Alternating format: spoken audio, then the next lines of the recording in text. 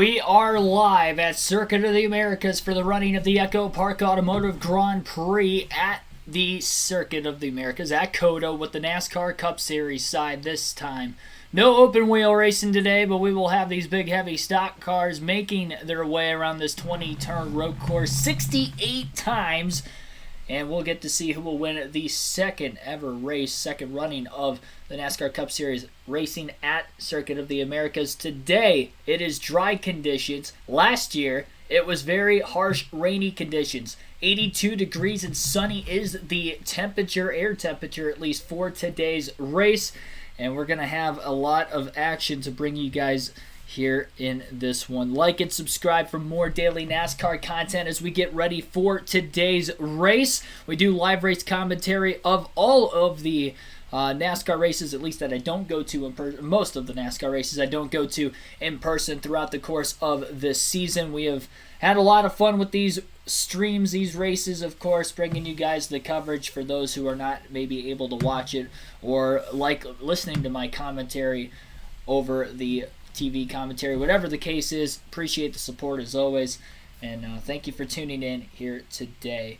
Ryan Blaney is going to be starting on the pole today, but let's take a look at the remaining drivers that are in the field as far as the running order goes. So again, on the front row today, it'll be Ryan Blaney and Daniel Suarez. Daniel Suarez on the front row for the first time this season. Ryan Blaney for the third straight race will start on the front row. Second race in the last three, he will be on the pole. Cole Custer and Tyler Reddick will line up in row number 2. Cole Custer had a nasty crash here last season. Best qualifying effort of his NASCAR Cup Series career, starting third today. Alex Bowman and Joey Logano will be in row 3. Joey Logano led the most laps last year's Cup Series race at COTA. We'll see what he can do. Alex Bowman looking to break through with a good run as well. Christopher Bell, Denny Hamlin will be in row 4. Bell was involved in one of those nasty accidents last season as well. Denny Hamlin has had a very struggling portion to start this season as well. Both him and Bell outside the top 25 in points coming into race number 6 today. Justin Haley and Austin Cindric in row number 5. Cindric, the Daytona 500 champion. We know how good he is on road courses. He may be a threat to win today. And Justin Haley in the 31 for the Colleague Racing team. Colleague Racing had one win on a road course in the Cup Series last year. Maybe that'll translate well for him today. Kurt Busch and Chase Elliott will be in row 6. Elliott is my favorite to win. My prediction to win today, he has 7 career road course wins and 19 career road course starts, and may be the odds-on favorite for the race. Kyle Larson, Chase Briscoe will line up in row number 7. Larson was close to winning this race a year ago. Runner-up, he did have 3 road course wins all of 2021. And Chase Briscoe as well had a couple good runs on road courses. He could be a potential threat to win today. Already has 1 win on the season. Kyle Busch and Ross Chastain will be in row number 8. Ross Chastain, 3 straight top 3 finishes coming into today. And Kyle Busch led a lot of laps in this race. Won a stage in COTA last season. We'll see if he can win the race today. Martin Truex Jr. and Kevin Harvick will line up in row number 9. Harvick and Truex both had DNFs in this race a season ago. Harvick's road course stats in the last couple of seasons, not great. He's going to be one to watch for maybe the wrong reasons today, so we'll keep an eye on Harvick closely. Harrison Burton and A.J. Allmendinger will line up in row 10. Allmendinger has to start at the rear of the field after steering adjustments following qualifying yesterday and before the pre-race inspection today. But A.J. will be fun to watch coming from deep in the field. Prediction for him was to finish in the top 10. He won yesterday's Xfinity race. Austin Dillon and Chris Buescher will line up in row number 11. In row number 12 will be Bubba Wallace and last week's winner, William Byron, who got the job done at Atlanta.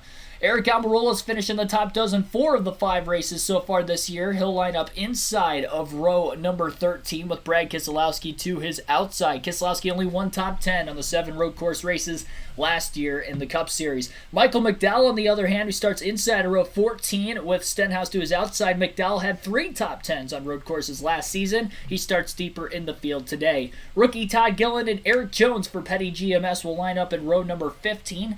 Gilliland looking for his first top 10 of the year. Eric Jones has had one and close to a couple others. We'll see if he can seal the deal with a good run today.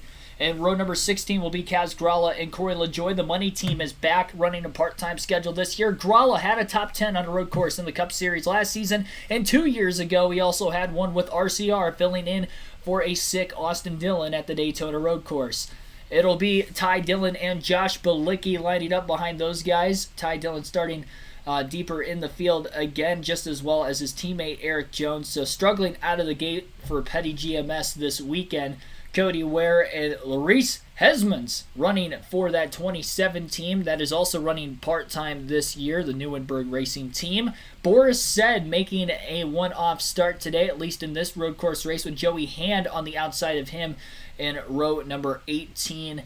It'll be interesting to see what Boris Said can do today for that MBM 66 car. That car failed to qualify for the Daytona 500, so it is their first start in the owner's points this year. And Andy Lally will be driving the BJ McLeod Live Fast Racing number 78 car. He'll be starting, or at least qualified, at the tail end of the field. Lally, a very good road course racer, familiar name in NASCAR on the road course races.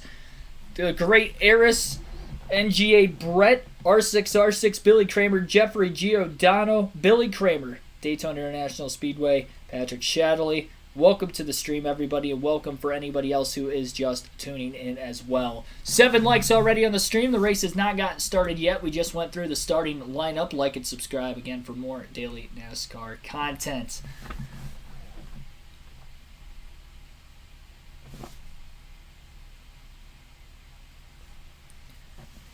Any driver interviews that will happen today, whether it is over the radio call before the race starts, or I should say in the middle of stage breaks as well, you guys will get to listen to them.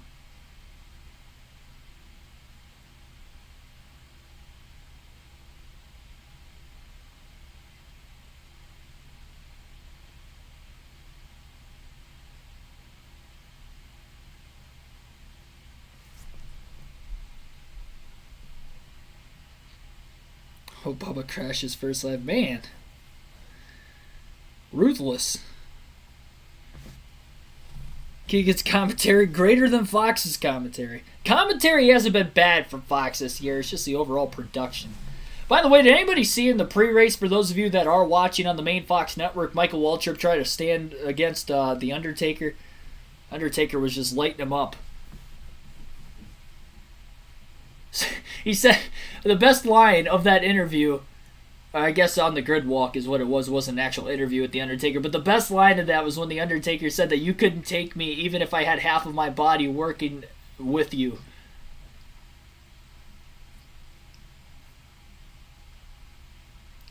By the way, that was one of the best intros to the driver start your engines line I think I've heard in a while.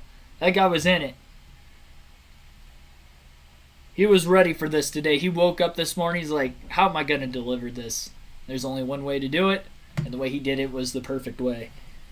Restall Cup, welcome in as well. Patricia Times, welcome. Am I a Blaney fan? I am a Ryan Blaney fan.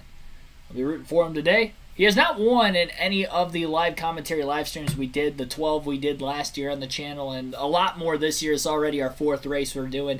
The only reason I didn't do the other 3 races were because I was at the track. I was at Atlanta last week. I was at Daytona for all of Speed Weeks, and then I was also at Auto Club for the Cup race, 2nd race of the season as well. But we'll see. He's on the front row again today. He did win a stage at Phoenix. I predicted him to win the race. Unfortunately, his pit crew has not been great, and that's one thing that may cost him in today's race too. We know track position is a big, big factor on road courses. So your picker's going to have to be on it. No mistakes. They've made a lot of mistakes this year. I think the only race really they didn't have any sort of issue with losing spots somehow was Las Vegas. The other races, though, they have been pretty bad on pit road. So I don't have Blaney. I mean, he could have a good day, but I don't have him winning today because I just don't see it. The picker is just not strong. Even though he obviously has speed this weekend, he was top 10 in practice, qualified on the pole. And I don't pick him every week either. I'm just saying I think there's a lot better drivers that maybe start behind him in the field that are better suited, I guess, to win this race. I could be wrong. I hope I'm wrong. I hope he wins.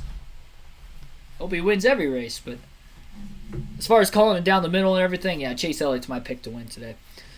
For those of you that missed the pre-race predictions video as well, the 5 drivers I talked about for running well and or not running well today were Chase Elliott, of course, my pick to win, guaranteed top 10, so we'll keep an eye on him today. We'll also keep an eye on the 2 underdogs, the 2 sleeper picks in my fantasy lineup, and also were just talked about a lot in the predictions pre-race, not only because they were in my lineup, because I thought they had good shots to get in the top 10 today. AJ Allmendinger, he's starting at the rear of the field. He had to make unapproved body modifications or body adjustments. Well, not body adjustments, but unapproved modifications with the steering. So he has to start at the rear of the field. They got that fixed. He feels that the car is going to be fast. It just did not unload and handle the way he wanted to, at least properly in his mind.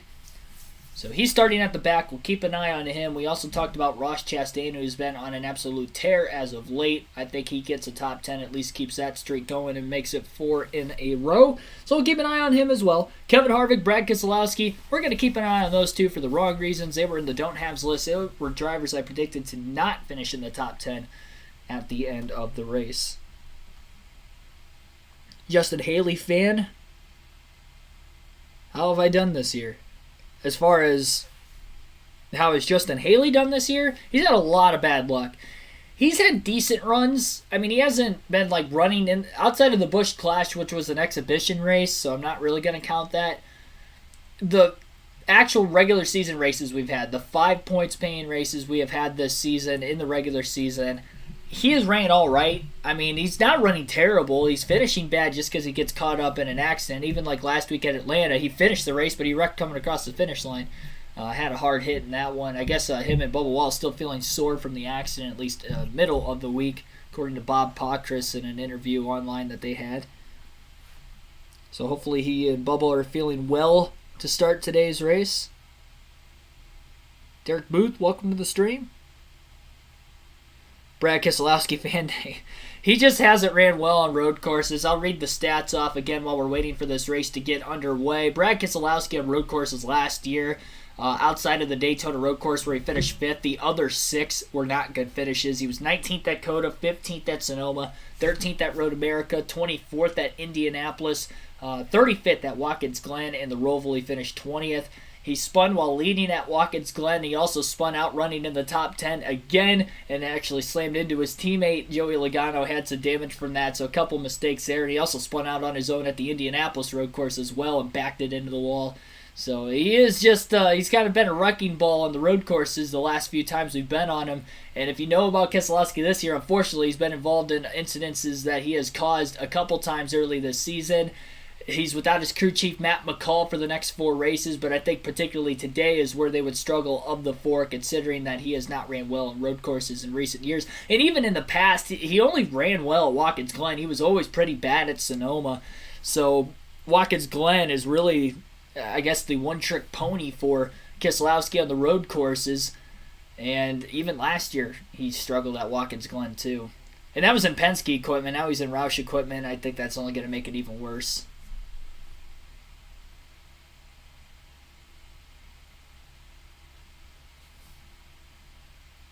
Poor guy, yeah. So there's the stat, and then you can see Kevin Harvick's stats as well. That's why I also have him on the don't have. 37th at COTA, 22nd at Sonoma, 27th at Road America, 14th at Indy, and 33rd at the Roval. Year before that, 17th at Daytona Road Course, and 11th at the Roval. So the last couple seasons, Harvick has struggled as well.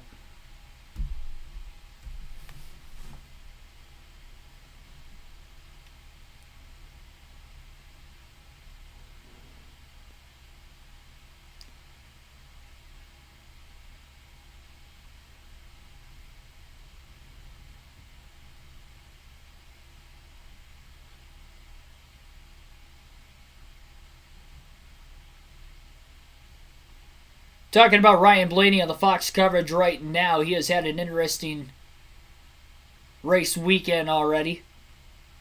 And Clint Boyer is going to dial him up. A little bit worse than the qualifying lap, but tell me what you learned in practice to put forth at that big lap and being on the front row of this race today. Yeah, practice obviously didn't go as planned. I kind of hit that curve wrong at 9, or 10. and it just jumped my car sideways and hit a front block, and I overcorrected. So, it's the biggest thing you can do is just learn from your mistakes. And, all right, let's figure out a better way to get through there and not have that happen again. It's really cool that we hit a fast an hour trip in 4 months. Thanks for you to go out and sit on the pole, and thankfully we hit a pretty soft wall. So, looking forward to today. Pretty cool to have a bunch of people out on a beautiful day. Hopefully, putting on a good show for everybody.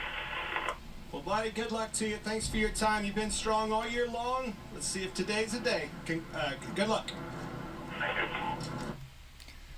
Hopefully you guys heard that. If you need me to turn the volume up for the interviews going forward, I will do so.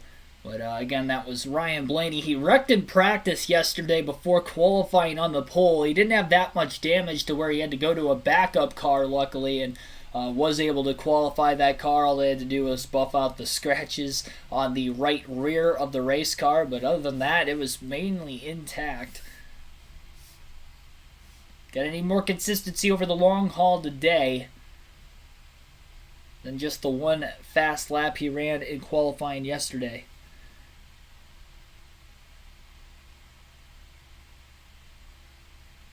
What's the race purse? I have no clue. I don't know what any of the race purses are. Except for the All-Star race, I know it's $1 million to win. That's all I know. I don't really pay too much attention to it.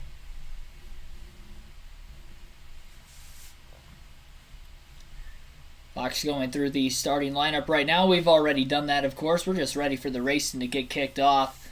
They have been on the track with their pace laps, their warm-up laps to get things started today, so they will be going green here very shortly, and when they do, obviously the live commentary will begin.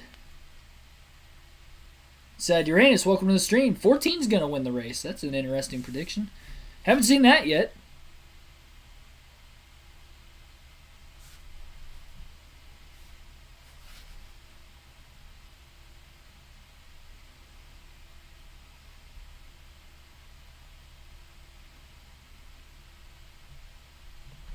Again, the race is on the main Fox network. For those of you that are just tuning in and maybe wondering why I'm not showing the actual race coverage itself and I'm doing the commentary, well, I can't actually show that to you. And part of these streams is me doing the live commentary for them. So, kind of radio style, I guess, if you would. 6 will win. That is the bold prediction of the weekend in the chat.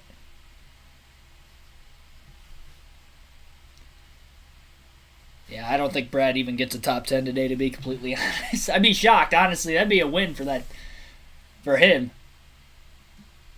Especially with this being a newer road course, too. I think that only hurts those drivers that aren't particularly good on road courses. Austin Dillon, Bubba Wallace, along with, Harvick and Keselowski, drivers like that. It's just going to be that much tougher. Almirola's not usually good on road courses as well. I think he's only got one career top 10 on a road course. So, not very high on those drivers today.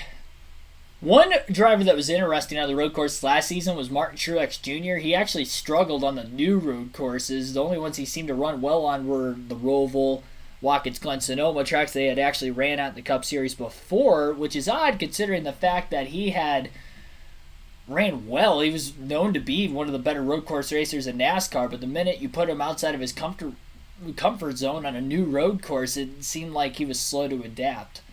So he'll be interesting to watch today for that reason. He also didn't qualify too well. Looks like he'll be starting 17th.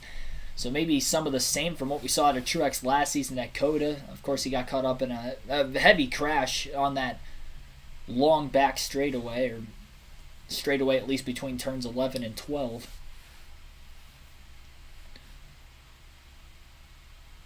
With the new sequential gearbox, there is now a 5th gear. Years past it was 4. A lot more shifting is going to be happening in today's race and in the road course races going forward this season. We even saw some shifting at Phoenix a couple weeks ago on a short track where we usually wouldn't see that. Watched a little bit of NASCAR Race Hub earlier, and Jamie McMurray stated that there's really only one spot where they will actually hit 5th gear today, and it's on that very long straightaway between turns 11 and 12.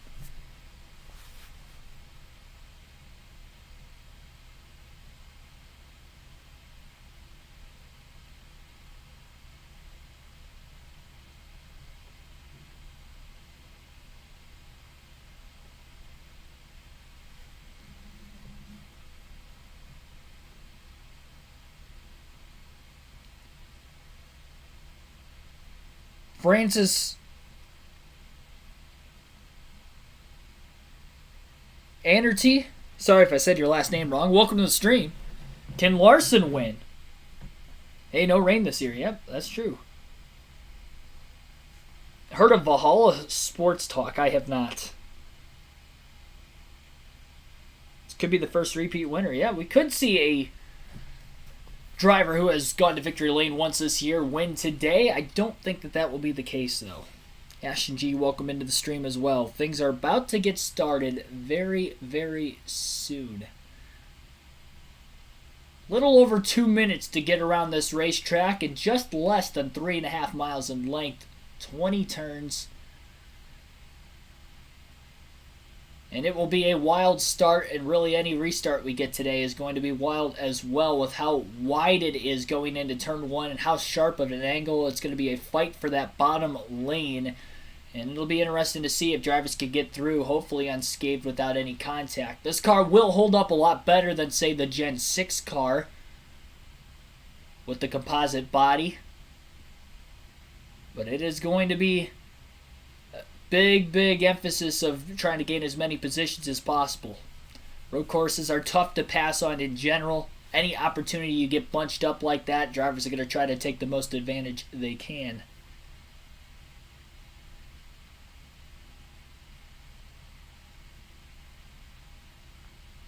Seth Thomas, welcome to the stream. Let's go, Blaney. Let's go, Blaney, indeed.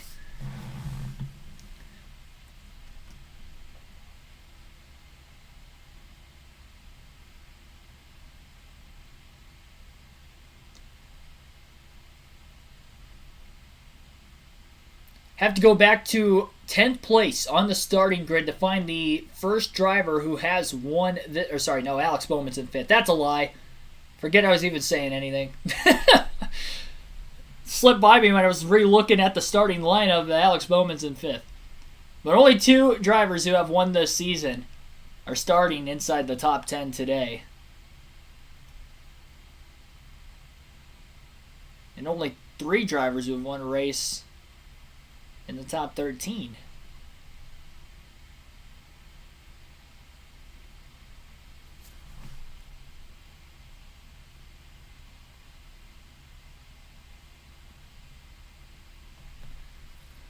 About to get to the green flag on my end.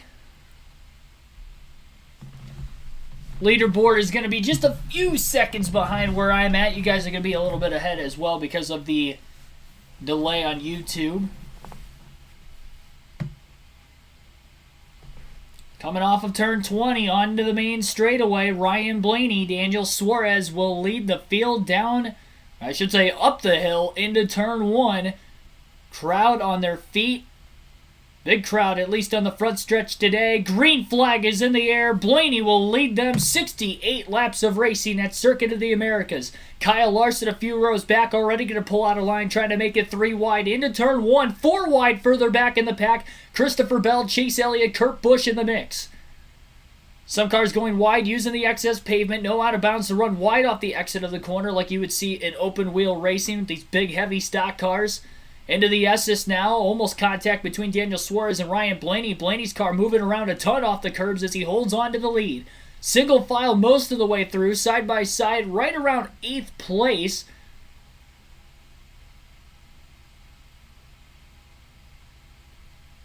Suarez is not leaving the back bumper of Ryan Blaney on the opening lap and is putting a lot of pressure on him.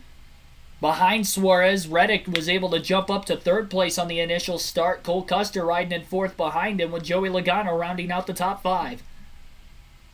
Alex Bowman lost 2 to 3 spots on that initial start. Ryan Blaney will now lose the lead in turn 11. And back onto the main straightaways, he's going to try to catch some draft. Joey Logano clips the grass off the exit of turn 11 back in 5th place. Kurt bounced him quite a bit. As they work their way down into turn 12, Blaney will look low, try to outbrake Suarez and take the lead back. Instead, he'll duck back in line, realizing that he didn't have a big enough run to be able to pull out a line to make the pass, and Daniel Suarez will continue to lead. Back in the pack, Kyle Busch going to lock his brakes up on the inside. Gotta be careful not to flat spot a tire, especially early on in the race. No inner liner on these tires. We've seen that become a problem on some of the ovals this year. We'll have to see how the road course will hold up. 3 wide and nearly some contact. Looked like Ross Chastain and Christopher Bell may have gotten together, and Reddick.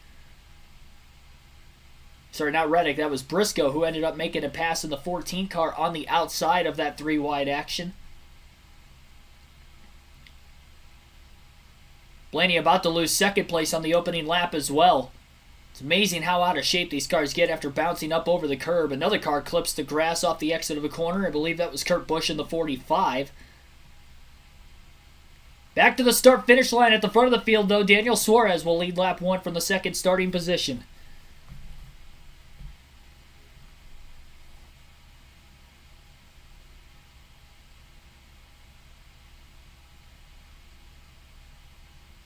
Rudder came close to getting around Ryan Blaney towards the end of that last lap, and in those final couple corners as well as turn 1, Blaney was able to pull ahead just about a car length or two.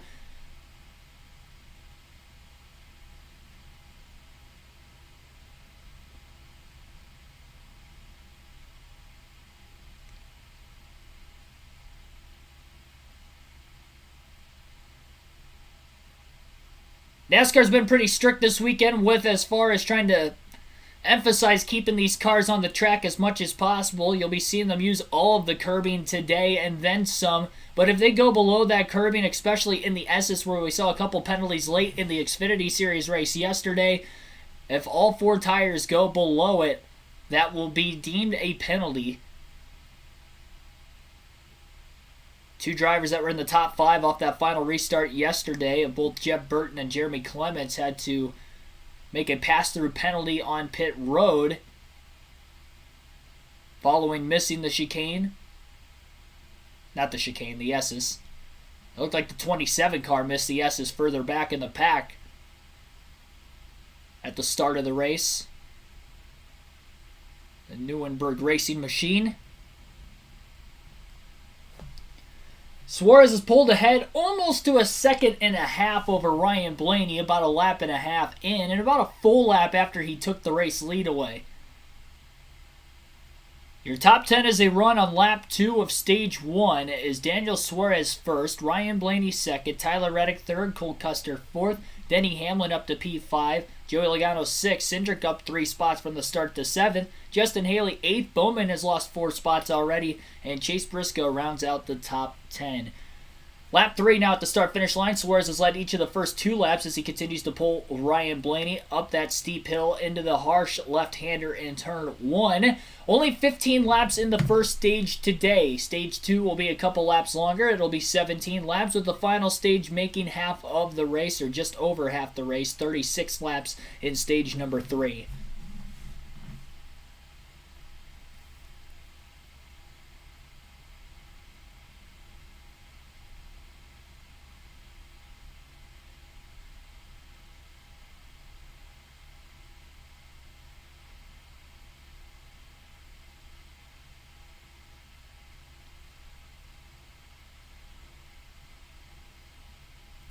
Cindric is all over the back bumper of his teammate Joey Logano for position, almost as if though Logano's being held up by the car in front of him, which is Denny Hamlin. Cole Custer as well, only a couple car lengths ahead of the 11. Dive bomb into turn 12 for Joey Logano, 11 rather, as he makes the pass on Hamlin and finally clears him off the exit of the corner. Austin Cindric trying to take that hole on the inside. Logano left open. He is on the left rear corner panel of Denny Hamlin, trying to side draft him on the long straightaway, and he'll have the advantage on the inside with Hamlin up high into turn 12.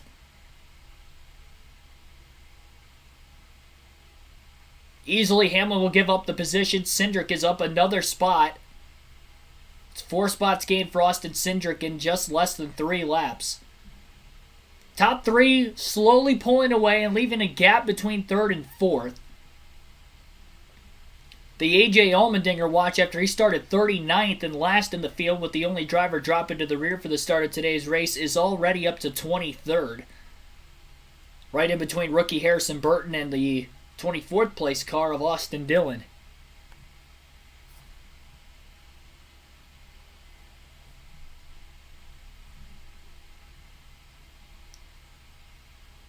14 car went really, really wide off of that harsh braking turn 12. Lost a couple positions to both Christopher Bell and Kyle Busch. And even Busch kind of went wide. He was on the outside lane going into turn 12 right behind Chase Briscoe. Really have to trust the car in front of you, because if one goes wide, very good chance the next car behind you will also go wide, and that's what kind of hurt Kyle Busch. He was still able to get around Briscoe, but Bell was able to get around both of them on the inside.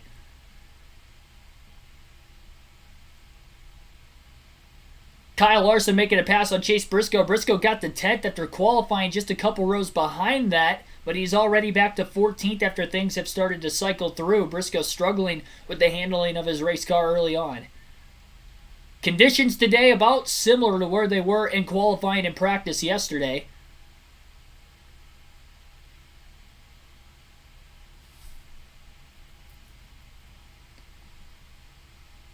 Elliott lost a few spots off the start as well. He is in the 16th place position.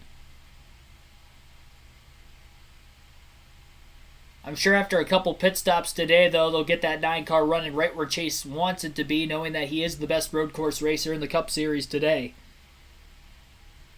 Yep, Borsett is in this race. 66 for MBM.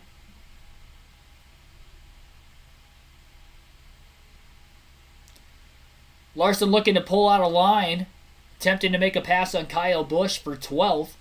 He'll hop back in line before entering into turn 12. That's going to be the biggest passing zone on the racetrack, following the highest speed area of the track on that long straightaway. The next best passing zone is probably going to be in turn 1, not just on the restarts as well, but even prior to the restarts. Get a good run in the draft, especially with going steep up the highest incline on the racetrack. Highest elevation change anywhere on this track. Fuma Camp Etiquette for Dummies, welcome to the stream. Allmendinger started at the rear because of modifications to the steering. He didn't like the steering through practice and qualifying yesterday, which is part of why he actually qualified 21st. Said he felt that they got it fixed to right where he wanted it to, but he had to start at the rear with making the adjustments post-qualifying yesterday. So he did qualify. Probably Boris' final race, most likely. I haven't heard anything during the week on if that is the case or not. I think he just really wanted to drive the next-gen car on a road course, and spot became open for him to run for NBM. Opportunity to at least just race in a cup race with this car. So, heck, if he really likes it, he might just come back and run a few more races this year, considering they still have 5 more road course races on the season, 4 more in the regular season. Have to wait until Sonoma for the next one in the beginning of June.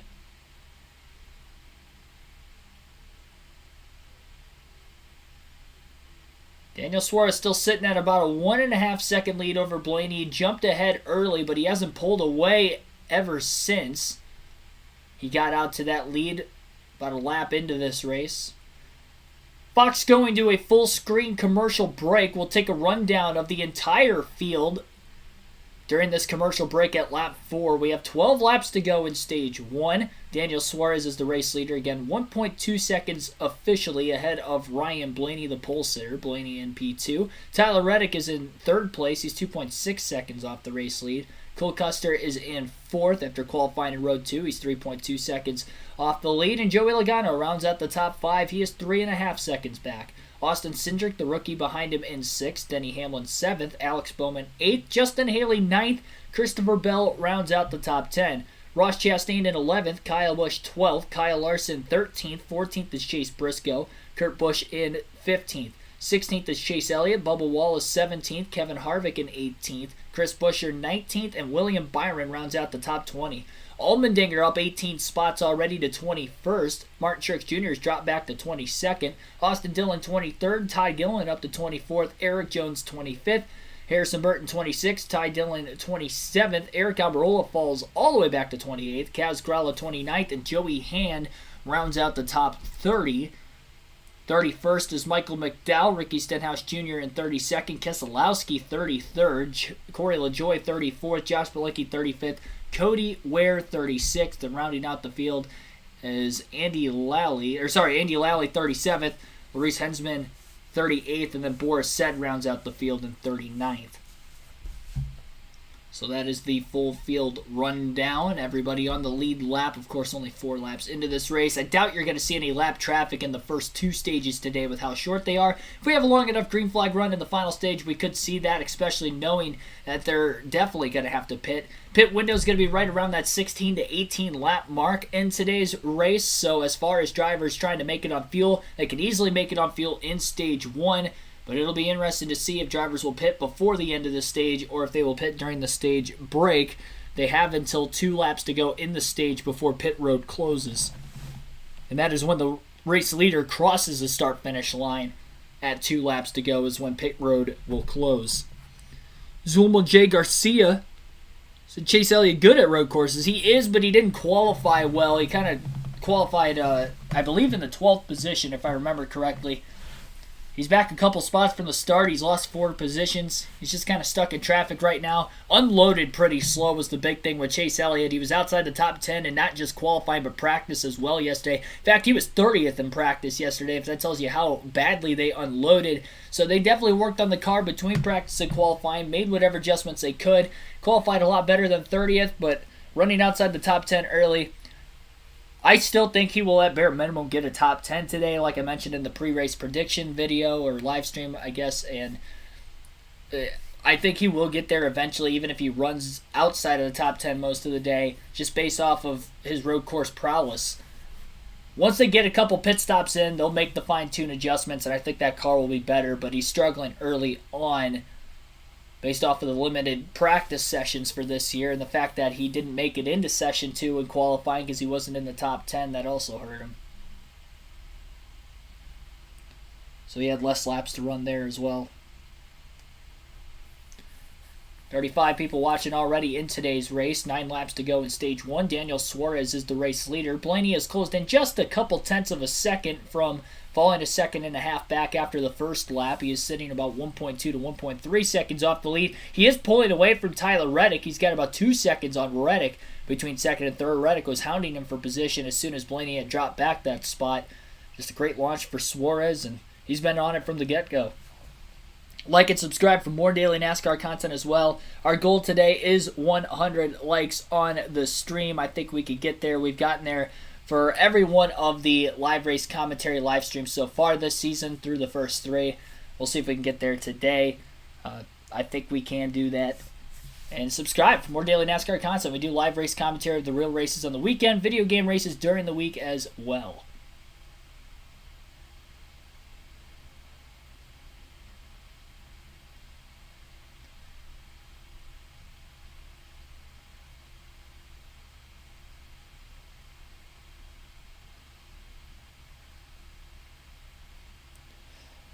Looking also at the intervals, Cole Custer has dropped about 4 positions since Fox went to the commercial break 5 laps ago. He's back to 7th place now. Logano and Cindric round out the top 5, and Cindric, meanwhile, will just make a pass on Joey Logano for 4th. So Cindric is the biggest mover in the top 10 right now, gaining 6 spots from his qualifying spot at the beginning of the race, putting himself in good position to get quite a few stage points. Remember, he's locked into the playoffs after winning the Daytona 500, so if he stays out, maybe get some playoff points today for stage wins, that could obviously help him come playoff time. Be interesting to see what strategy they played, though, because he may be a threat for the win, knowing how good he is on road courses and having the track position he does early in the race. The Q to 70, welcome to the stream. No reason to race like hell. It is only the first stage. That's how much track position matters, though, in the early going of this race. It is not a long race. It's only 68 laps. You got to go. I know it's a 3.47 mile road course, if I'm thinking correctly, just under 3.5 miles. It might be long laps, but still, 68 laps is not a lot of time. You're only going to have a couple pit stops in today's race to make adjustments as well. Passing is only going to get harder throughout the course of the race today, as well as drivers become not only more comfortable with their race cars after the lack of practice, like you'll see in most races this season, but as well just the fact that drivers aren't going to want to give up as many positions maybe versus what they would do early in the race. They'll try to protect what they have and hang on to what they have in the late going. Briscoe back another position. Chase Elliott has gotten around him this lap as well for 14th. Brad Keselowski, one of the drivers I had on the don't haves list, is running outside the top 30 right now and looking very off the pace early on. He is back there with some of the back marker cars. We saw he was in 33rd moments ago. He's still in 33rd. Kaz Grala for the money team's ahead of him. Joey Hand is ahead of him for Rick Ware Racing. The only drivers he's ahead of on speed right now is Corey LaJoie, Josh Bilicki, Cody Ware, Andy Lally, Boris Ed, and Larice Hensman. That is not good for Brad Keselowski early on. I said he wouldn't get a top 10. I didn't think he'd struggled this bad. But again, it is very early. We're only on lap 8. No rear grip.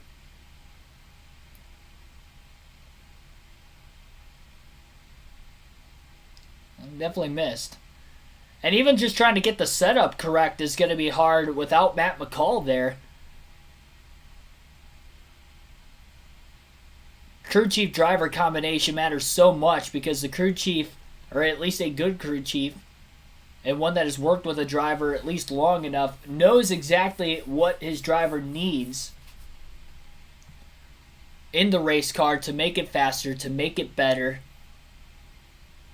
so the driver can push harder and put together better lap times. Without having that crew chief, and you have an interim crew chief that's never worked with this driver before, it can become a very, very difficult time, and especially to do that on the fly come race day. Very, very difficult for any driver, even a former champion like Keselowski.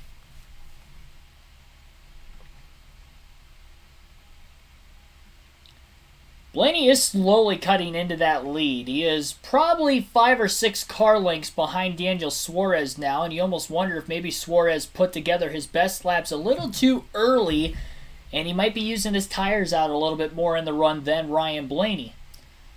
Blaney has 1 stage win on the year. Suarez will be looking for his first of the season. Both drivers looking for their first wins of the year today. Alex Bowman got around Joey Logano last lap to move inside the top 5. Logano back to 6th for the time being. They're 6 and 7 seconds respectively off the race lead.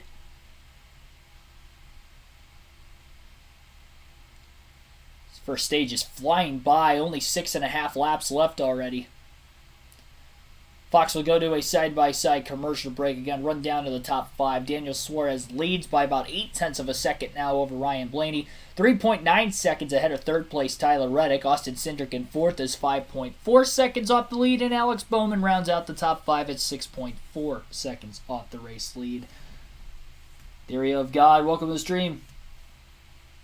Penalties hurt that effort. That is also true.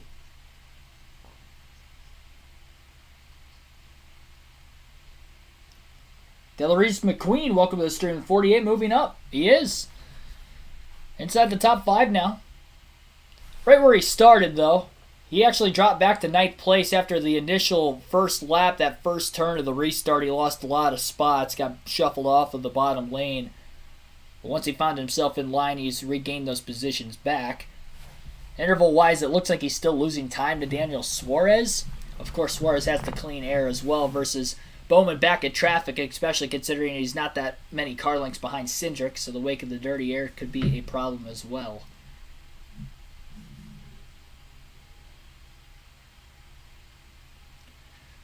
Again, pit road closes with 2 laps to go in the stage once the race leader hits the start-finish line to make it 2 laps to go. And I preface that because we may be seeing pit stops within the next couple of laps as we have 6 laps to go currently in stage number 1.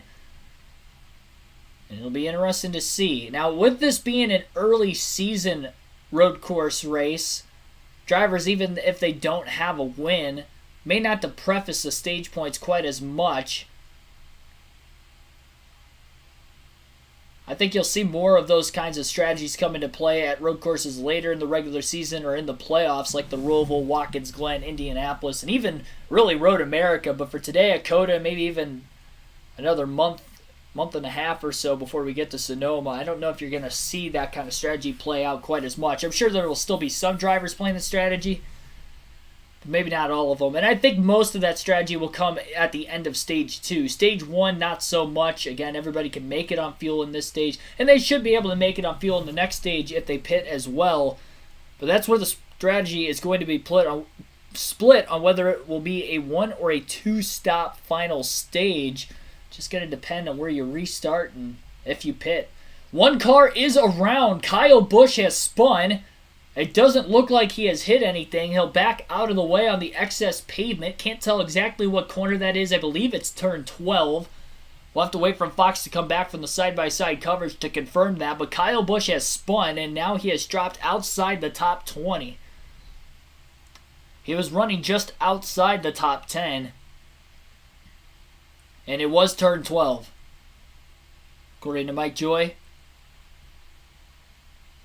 And that's going to drop Kyle Busch all the way back to 28th before he's able to get that car going in the right direction.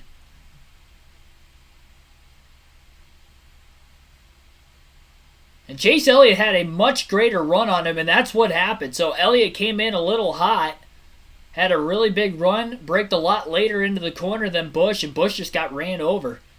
Not a lot of damage on the car. It wasn't a heavy hit from the 9 to the 18, just a little love tap, but it was enough to spin that car out with the low downforce. So Kyle Busch with an issue early. He did stay out of the pits that last lap, so maybe not at risk of flat spotting the tire. Got to keep that car on the racetrack. May pit before the end of the stage still. Get that track position back. I think he's still interval-wise, he's about 35 seconds behind race leader Daniel Suarez. He may be able to make a 4-tire stop and still stay on the lead lap. That's one thing that also plays into effect, that although it is a 3.5-mile road course, roughly, the drivers that are going to end up having to hit pit road, they need to be at least far enough up in the running order or close enough interval-wise to not go a lap down at the end of the stage. So drivers you're going to see at the very back of the pack probably going to stay out. Kyle Busch is kind of on that borderline of whether he is there or not. And with having that spin, you know he's definitely going to want to change tires one way or the other.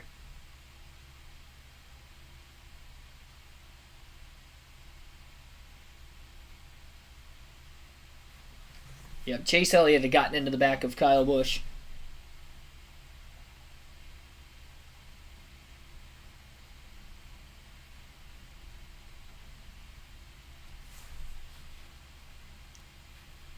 Yeah, again, the rule going through the S's and really any corner on this racetrack as far as corner cutting goes, you have to have at least 2 tires on the curbing. If you have all 4 tires below the curbing, that is ruled a corner cut. You will be penalized and have to make a drive-through penalty under green. If it happens and then we get a caution, you would just have to restart at the tail of the field. Either way, it is very costly when track position matters quite a bit. And you can definitely tell it matters because the drivers inside the top 10 have not really moved up or back that much. Cole Custer's dropped a few positions. Biggest mover really is Austin Cindric. He passed Reddick a couple laps ago for 3rd place as well when Fox was on the side-by-side commercial break. Bowman as well gets around Reddick, so Reddick is back to P5. Austin Cindric definitely the biggest mover in the top 10. Biggest mover overall in the race is A.J. Allmendinger, who started at the rear today and is already up to 17th. Earl Arnold Jr., welcome to the stream. KB should pit now. I think he's going to wait until 3 to go if he does pit. As most drivers would probably wait until 3 to go. Pit road closes with 2 to go, and unless you're very close behind the race leader, you're not going to be able to actually get to the commitment line at the front of pit road before the leader gets to the start-finish line, because that would be the race within the race. Chase Elliott outbreaks Denny Hamlin in turn 11 to make the pass, getting onto the long straightaway. Hamlin trying to draft off of Elliott, but not able to get enough of a run on him into the next heavy braking zone. He'll sit behind him for now. So Elliott, after dropping back to 16th, is up 5 positions in the last 5 laps, averaging a lap or pass per lap on the cars in front of him. Kurt Busch has dropped back quite a bit. He qualified in the back half of the top 10. He's in 18th. Denny Hamlin was in 5th after the initial start, gained some positions, qualifying in row 4. He's back to 12th as well. Kyle Larson's gained a few spots. He's in the top 10 right now after qualifying 13th.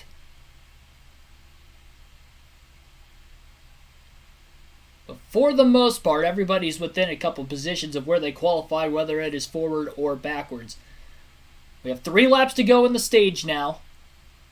Nobody has hit pit road that we are aware of. So it looks like everybody's just going to stay out, get the stage points they need here early on.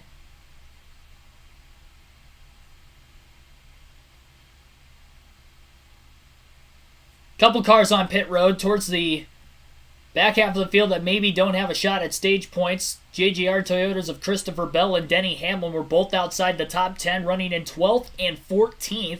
They are on pit road right now. Kurt Busch, Martin Truex Jr. also in the pits. Eric Almirola is in. Kyle Busch is in after his spin. Bubba Wallace is in. So it looks like anybody who is outside the top 10 and didn't have a shot at stage points are going to be the drivers that are going to pit right now. And the drivers inside the top 10 will try to maintain their positioning on the racetrack to get those stage points when pit road closes this time by at the start-finish line. Alex Bowman will make a pass now on Austin Cindric in turn 11, which seems to be the turn where we've seen the most passes in the first stage of today's race. Monster Jam X10, welcome to the stream. Thanks for doing these. I appreciate the comment, appreciate the support, and appreciate you guys watching. Like and subscribe again for more daily NASCAR content. We do these full race live commentary for at least races I don't go to in person most weekends.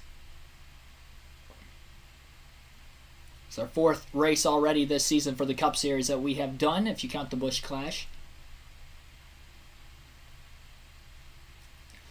So of the cars that hit pit road, it looks like Denny Hamlin was the first off of the pit lane. He is in 17th. That is crucial because those are going to be the drivers who are going to restart the lead when Stage 2 begins. So Hamlin, Bell, Allmendinger, Kurt Busch are in the top 4 there. Everybody from Bilicki in 16th on up in the running order stayed out of the pits. They did not hit pit road.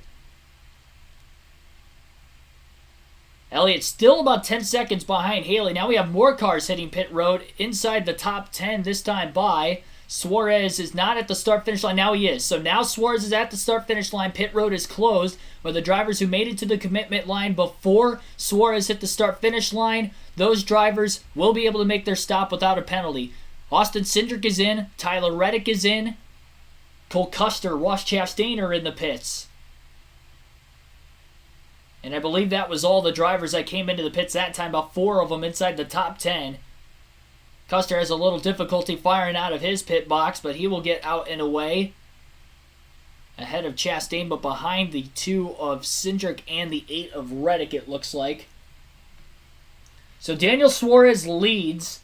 Still, it was only 9/10 of a second ahead of Blaney at one point. He has gapped him a couple car lengths. It's about a 1.2 second lead. It has been anywhere from 9/10 of a second to a second and a half this entire time over the 12 car.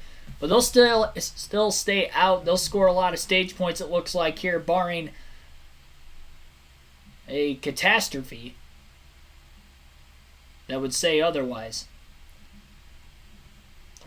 Suarez first, Blaney second, Bowman third, Logano fourth, Larson fifth, Justin Haley sixth, Chase Elliott seventh, Chase Briscoe eighth, Harrison Burton ninth, and Austin Cindric rounds out the top 10. So now with a lot of cars pitting on that lap as well, we're looking at Austin Cindric in 10th place, being the first driver of those who pit in the final couple laps of the stage. Looks like they're going to be restarting in the lead at the beginning of stage 2. So Cindric, after sacrificing stage points considering he was in 4th place, had gotten passed by Bowman right before he pitted, is still in the top 10 with a fast stop. And the fact that so many drivers came onto pit road over the last couple of laps.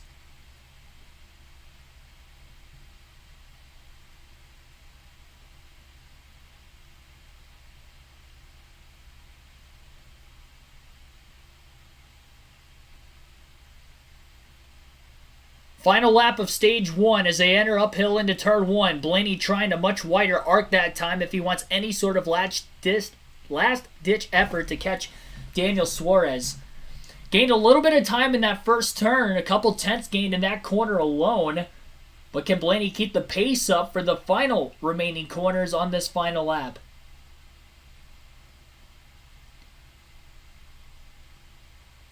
Cindric is just now getting to the start-finish line to start his final lap of the stage. Again, he is in 10th.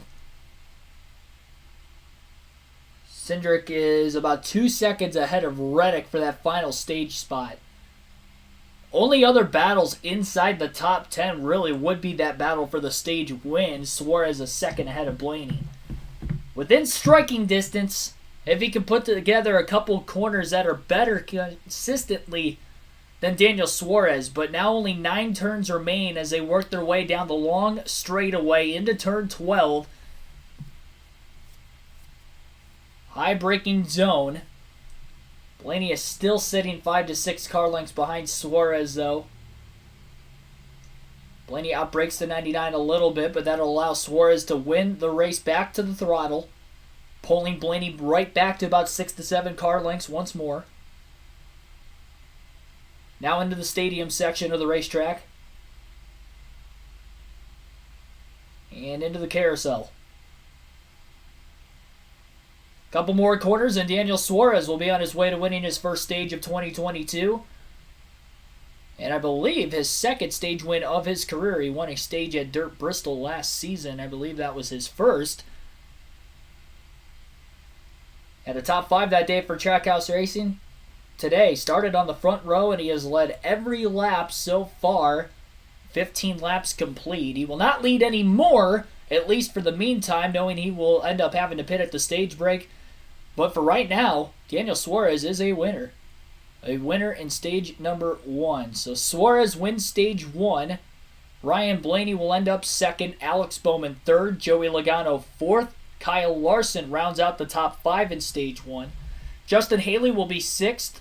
Once he crosses the line eventually. Chase Elliott will eventually be 7th. Chase Briscoe will be in 8th. Harrison Burton 9th. And Austin Cindric will round out the top 10 in the opening stage today. Miko Sesmas, welcome to the stream. Lisa Rogers, welcome. Glad you are back. Yes, I am back. So Daniel Suarez wins. I don't think that was Suarez's first career stage win, was it? I think that was his second. I think he won a stage at Dirt Bristol last year. I know he led over 50 laps. Have to correct me down in the chat below if that is not the case or not. Over 60 people watching right now.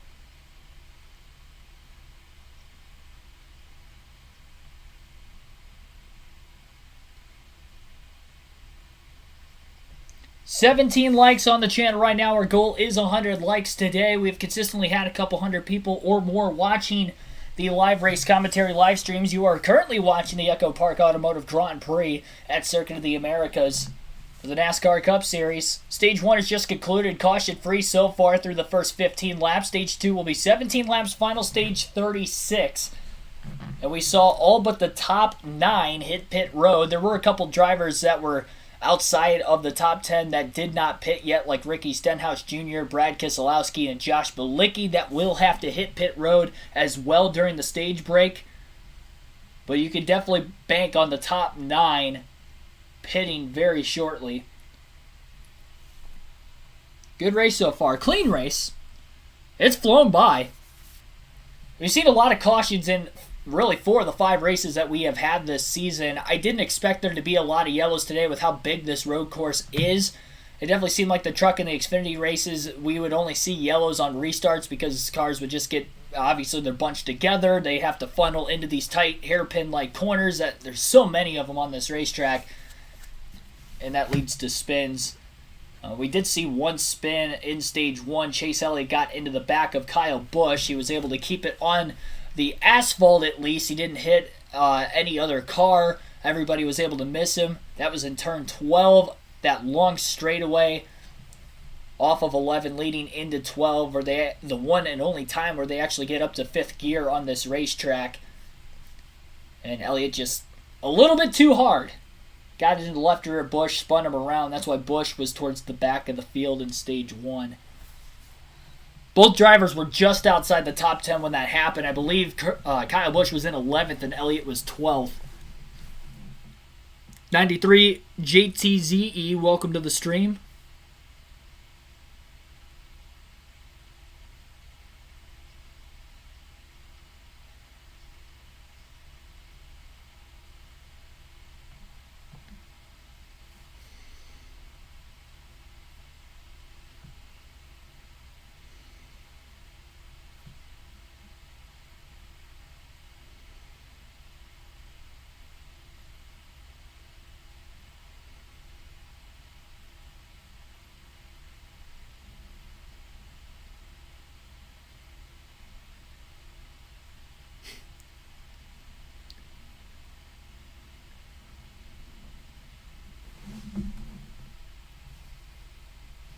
Comment down below in the chat your predictions to win today's race. I know we're stage 1, but at the same time, I think we got a good radar of at least the fast cars in the field. They'll be starting a little bit further back. Again, everybody in the top 9 will be hitting pit road when pit road opens this time by. Along with Keselowski, Josh Bilicki, and Ricky Stenhouse also, who have not pit, who were outside the top 10, did not score stage points in stage 1. So it'll be Austin Cindric and Tyler Reddick on the front row for the stage 2 restart.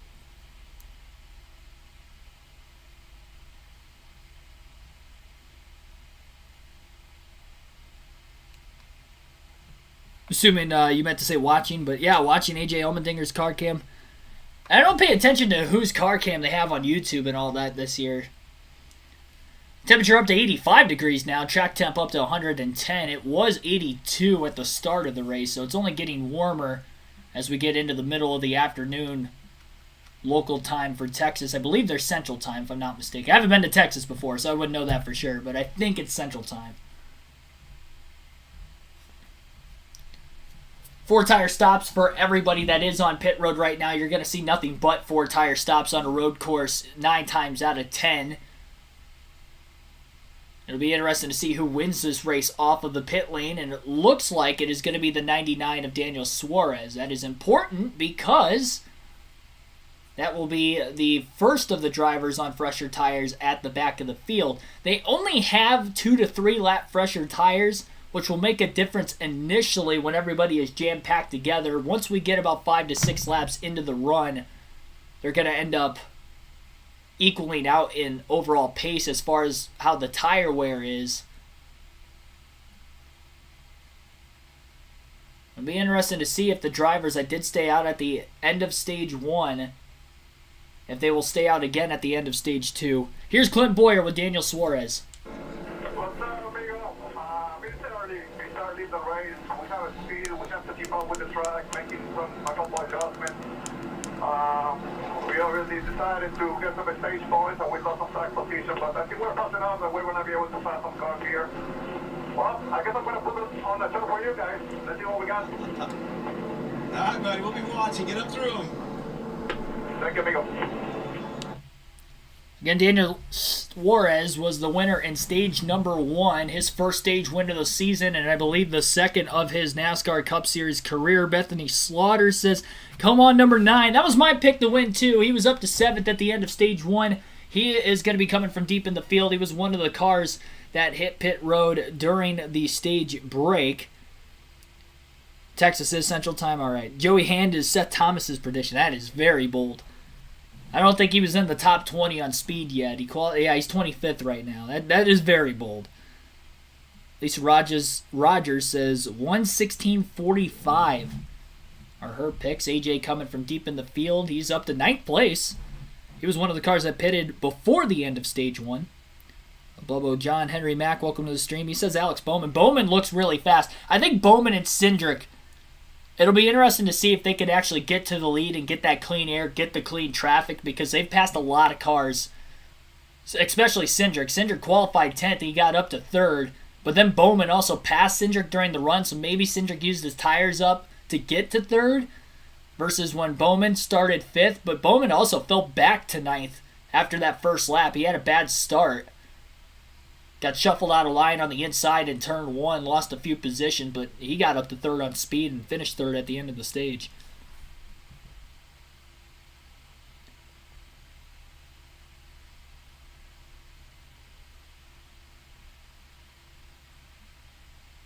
Excited for this coming weekend?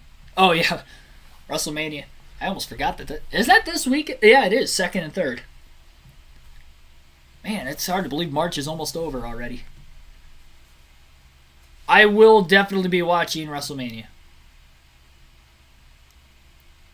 I have to work Saturday, so I'm gonna get home probably right when it starts, but I will be watching WrestleMania both nights.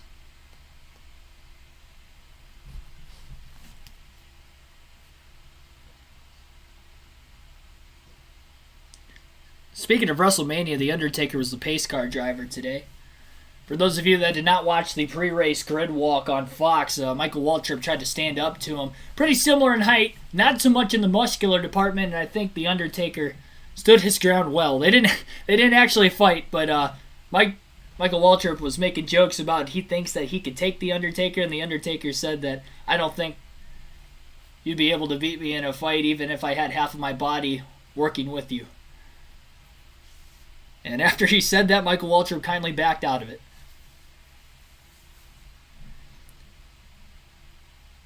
Pace car will pull into the pit lane, so we will be going green this time by. It'll be lap 18 at the start-finish line.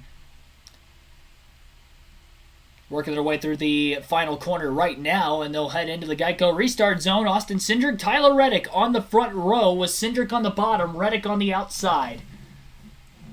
Passing opportunities will be in turn 1 on this opening lap. We saw 4 wide at the initial start. I'm sure we will see that and then some on the restarts going forward today. Cindric gets a great launch. The 41 is pushing uphill on the 8 of Reddick. Zigzagging and a lot of lane changing going on back in the pack right now. Didn't see 4 wide at all. They are 4 wide. Car around Daniel Suarez has spawned off of turn 1. Cars are trying to miss him. And a flat left rear on Daniel Suarez with some contact and maybe flat spotting the tire following the spin. It is down on the rim and problems for the Stage 1 winner, restarting back in traffic.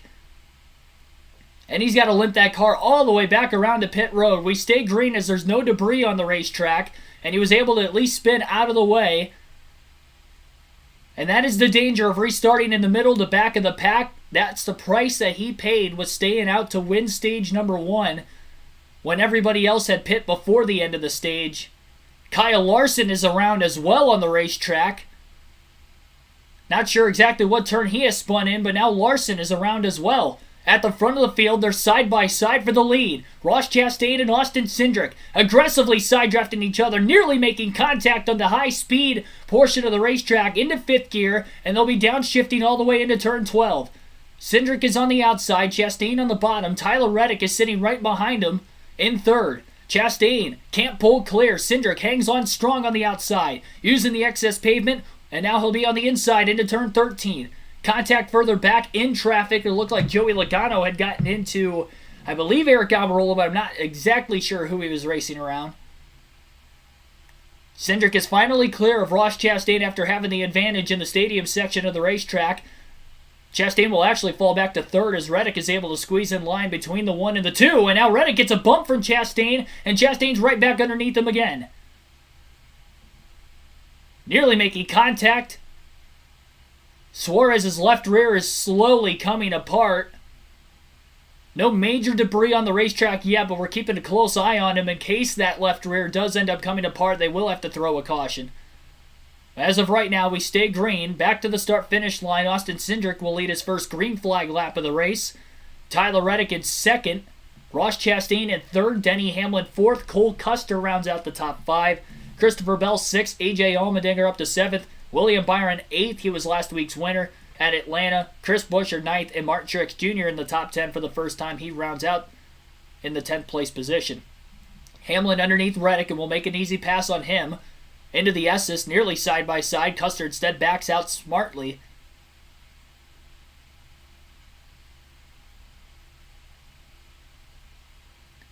Wild restart that we just saw over that last lap.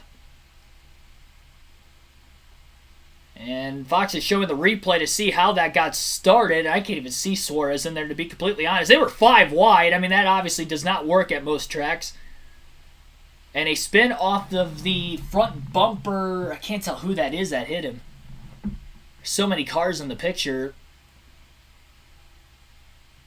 It's like Corey LaJoie in the 7 car had gotten into the left rear of Daniel Suarez. But when you're 5 wide, you can't put the blame on LaJoie. Everybody was just so stacked up, there was nowhere to go when they had to funnel off the exit of the corner. Suarez has finally made it into his pit box, and they are changing all 4 tires. It'll be interesting to see if he could stay on the lead lap before the leaders get back around. But this is going to take Suarez out of the strategy game of being able to pit at the end of stage 2. That is where it's going to be costly. I don't believe there's too much damage on the 99 as long as the rear diffuser and the underbody of the race car isn't severely damaged with the car riding on the rim of the left rear.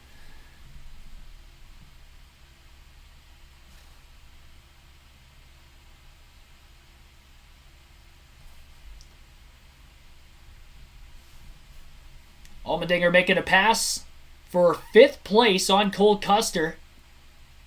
Allmendinger restarted 9th. He's up 4 spots in about 2 to 2.5 laps.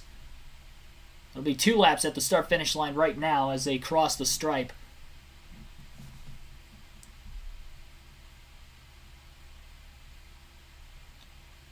Tyler Reddick fighting right back by Denny Hamlin as well that last lap after Hamlin had gotten around him the lap before. Not sure if Hamlin made a major mistake or if Reddick was just able to get around. Remember, Hamlin lost a lot of spots during the last green flag run in stage 1. He was up to 5th after a good restart, a good initial start to this race, but then it was back to 12th before pit road closed at the end of stage 1. Another good restart for him, up to 3rd, drops back to 4th after 1 lap, and Allmendinger's hounding him for position with a line of cars as well behind him. Fox going to a full screen commercial break. And we'll take a rundown of your full field. Austin Cindric is the race leader by 0.6 of a second over Ross Chastain. 2.1 seconds off the lead in 3rd is Tyler Reddick. Denny Hamlin in 4th is 2.7 seconds off the lead. And AJ Allmendinger rounds out the top 5. He is 3.4 seconds off the race lead after starting last in today's race after making steering adjustments post-qualifying yesterday. Cole Custer is up to 6th, William Byron in 7th, Christopher Bell 8th, Martin Truex Jr. 9th, and Kyle Busch, after spinning in stage 1, rounds out the top 10. Eric Jones is up to 11th after starting deep in the field as well. Chris Buescher 12th, Kevin Harvick 13th, Eric Almirola, who was at one point right around 30th, is up to 14th, Joey Handon 15th, Michael McDowell 16th, Joey Logano 17th, Ty Dillon 18th, Chase Elliott, last year's winner at COTA 19th, and Justin Haley rounds out the top 20. Alex Bowman, after finishing 3rd in stage 1, is in 21st. Corey LaJoie 22nd, Chase Briscoe 23rd, Ricky Stenhouse Jr. 24th, Ryan Blaney, who finished 2nd in stage 1, is 25th, Bubba Wallace 26th, Harrison Burton 27th, Kaz Grella 28th, Josh Bilicki 29th,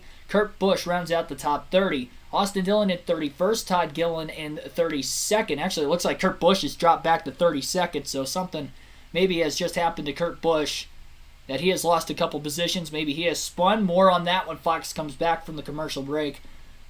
Kyle Larson's 33rd after spinning a lap into the restart. Loritz Hensman 34th. Boris said 35th. 36th is Cody Ware. Brad Keselowski's been struggling today. He's 37th. Andy Lally, 38th. And then we saw Daniel Suarez spin on the opening lap of the Stage 2 restart. Contact with Corey LaJoie, flat spotting the left rear tire. He had to limp it back to pit road. He was able to change 4 tires and remain on the lead lap. He's about 85 seconds off the lead. It takes just over 2 minutes to get around this track, so he's still roughly about 35 seconds or so ahead of race leader Austin Cindric. But that will take Suarez out of a shot to not only win this stage, but it will take him out of a shot to be able to be on the same strategy as most of the drivers who will likely restart at the front of the field in Stage 3, considering that he will not be able to pit before the end of the stage. He's just too far off of the race lead. He's going to end up going a lap down if he does so.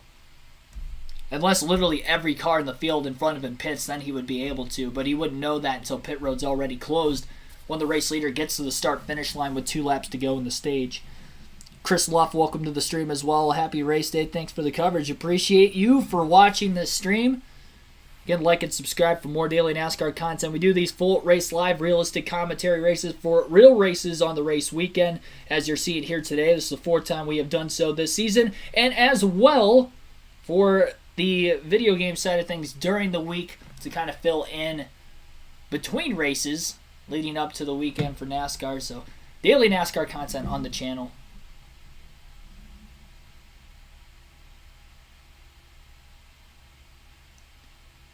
Going to start doing power ranking videos as well starting this week. Now that we'll be 6 races into the season, we'll have a good gauge of exactly where the running order will be. That will come out middle of the week.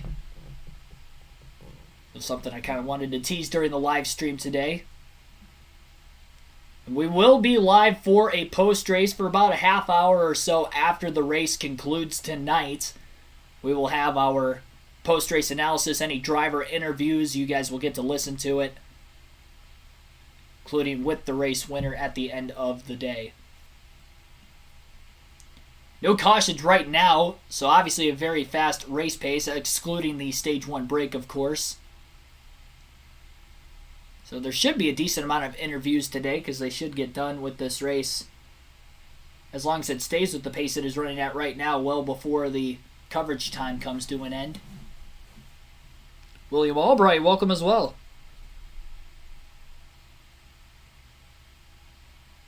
Volume down on TV with Tony in the booth, put Gordon back in.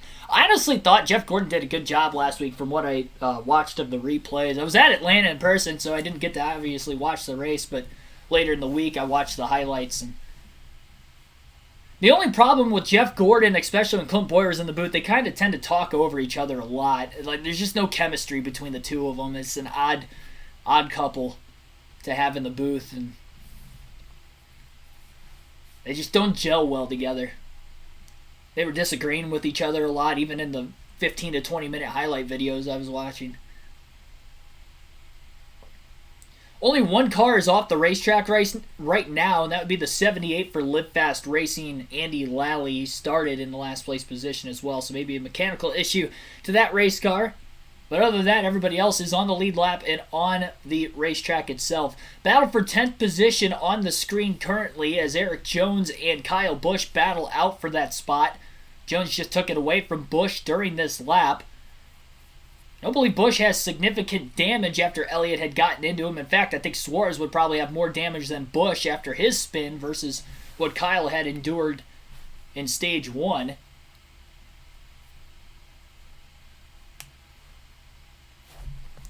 Gonna scroll down the screen and see what the lap times are for Daniel Suarez. His fastest lap was at lap 21, which was during this stage.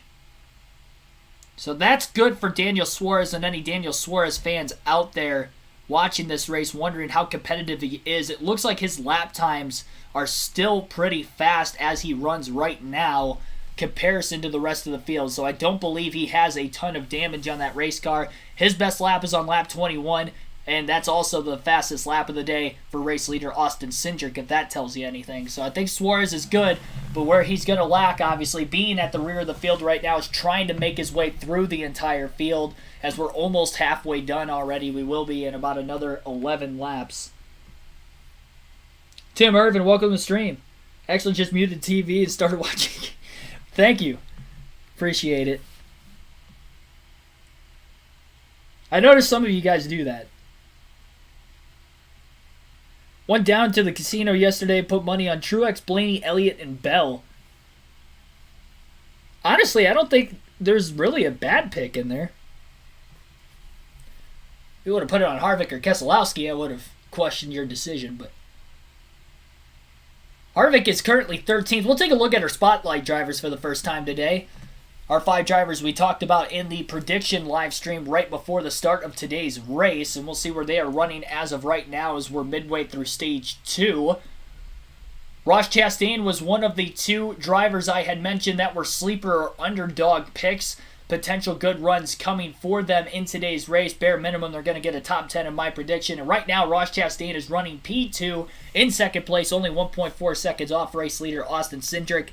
Also running well is AJ Allmendinger. He is in 4th place after starting last today. He was also one of the sleeper or underdog picks for the fantasy team today. Combined amount of Cup Series wins between the 2 of them, 2. 2 for Allmendinger. Chastain's still looking for his first.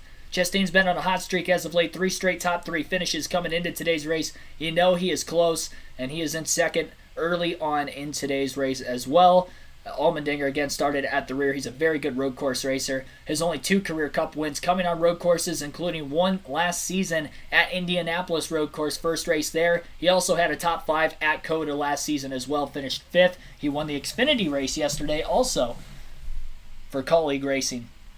Drivers outside the top 10 who I predicted to finish outside the top 10 were Kevin Harvick and Brad Keselowski. Harvick 13th, he qualified 18th. He's been pretty much in that 13th to 18th range this whole race so far. He could move forward as this race progresses, so again, we'll keep an eye on him. And Brad Keselowski has struggled even worse than what I thought he was going to struggle today. He's been outside the top 30 all day, currently sitting in 34th, 38 seconds off the race lead. The only drivers he is running ahead of right now are Boris Said, Cody Ware, Larice Hensman, and Daniel Suarez, because Suarez spun out at the beginning of the stage, and then Andy Lally, who is off the racetrack 4 laps down and out of the race right now. That's the only drivers. Keselowski is getting outran by Josh Bilicki, Kaz Grala, I'm just naming backmarker drivers here, Corey LaJoie, even Joey Hand's in the top 15. Credit to Joey Hand, the 15 car for Rick Ware Racing, having a solid run right now.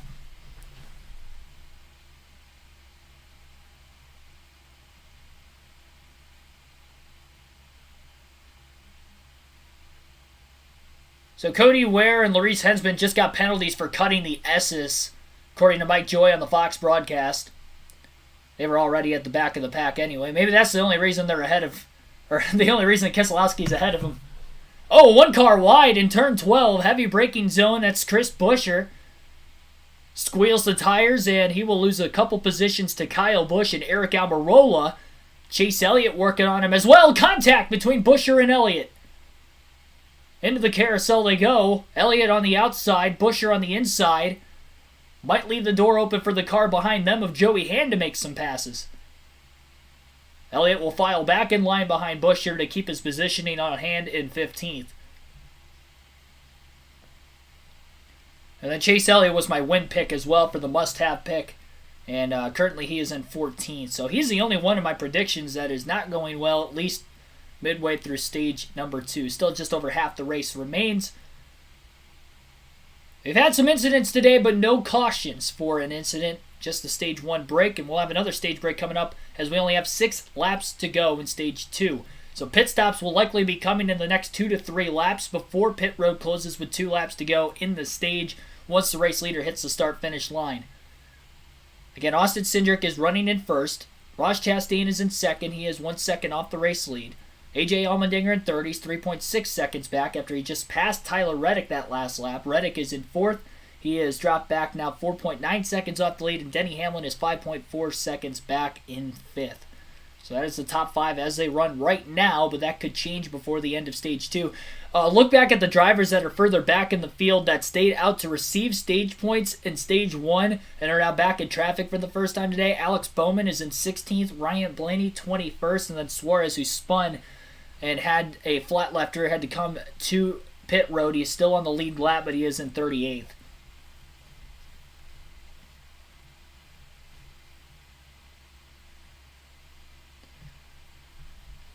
And really, of the drivers that had to restart outside the top 20 that pitted during the stage break rather than pitting before the end of the stage, Alex Bowman's really the only one actually moving forward, which is interesting considering that he was ninth after the first lap that came to an end and was able to get to third on speed before the end of the stage, not just because a lot of the cars pit. He actually drove up to third place, passing even race leader Austin Cindric right now. So look out for Alex Bowman if he can get that track position back. I think him and Cindric probably have the two fastest cars.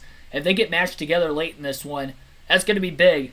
Also, if those of you that watched any of the races yesterday, in the truck race at COTA, Alex Bowman ran in that race and competed for a win. So even just the laps he was able to run at this newer road course in NASCAR yesterday, that has to translate at least somewhat to the Cup cars today, even though the handling is a lot different. There's more horsepower in this car versus the truck, less downforce.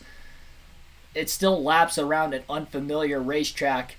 It's only the second year NASCAR has ran here, and last year they ran in the rain most of the weekend. The Cup race was entirely in rain, as they had rain tires on their car from the start of the race.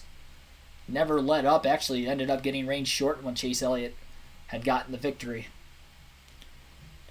Tim Irvin, thanks for the $9.99 super chat. Keep doing what you're doing. Thank you, sir. I appreciate that, Tim. Longtime subscriber of the channel, Tim Irvin. William Albright, thanks for subbing.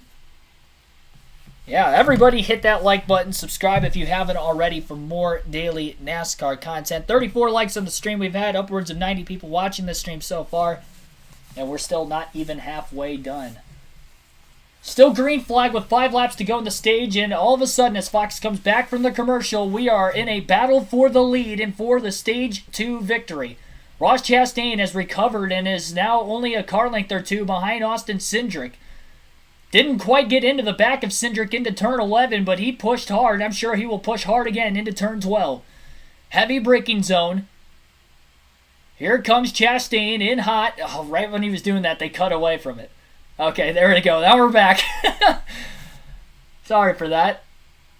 That was not me. That was on Fox. But Ross Chastain is still on the attack within a car length or two behind race leader Austin Cindric. One thing I've been seeing a lot of drivers do, and really is something that is done on most road courses, but this one, it could be a huge benefit with how many tight corners are on this track. Turns of 90 degrees and even more than 90 degrees at certain points in times.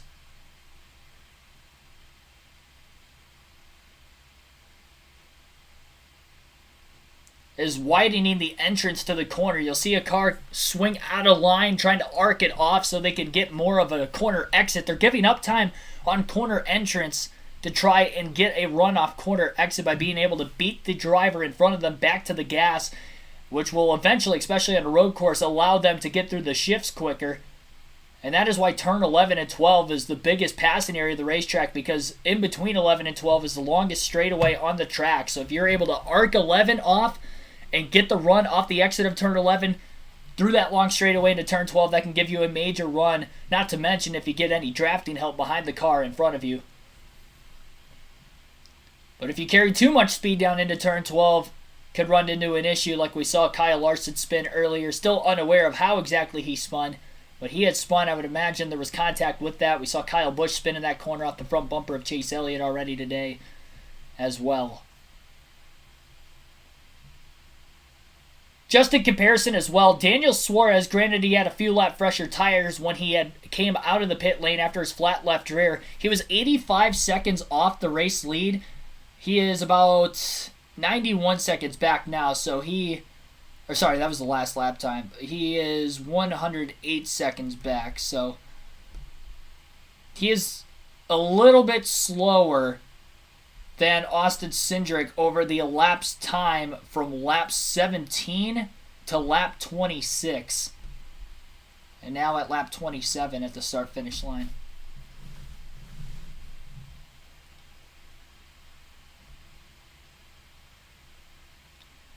If Chastain and Cindric are able to race each other hard enough, look out for even AJ Allmendinger to have a shot in this stage in third, though I will have to say Allmendinger will likely pit before the end of the stage, considering that he is not running for points in the Cup Series. Owner's Points is available for the 16. That is a chartered team, and they are running all 36 races this season, but no driver points. I think that's going to make the easy route for Allmendinger to pit before the end of the stage. They'll be coming to 3 laps to go at the line this time by. We'll see if drivers outside the top 10 will pit now, because they will not be able to the following lap. Everybody inside the top 10 will stay out. Keep you updated on drivers outside the top 10 if they will pit.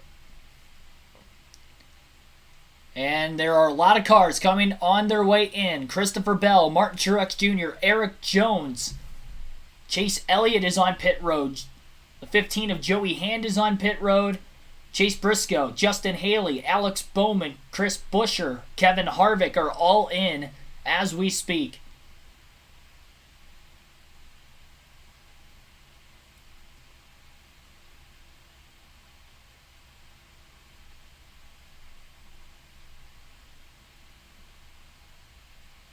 Couple drivers outside the top 10 that stayed out at least that time by will probably stay out to the end of the stage, concerning how far back off the lead they are. Would be Kurt Busch, Kaz Grala, Josh Bilicki, Ty Dillon, Bubba Wallace, Ricky Stenhouse Jr., Harrison Burton, Austin Dillon, Eric Almirola.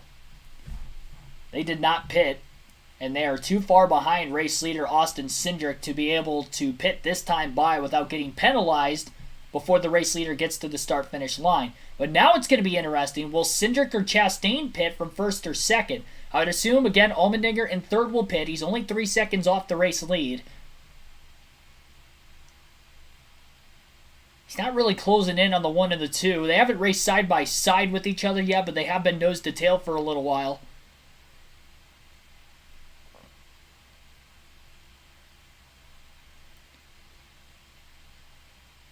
Guess Chastain did get to the inside of the 2 car a couple corners ago. Fox wasn't on them when it had happened, but Cindric was able to win the race back to the gas. Now they're side by side again. Chastain is on the outside, though. Cindric is on the bottom.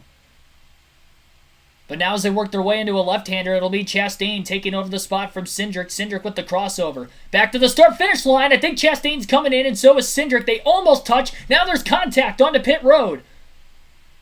Ross Chastain gets into the pits right in front of Cindric. We'll have to check and see if Chastain may have been speeding, or potentially even Cindric speeding into the pit lane. The contact between the two of them could have sped them up just a little bit. Denny Hamlin will stay out of the pits. He gets to the line as the leader, so now everybody else who has not made it to pit road yet will have to stay out. It looks like Kyle Busch, Joey Logano, Ryan Blaney will be the top 4. Almirola will have to stay out as well. He jumps up to P5. Austin Dillon, Harrison Burton also staying out. Bubba Wallace stays out. He's in the top 10. Chastain and Cindric will cycle out in 8th or 9th. Again, still waiting to see if any of those drivers have pit. Marquise Carter, welcome to the stream. Sarah Harrigan, welcome to the stream as well. Predictions, Kyle Busch. Well, he's up to 2nd. Again, just like in stage 1, everybody that is out in the front of the field that has not pit will have to pit during the stage break, but they will get stage points. Ryan Blaney, a big benefactor of that. He is, I believe, the only driver who stayed out of the pits for stage points in stage 1 and stage 2. So he will likely have the most stage points of any driver today. Because of that, I am putting him in my fantasy lineup right now because I think he's in my garage. So hopefully I can make that switch before the 2 laps come to an end here. They'll be coming to the white flag in stage 2 this time by. Again, Hamlin would be first now after the pit stops. Kyle Busch 2nd, Joey Logano 3rd, Ryan Blaney 4th, and Eric Almirola will round out the top 5. Now I got to decide who I'm putting Blaney in for because I'm not entirely sure here. All my guys are like in the top 10. Larson spun. I'll take him out. I'll take Larson out. I'll save a spot for Larson in my lineup another day. Blaney in for Larson. There we go. Now I've got it all All good. It's all good. Jada's Life, welcome to the stream. Let's go Cindric or Busch. Well, they're both up there. I think Cindric might have a better shot than Busch, only because Busch stayed out of the pits. Good battle between the Penske cars right now of Joey Logano and Ryan Blaney for third place. Kyle Busch is only about a second ahead of them in second. So 3 cars within about a second and a half of one another. Contact between the Penske teammates in turn 1. Blaney might have lightly grazed the left rear corner panel of the 22 of Logano. Blaney qualified on the pole. He didn't lead a lap today, but he ran second all through stage 1, so we know he has speed. Logano's been right around 10th, or at least in the back half of the top 10 on speed most of the day. So not quite as fast as his teammates, Cindric and Blaney.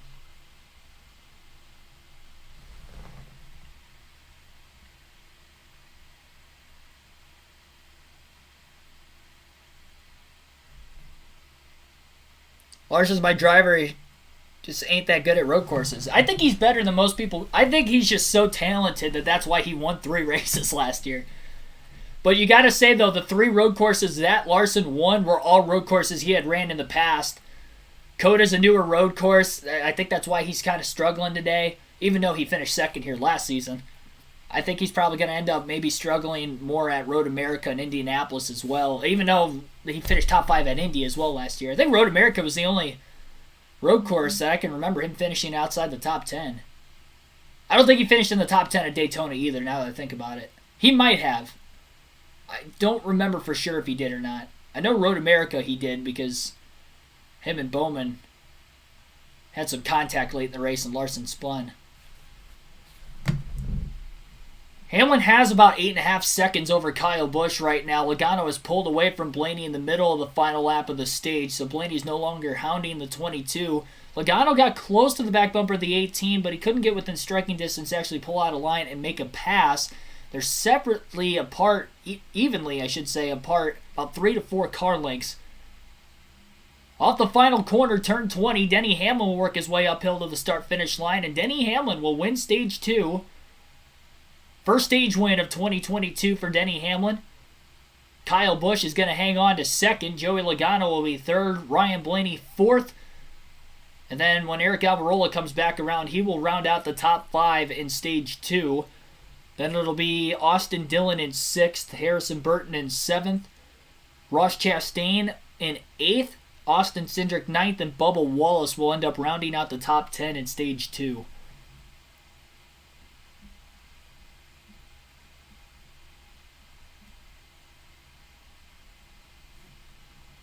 That's also right, William. And that's the right combination. The car does matter, but the driver matters too. So many times we've seen great drivers in lesser equipment not be able to get it done, or maybe overachieving expectations, I should say. But then we've also seen instances where we've seen drivers that probably aren't capable of running up at the front in better equipment, and they're still not able to get the job done. I think a big factor that would be like Casey Mears when he raced for Hendrick Motorsports. He did get 1 win. Outside of that, he was a non-factor with Hendrick in the 5 car. Brian Vickers, even in a way, he's got a couple wins, but just, again, consistently just couldn't run up there. Jamie McMurray with Roush when Roush was in its prime. David Reagan, too. You know, these are drivers that are talented enough to win races, but they're not talented enough to compete for championships with the top-tier equipment like Roush in their prime back in the early to late 2000s, early 2010s. Hendrick Motorsports, of course, for seemingly forever for Hendrick Motorsports. At least since Jeff Gordon, well, even before Gordon got there, Terry Labonte won him a championship, so Hendrick's just been fast since, like I said, ever.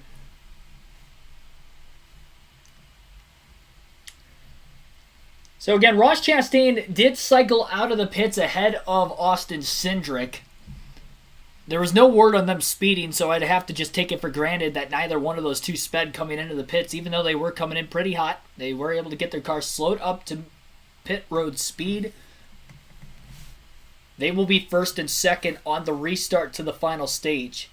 And then the drivers who were ahead of them that will have to pit during the Stage 2 break would be Denny Hamlin, Kyle Busch, Joey Logano, Eric Almirola, Austin Dillon, Harrison Burton, Bubba Wallace that were in the top 10. The drivers outside the top 10 who did not pit would be Ty Dillon, Ricky Stenhouse Jr., Josh Bilicki, Kaz Grala, and I believe that would be it for those guys. Brad Keselowski as well. They were just too far behind to be able to pit and stay on the lead lap, and that's why they stayed out.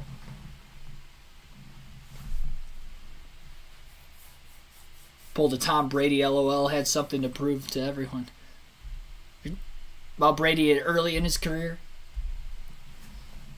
The difference is, I wouldn't say Tom Brady because Tom Brady was with the Patriots. Like, he got drafted by the Patriots. I'm trying to think of somebody that didn't get drafted by the... I guess more like a... I think Brett Favre would probably be a better comparison. I'm not just saying that because I'm a Packers fan either, but the fact that he got drafted by Atlanta, Atlanta didn't use him. They didn't feel confident in him. He goes to Green Bay and has a career out of it. A Hall of Fame career at that, Super Bowl champion. I think someone like that. I'm trying to think of somebody else that might have done the same thing that just wasn't good. Ryan Tannehill? I mean, I know he's not like a Hall of Fame career, but look at Tannehill when he was with the Dolphins. Nobody looked at him seriously. He goes to Tennessee. He's been pretty good the last couple of years. I mean, yeah, it's a really good team, but he's doing a good job.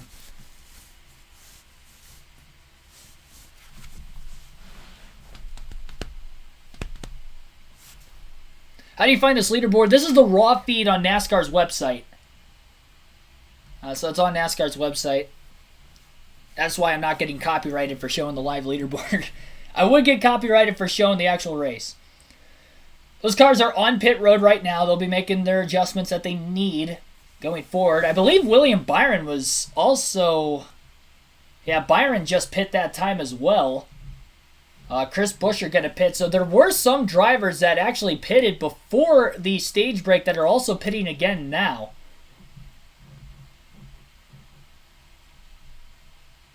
Did not think Byron was going to be on pit road. Ryan Leaf, greatest ever.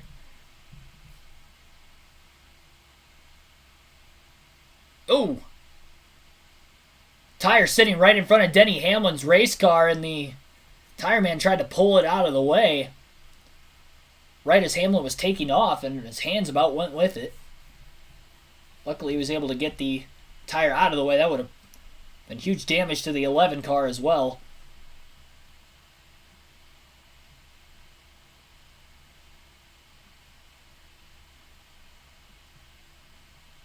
I think Ryan Blaney stayed out of the pits. I think. I did not see him in the top 10 when he came off of pit road. His pit crew's been pretty bad this year, though, so I wouldn't be surprised if it was just a slow stop. No, he's out there. Joey Logano also stayed out of the pit, so it looks like a little strategy call for the Penske cars to not only gain track position, but also get stage points. They're going to be on about 12 to 15 lap older tires, though. By the time they went green in stage 2, here's Denny Hamlin with Clint Boyer, sorry. Accelerated, but it seems like we're losing time. Possibly another spot, so just keep working on it. That's all right, buddy. 1, 2, 20. Only 20 turns. Good luck, bud. Only room to go up. Missed the start of that interview. Sorry for that. I was talking. We were talking about important stuff, though. So Ryan Blaney and Joey Logano stayed out of the pits, even though they did not pit in stage 2. They did not pit before pit road closed. They stayed out. They got stage points. They finished 3rd and 4th in the stage. They both have top 10 cars. Blaney probably has a top 5 car. Logano more towards the back half of the top 10. They have fast cars, but they're going to have about 12 lap older tires compared to everybody else who's going to restart behind them. I don't think they're going to be able to hang on too long. I think the only guess and the only really big thing here that they're going to be hoping for is maybe a caution on the restart to buy them a little bit more time.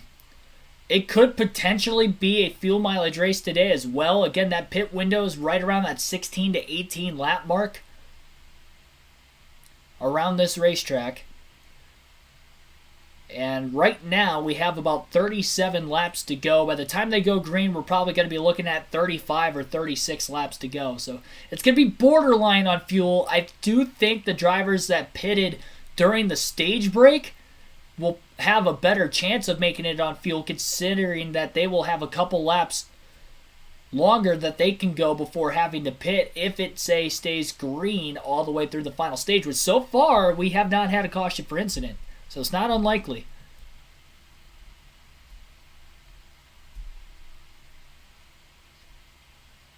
Congrats, Derek. Didn't wait, she said yes. Congrats, man.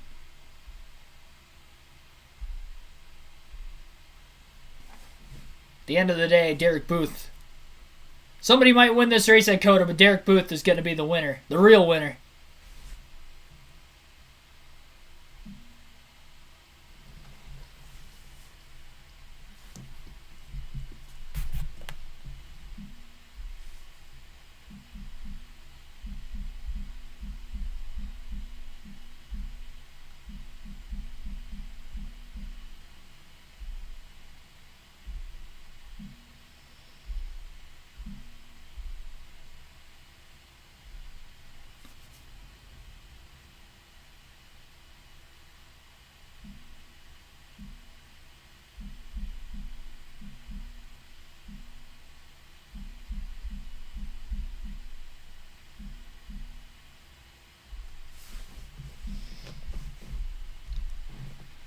So coming to the restart for stage number 3.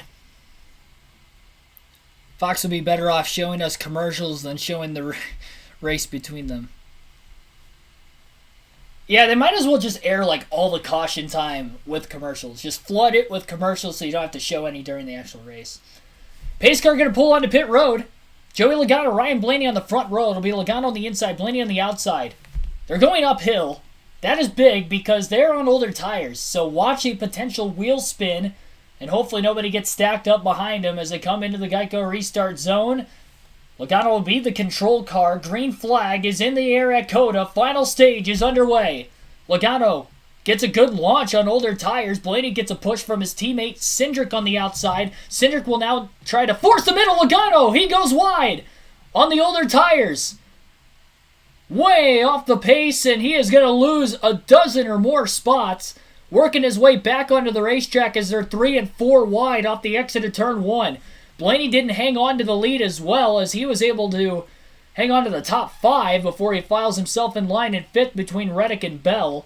Ross Chastain is going to be the one to get to the lead, with AJ Allmendinger in 2nd, the 2 drivers who battled it out late for the win yesterday in the Xfinity race at COTA.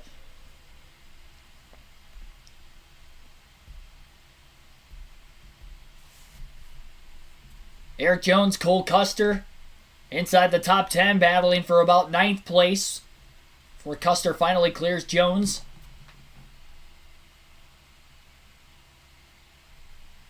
Into turn 12, Bowman is charging hard. He gets into the back of the 41 of Custer. Custer hangs on to it. Big bounce. Couple cars clip the grass. Getting off of the exit of turn 11.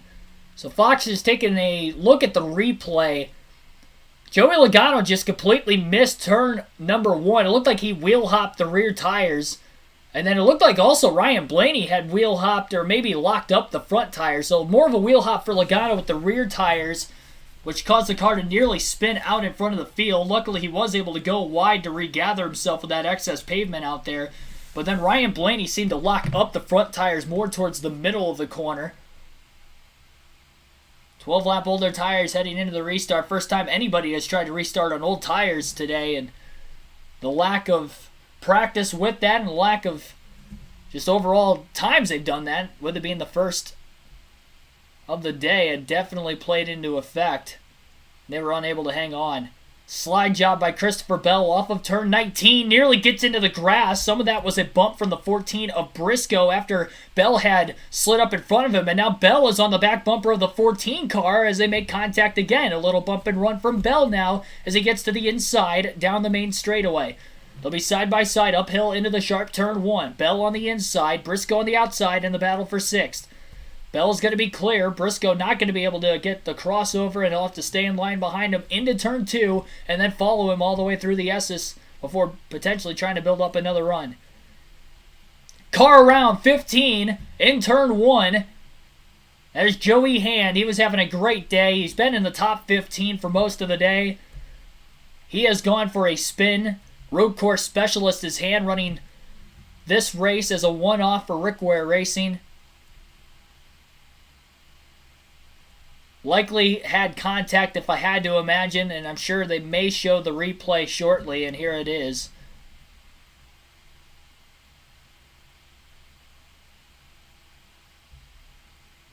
So they're showing the front bumper camera. I'm guessing it looked like the 10 of Almirola had gotten into the 15. We'll have to see a better angle of it, but I believe Almirola was probably already there, and then Joey Hand didn't realize he was there and had cut down right on top of him, causing the spin. And it looks like another spin had happened. Austin Cindric goes around from 3rd and backs up nearly into Christopher Bell, who clips the grass. Cindric goes into the gravel. And never mind, I don't know if there was contact with Tyler Reddick. It looked like a giant bounce off the curb. The left side tires came up off the ground for Austin Cindric. Wow, what a miss by Bell.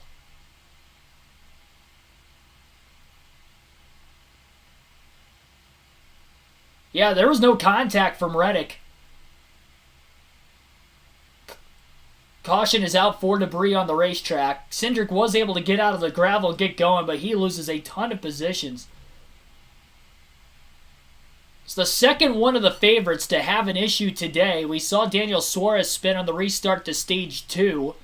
And now Austin Cindric, while running top 3 and led a lot of laps in stage 2, has gone for a spin as well. This caution is big for Joey Logano and Ryan. Well, not for Logano because he already lost a bunch of spots, but it is big for Ryan Blaney, who was in 4th place when the caution had waved. Have not looked to see exactly where the debris is on the track, or what it is that is laying on the track, and where it is on the track. But we have our first caution for incident today.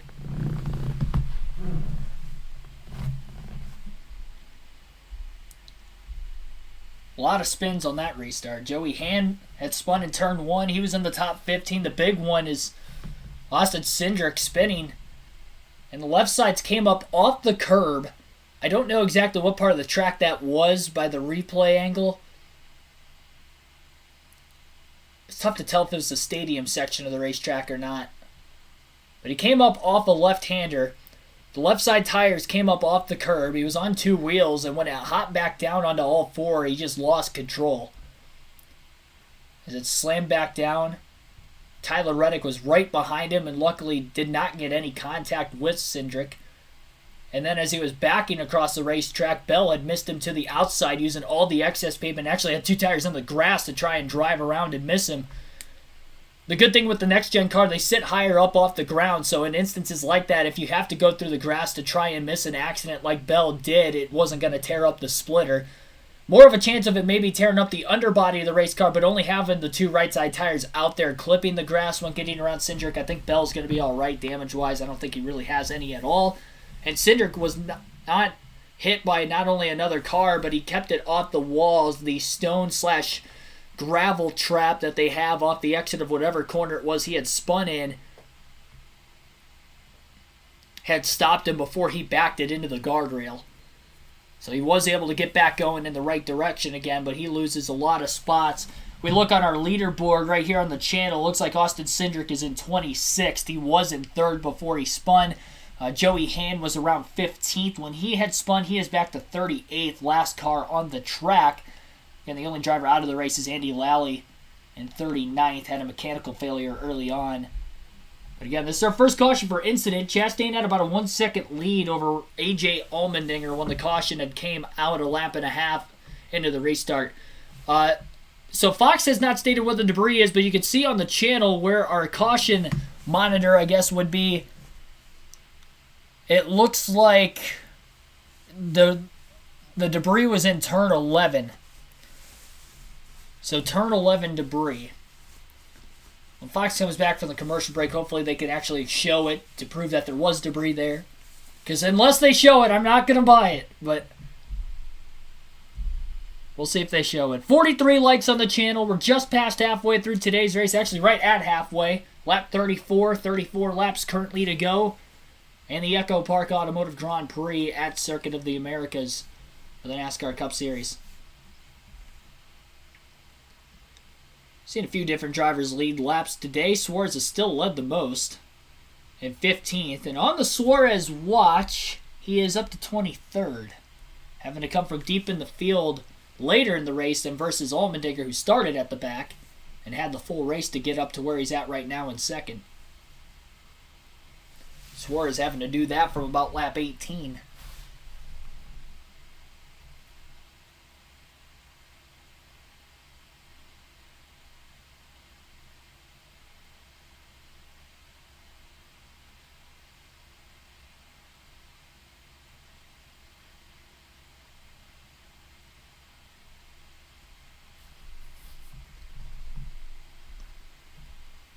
Completely different race from last year. Lots of, I think you meant to say cautions on that. Yeah, I mean, there's not really, there were definitely more cautions last year, but I think a lot of that was because of the rain. Especially with that being the first ever Cup race that they've ever raced in the rain as well. On top of the fact it was a new track, I think we were bound to see that. You guys know the saying as well as I do. Cautions tend to breed more cautions.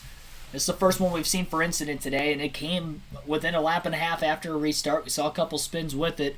This is where all the action really was yesterday in the truck and the Xfinity race, was on the restarts. There was action throughout the long green flag runs, but as far as just the tightly confined battles in these tight corners, pretty tough.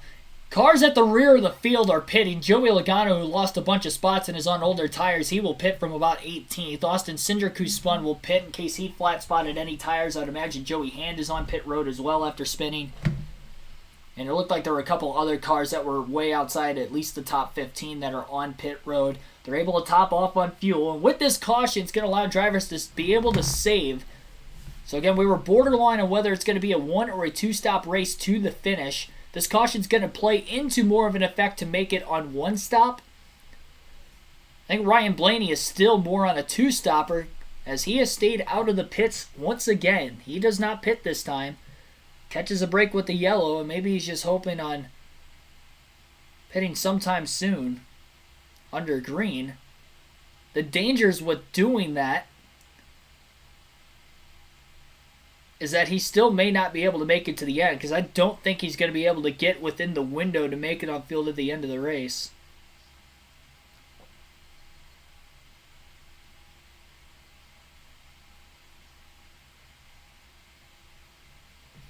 Seth Thomas has a big day tomorrow, too.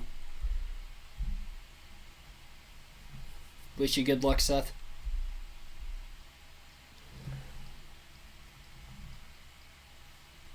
Over 100 people watching this stream right now. Still sitting at just the 43 likes. Our goal is 100. We have over 100 watching right now. I know we can get there. And, of course, subscribe, most importantly, for more daily NASCAR content. We'll have post-race coverage following this race today on the channel. You guys will get to listen in on the interviews in the post-race. Also get to listen to any interviews of anybody who would DNF today. They did not interview Andy Lally. I didn't think that they were going to, but he is the only driver out of the race so far. Hopefully it stays that way and everybody can keep it clean. Saw some dangerous crashes on this road course last year in that high-speed area of the racetrack between turns between turns 11 and 12. Haven't seen their top speed yet. I've seen them go over 170 into that area of the racetrack today, but haven't seen exactly how fast they're going before they get into the downshifting into the braking portion of turn 12.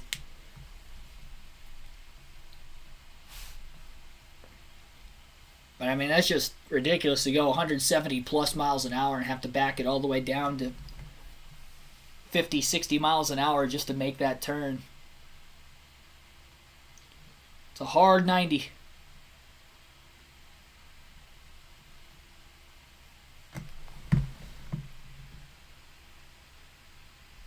Watching the race in person. Well, thanks for tuning in from the track.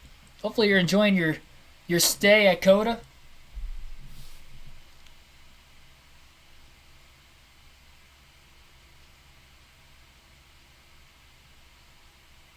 Doing commentary on Mania? No, I don't plan on. I'm a wrestling fan, but this is not a wrestling channel. Now I'll be watching that from the comfort of my couch in the living room.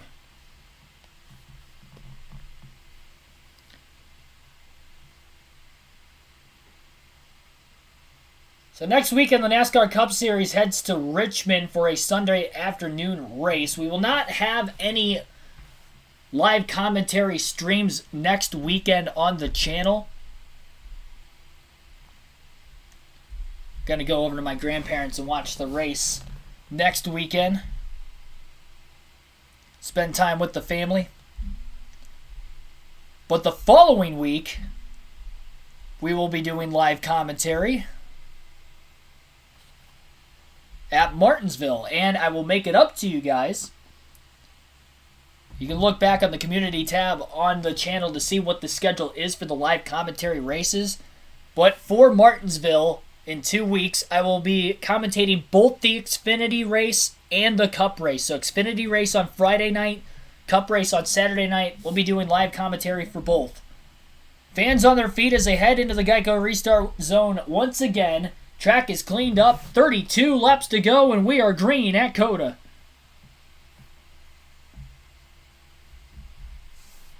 On the inside was Chastain. It was A.J. Allmendinger on the outside lane. Good launch for Chastain as they enter into turn 1. 3 wide back behind him. Briscoe sandwiched in the middle. He's able to get out of it. Now Reddick is sandwiched in the middle. He's got Bell on his outside. Blaney will give him room down low. Side by side into the S's. That doesn't seem to work out too well usually. Nearing contact between the 8 and the 14. And they're going to make it through there.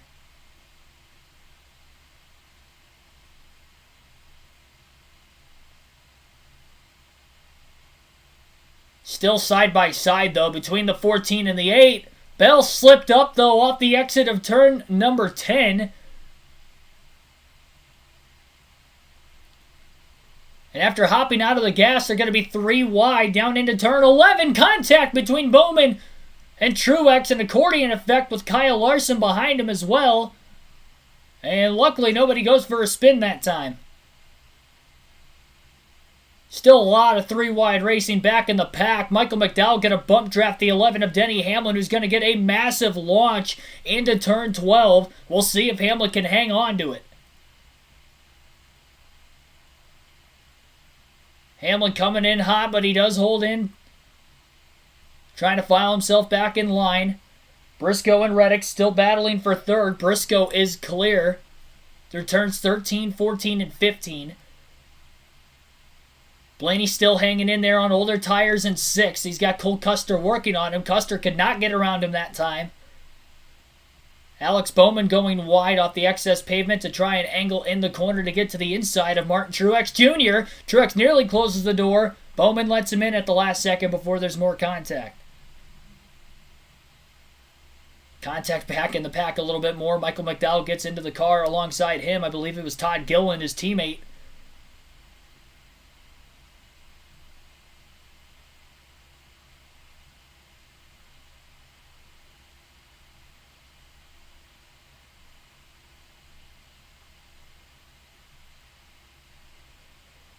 Reddick is still battling for third place, though, with Chase Briscoe. In turn 1, he gets to the inside of the 14. Trying to set him up. He'll go a bit wider in turn 2. He actually lost a little bit of ground with doing that. Not going to be able to get alongside of him in the S's. We'll see if he can get through the S's better than Briscoe and try to have a run into turns 8 and 9. Briscoe's actually able to gap him in the S's as well, and he's got his eyes set on the 2 cars in front of him. Briscoe with a win this season. Remember, he won 2 races ago at Phoenix. Came close to win at the Indianapolis road course last year as well, before getting penalized on a restart late for cutting turn 1. Then it actually wiped out Denny Hamlin with him later on that lap. Christopher Bell, we saw him have issues on that restart a couple corners in when he hopped out of the gas and lost a couple positions there under the hood of the 20 car on pit road.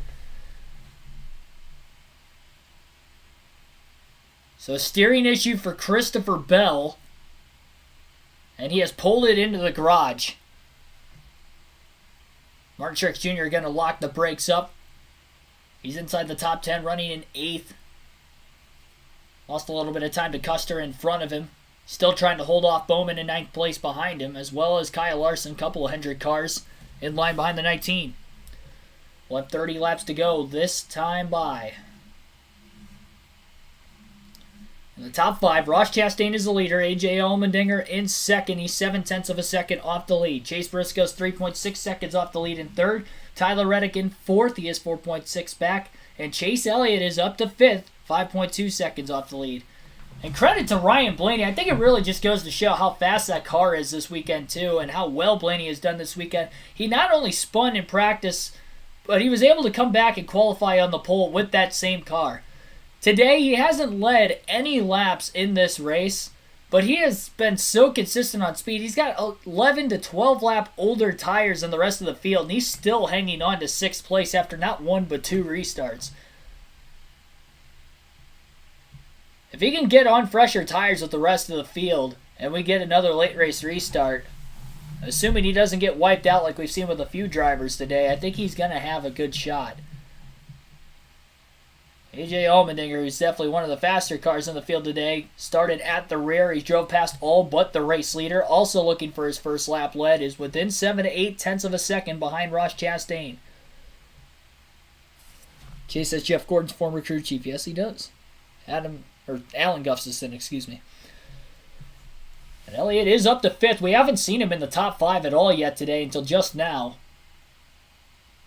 And maybe they've made the adjustments to that race car he needed for him to get quicker. And now is the time to go. Reddick is going to clip the grass. He was side by side with Elliott. Elliott did not give him a lot of room off the exit of turn 11. It's going to give Elliott a bit more speed, and he's got the inside into turn 12. How deep is Reddick going to try to break into the corner on the outside? He's going to try to undercut the corner and get a crossover on Elliott, but he's unable to do so, and Elliott is clear for 4th. Further back, Corey LaJoie had locked the tires up into turn 12, I believe the lap before. It ran right into the side of rookie Todd Gilliland. Both cars stayed on the racetrack. They lose multiple positions. Body slam. You saw that with me in NASCAR 21 Ignition last night. For anybody who watched the stream, I may or may not have taken out a couple teammates by accident in the race. I got the win, though. That's all that matters. And that's all that matters for these 39 drivers here today. Allmendinger a little bit quicker so far this lap as he has cut the lead down to about 0.3 of a second now. It was 0.8 of a second when the lap started. Within a car length or 2 behind Chastain. Chastain had a top 5 at COTA last year, finished 4th, but Allmendinger as well had a top 5, finishing 5th. Both Allmendinger and Chastain each had 3 top 10s on road courses in the Cup Series. The difference maker, though, is that Allmendinger ran all but 2 of the road course races because he was running part-time for Call League in the Cup Series last year. Versus Chastain running all of them, but they both had success. Kenny Cab, welcome to the stream.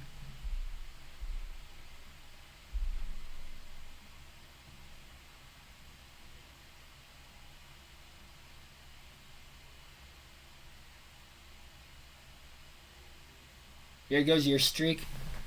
Who'd you have?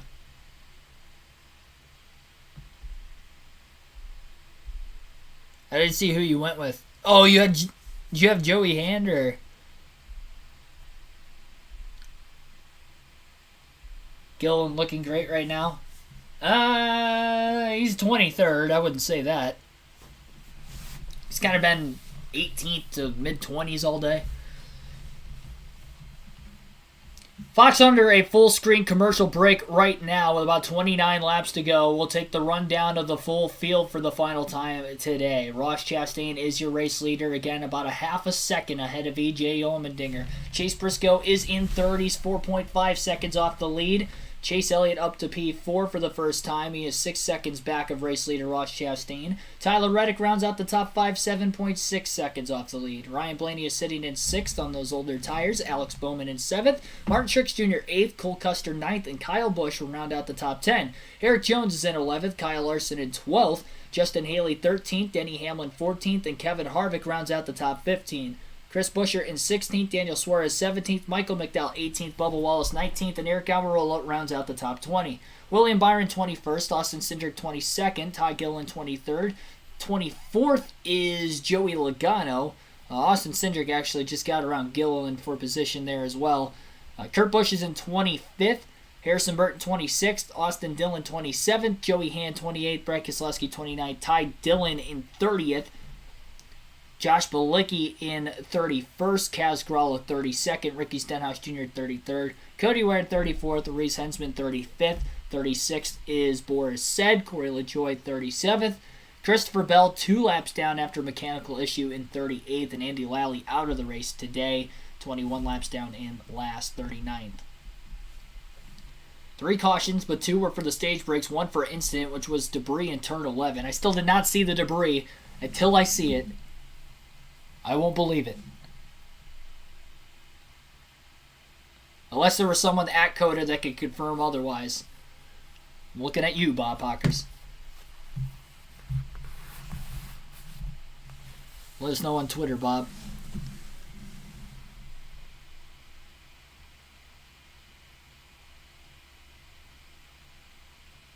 Allen could stay another 15 years if he chooses, yeah. Depends on how much longer he wants to do it.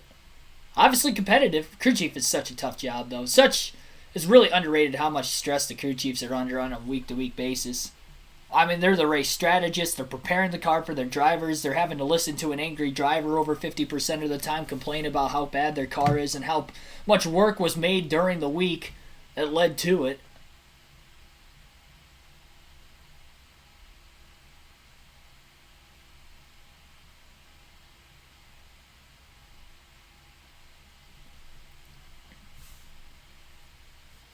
Kenny Cab, thanks for the $5 super chat. Gilliland looking great. Just wanted to repeat myself, lol.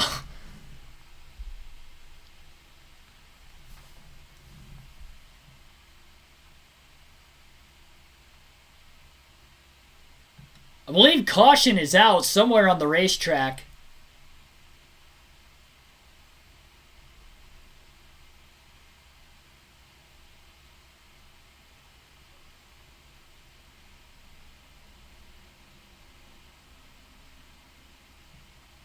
Yeah, caution's out. The cars are slow. Fox is doing their Credit One Bank ones to watch right now, so it's tough to say exactly what just happened. Our 4th caution of the day, they are not in the field window yet, and it's because the 43 of Eric Jones has stalled out on the racetrack, and it looks like he is between turns 11 and 12, I do believe. So Eric Jones has stalled and stopped. It's going to give Christopher Bell one of his 2 laps back with the free pass. One more caution will give Bell the lead lap, considering he is the only driver a lap down. It'll be interesting to see if we see any pit stops this time. Again, I don't believe they are going to be able to make it on fuel to the end if they pit right now.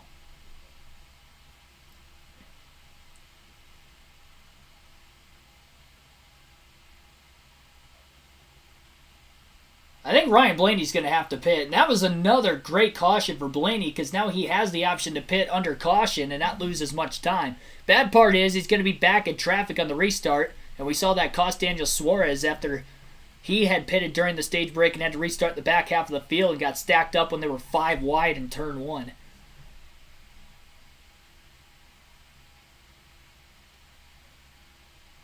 Lester Troyer, welcome to the stream. Yep, there is a caution. Eric Jones is stalled on the racetrack.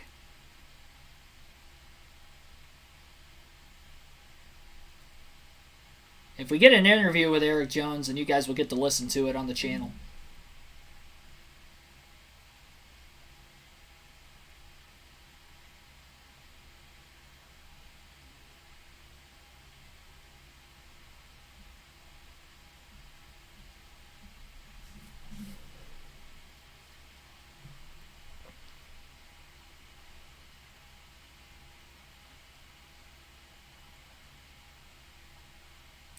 Tyler Reddick must be unhappy with this race car that he's just not able to hang with the drivers that are in front of him or have gotten around him on the restarts like Chase Briscoe, AJ Allmendinger, Ross Chastain, and then even Chase Elliott passed him a couple laps before the caution had came out, but he's still running in 5th.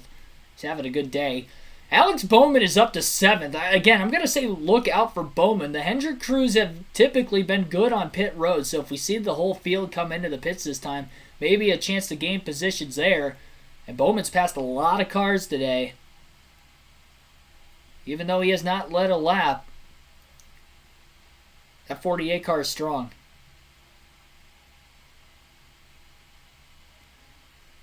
Everyone should pit tires fuel to the end. I don't think they can make it on fuel to the end if they pit now. I think Blaney's going to pit because he's got less fuel in his car compared to everybody else. I don't think he has a choice. I think he's got to pit now or he's going to have to pit within a couple laps after the restart. It's not going to make much of a difference.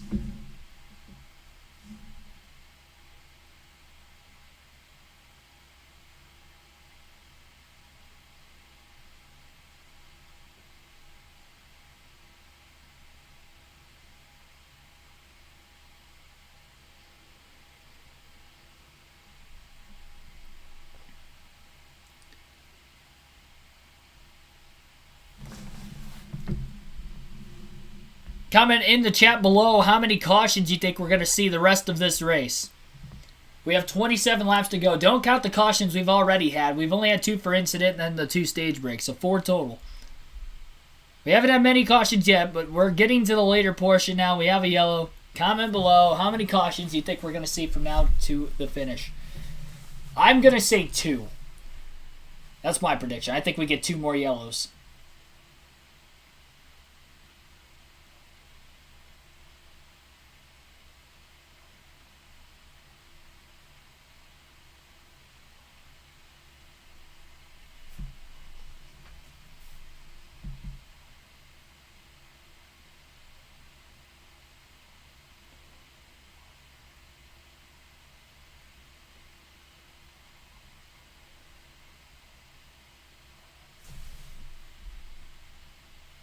Correction for what Mike Joy just stated, that Bell was 2 laps down, not 1, so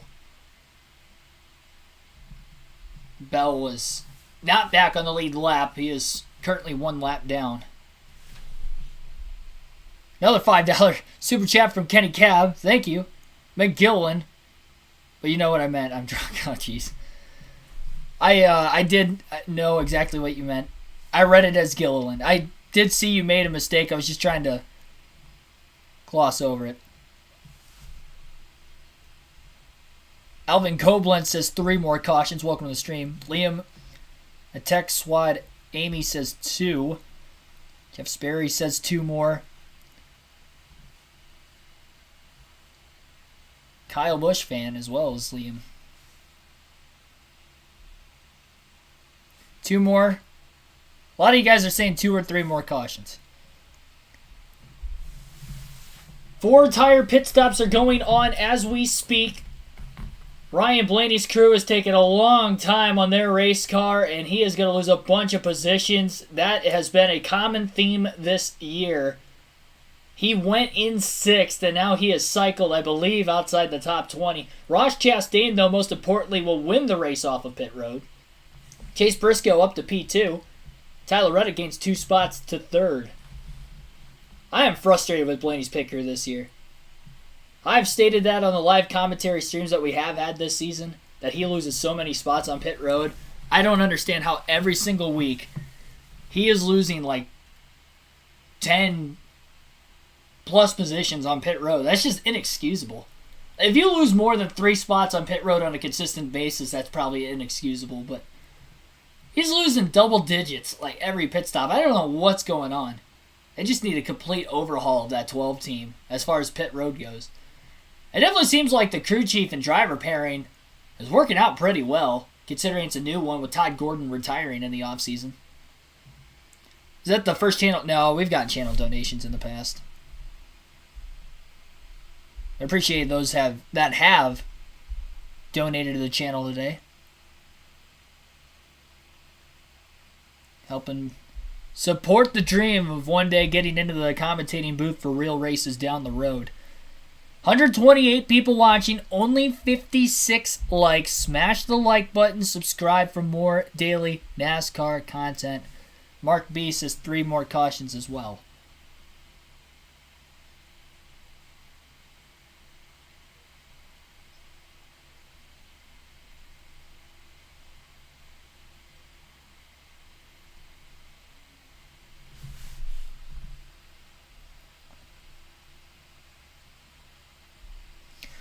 It looks like we have long lost cousins in the chat below. I don't know if that's true or not. It is a coincidence, though. I met another person named Keegan at Atlanta last weekend. We were on the tram. We parked. Where were we parked? We were parked on the back stretch, so we had to take a tram from the front stretch, both before and after the race, to get around to the front stretch, so we didn't have to walk. And I got on the tram, and literally the person sitting across from me was also a Keegan. Very few times I've actually met another Keegan. There was another one that worked with me when I worked at McDonald's, and that is the only other Keegan that I think I know. First name, at least.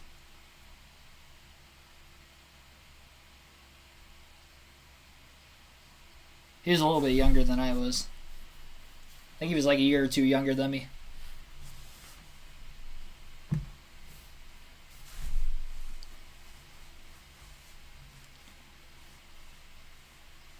The outdoor and fishing kid, go Logano. Yeah, Logano lost a lot of spots earlier. He's up to 7th. I believe he stayed out of the pits. Our leaderboard's a little bit behind right now. Let me refresh it. No, it's on. It's on. Never mind. I'm not going to refresh it. I don't want to risk refreshing and then having it disconnect or something. Trey Phillips, welcome to the stream. Appreciate you tuning in. Fellow Ohioan.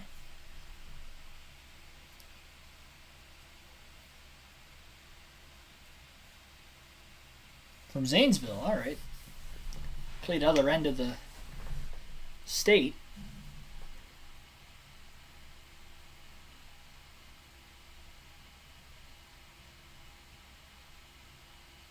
I'm trying to figure out why Ryan Blaney lost so many spots on pit road.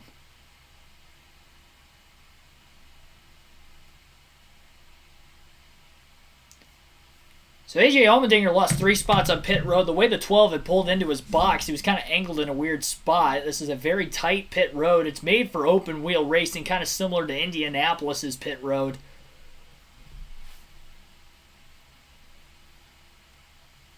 It's the first time we've seen every car pit at once during a caution flag today. But the entire field came in. I'm not sure if they can make it on fuel or not to the end of this race. They'll be mad when Gilliland wins. I will give you full credit if he wins.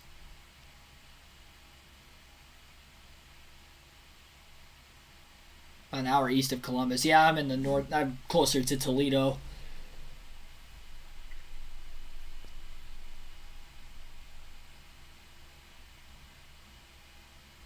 And Lester Troyer's from Akron. So we got a few Ohioans down in the chat.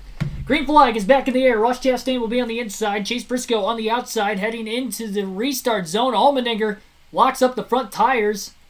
Thought about pulling down 3 wide, then thought better of it. A couple cars go wide at the front. Chastain nearly let Briscoe and Reddick back in line. But Chastain is clear. It looks like Briscoe was clear for second on Reddick. Both cars went wide, and I thought they were in danger of losing positions, but they were both able to hang on to first and second. Wheel lock going on right around where Kyle Busch, Chase Elliott were running. I'm not sure if maybe it was the contact that brought out the smoke. Speaking of contact, we got a battle for the lead between Ross Chastain and Chase Briscoe. Briscoe sent it in turn 9. Chastain is on the outside. Briscoe is on the inside into a hard left-hander. Briscoe clear off of turn 11.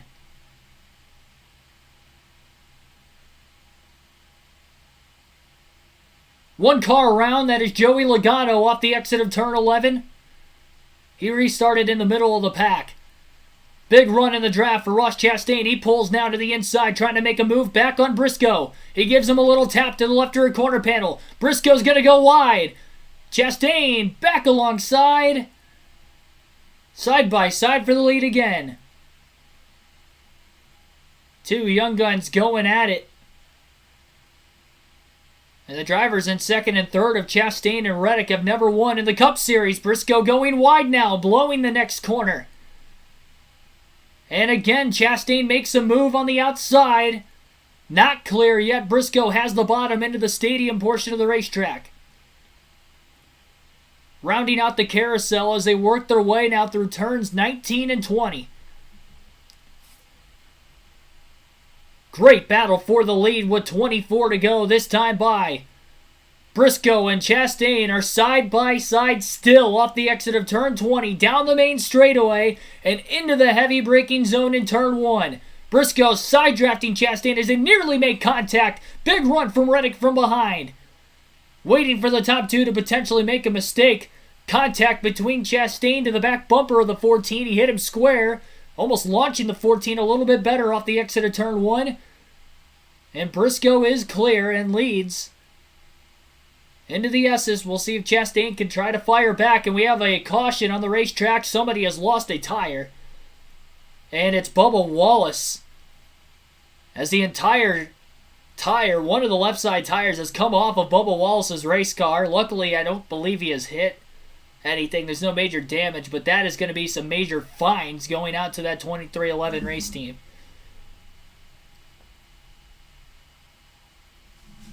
So caution is out for the third time today. Debris as the left rear tire has come off of the 23 of Bubba Wallace. You can see the lug nut, the single lug popping off, and the tire goes rolling.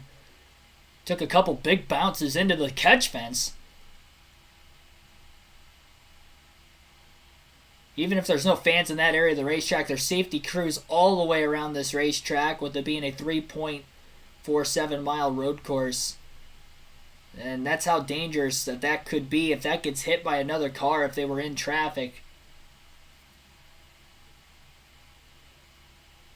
It could be a terrible situation. We have seen this issue so many times this season already.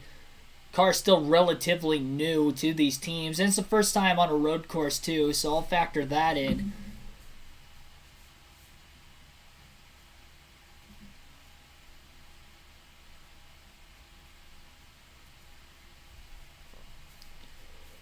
Well, that was probably the craziest of the restarts I think we've seen today. They've all been crazy so far. We're about to get another one. This will help drivers be able to save fuel.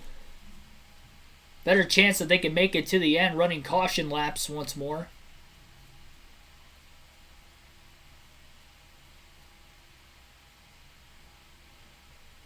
I'd have to imagine that it will likely end up being the rear tire changer, potential tire carrier, who will get the suspensions. We had seen that be the case with some other pit crew members of teams that had a similar issue in races already this season.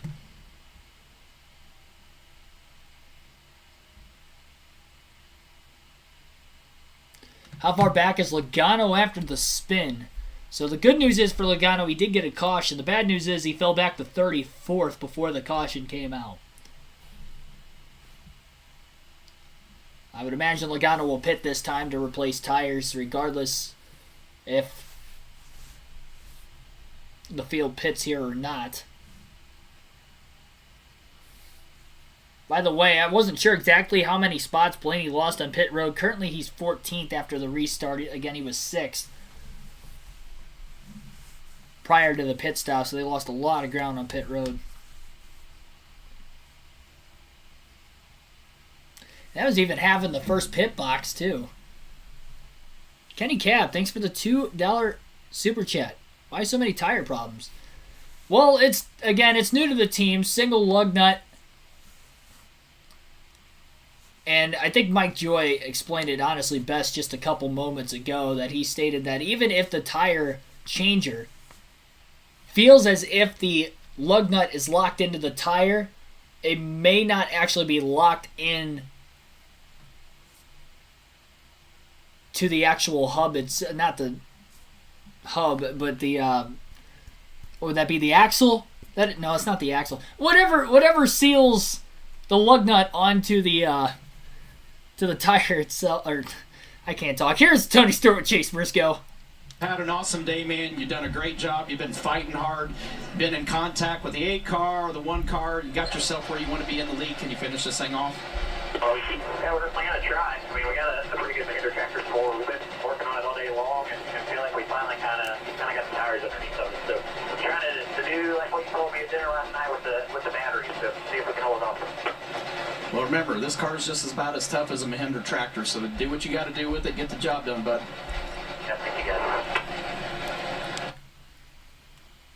As you can tell, I am a huge race car fan. It can kind of tell you certain parts of the car. Does anybody know down in the chat what the lug nuts actually lock into? Because it's not the tire itself. It doesn't lock into the tire. It would lock into, I don't know, with a single lug nut. Like, I don't know what it would lock in exactly. Because on a normal tire it'd be the hub, but I don't know if it's the hub with, it might still be the hub with the single lug nut. I'm not entirely sure though. Most cars have more than just one lug nut, so I'm not sure exactly what that latches onto. But whatever the case is, Mike Joy stated that it may feel for the tire changer with the air gun that it is sealed and that it is locked into the tire, but it doesn't mean that it's actually locked into that hub or whatever it has to end up actually locking into.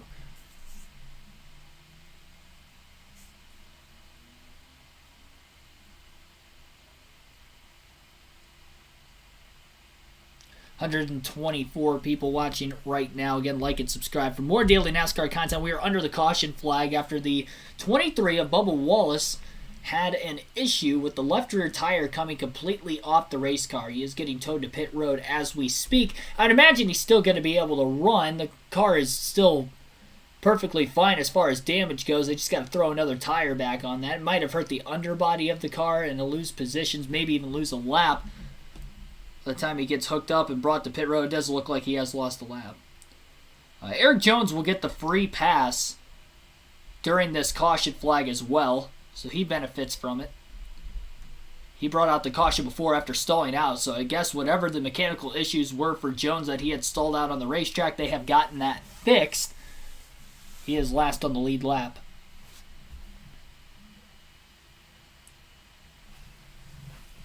And I think Christopher Bell is back on the lead lap on our leaderboard, so it showed that he was 2 laps down. I wonder if our leaderboard was wrong and he was actually only 1 lap down. Still towards the rear of the field, though, so a lot of catching up to do for Bell and Jones, and obviously Wallace now also. Chase Briscoe nailed that restart. It took him about a half a lap or so to actually clear Ross Chastain, but he was able to finally get around him. Everybody stays out of the pits, so that tells me that they feel confident they can make it on fuel to the end with this caution flag especially. And they will likely be going green with 22 laps to go this time by. Briscoe will be on the inside this time, Chastain on the outside. Roles were reversed when they had that last restart. It was Chastain on the bottom and Briscoe up high. But Briscoe will be the controlled car now. Just seems like that inside line takes off a lot better than the outside.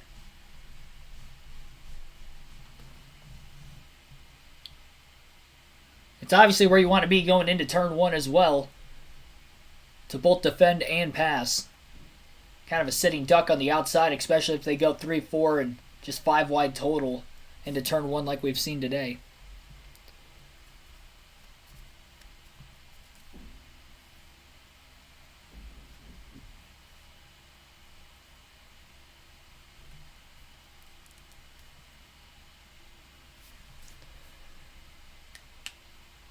As far as the manufacturer race goes, Briscoe's the only Ford in the top 5. He's got 4 Chevrolets behind him, 2 Toyotas in the top 10 of Kyle Busch, Mark Truex Jr., 2 Fords total in the top 10. So 6 Chevys, 2 Toyotas, 2 Fords in the top 10. Green flag back in the air.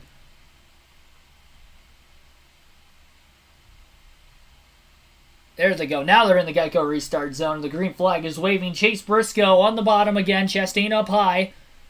Oh, Elliott, a little bit of a wheel hop and might have sideswiped the 19 of Truex as he was in the middle. 4 wide, right around 7th place with Larson up high. Almost going out into the gravel. Getting back and bouncing over the curb onto the surface. They're still 4 wide into turn 2. How did they make it through there? Chastain, Harvick, Hamlin, and I believe Truex were just in a complete gaggle.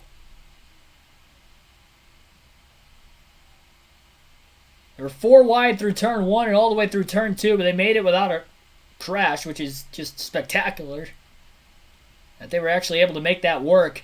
And I think we have a penalty coming up, potentially on the 48 of Alex Bowman, as he clipped the grass on corner entry, I believe, into turn number 8. Either 8 or 9. And if he clipped the grass, that tells me all 4 tires were likely before or below the curb. Into turn 11, big slide by the 14 off the exit of the corner as Chastain was underneath him, ran him wide, and Chastain is clear. Chastain leads. On the defense is Briscoe trying to hold off Allmendinger behind him into turn 12.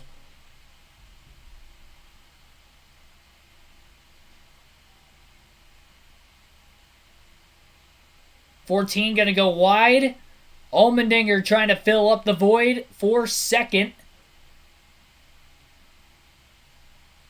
A 3-car battle for the lead with about 21.5 laps to go. Kenny Cab, welcome. I almost said welcome to the stream. You've been here for a while. Thanks for the $5 super chat. Once again, first time watching you. Love your knowledge.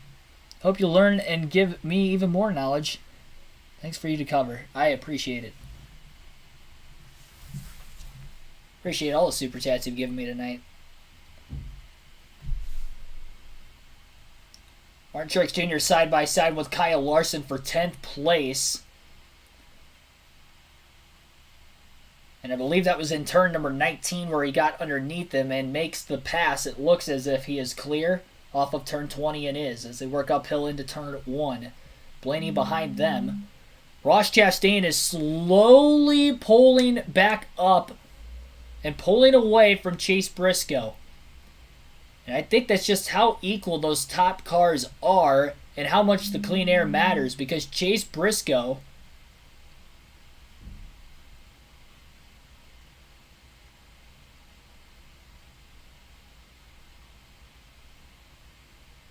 I was going to say, because Chase Briscoe is slowly kind of falling back.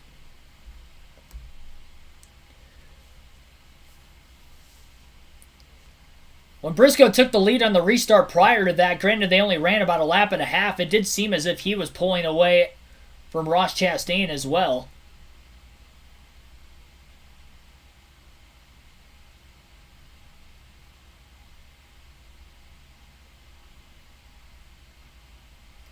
Chase Elliott lost a lot of spots on that restart. He was in the top 5. I think some of it was lost spots on pit road as well. I'm not sure exactly if he gained or lost positions there.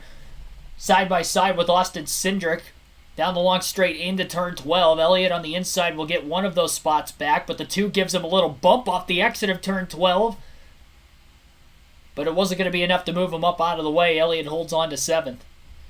3-car battle for 4th. Reddick is holding up Kyle Busch and Alex Bowman right now. Busch is all over the back bumper of Reddick. Tough to tell if he actually got into him to try and make the move on him. Side by side for position. Busch will be on the outside into the stadium area of the racetrack through the carousel. He'll have the inside into turn 19. This is going to be a big passing opportunity for Busch on Reddick, and he is clear. And Reddick now has to just hold on for dear life as he is going backwards with these faster cars finally working around him. Alex Bowman into turn 20 to the inside of Reddick as well. And it looks like they are still side by side. Bowman could not clear Reddick. Reddick will get maybe back to the gas a little bit sooner than the 48. He'll have a disadvantage again into turn 1 uphill as he'll be on the outside with Bowman down low. Reddick will round out the corner a bit better than Bowman. Bowman off the curb on the inside will try to block into turn 2 on the 8, and he holds clear. Chase Elliott, Austin Cindric, who have had good cars, or at least cars that have been getting progressively faster, it seems like in today's race, are closing on Reddick as well, who has slowly been fading.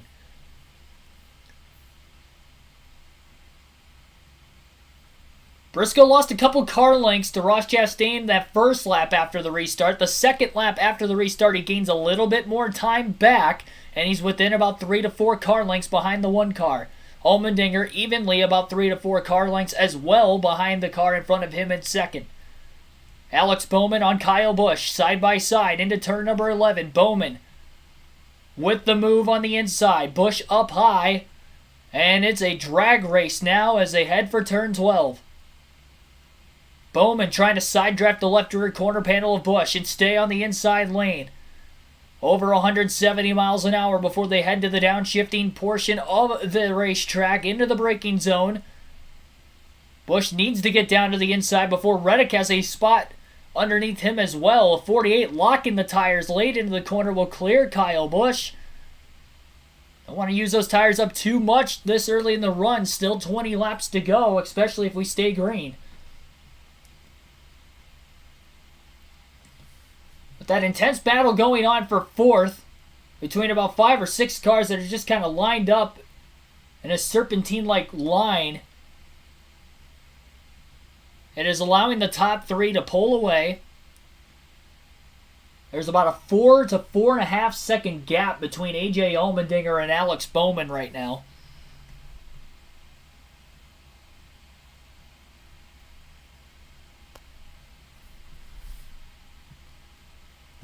But if there's anybody in that group that can catch those 3, it may be Alex Bowman as long as he doesn't use his tires up. He is already pulling away from Kyle Busch. I guess there was no penalty on Alex Bowman. It looked as if there could have been a penalty for him potentially cutting one of the turns in the S's.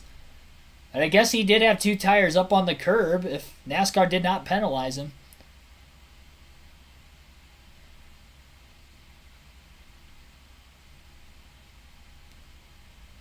Briscoe going to get through the S's better than Ross Chastain this lap as he closes that ground again.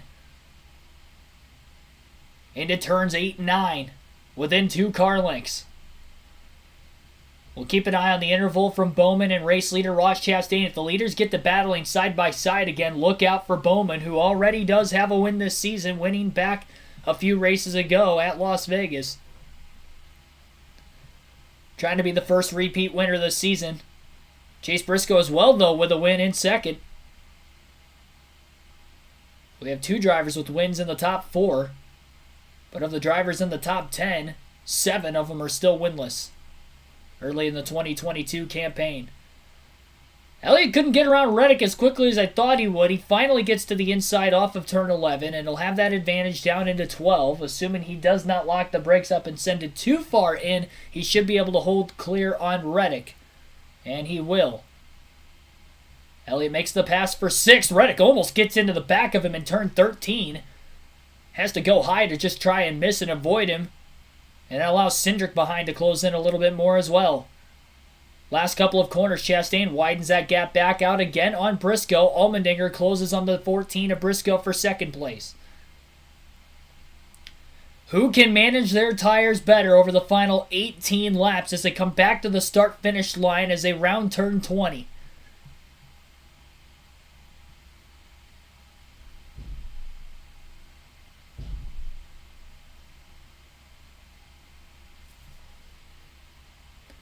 Take a rundown of the top 10 as we have 18 laps to go. Ross Chastain is the leader. Chase Briscoe is second. AJ Allmendinger third. Alex Bowman in fourth. In fifth place is Kyle Busch. Chase Elliott sixth. Tyler Reddick seventh. Austin Cindric eighth. Denny Hamlin ninth. And Kyle Larson rounds out the top 10. That is the running order as Fox goes to the side-by-side commercial break. We'll keep the live realistic commentary going as I at least able to see some of the coverage.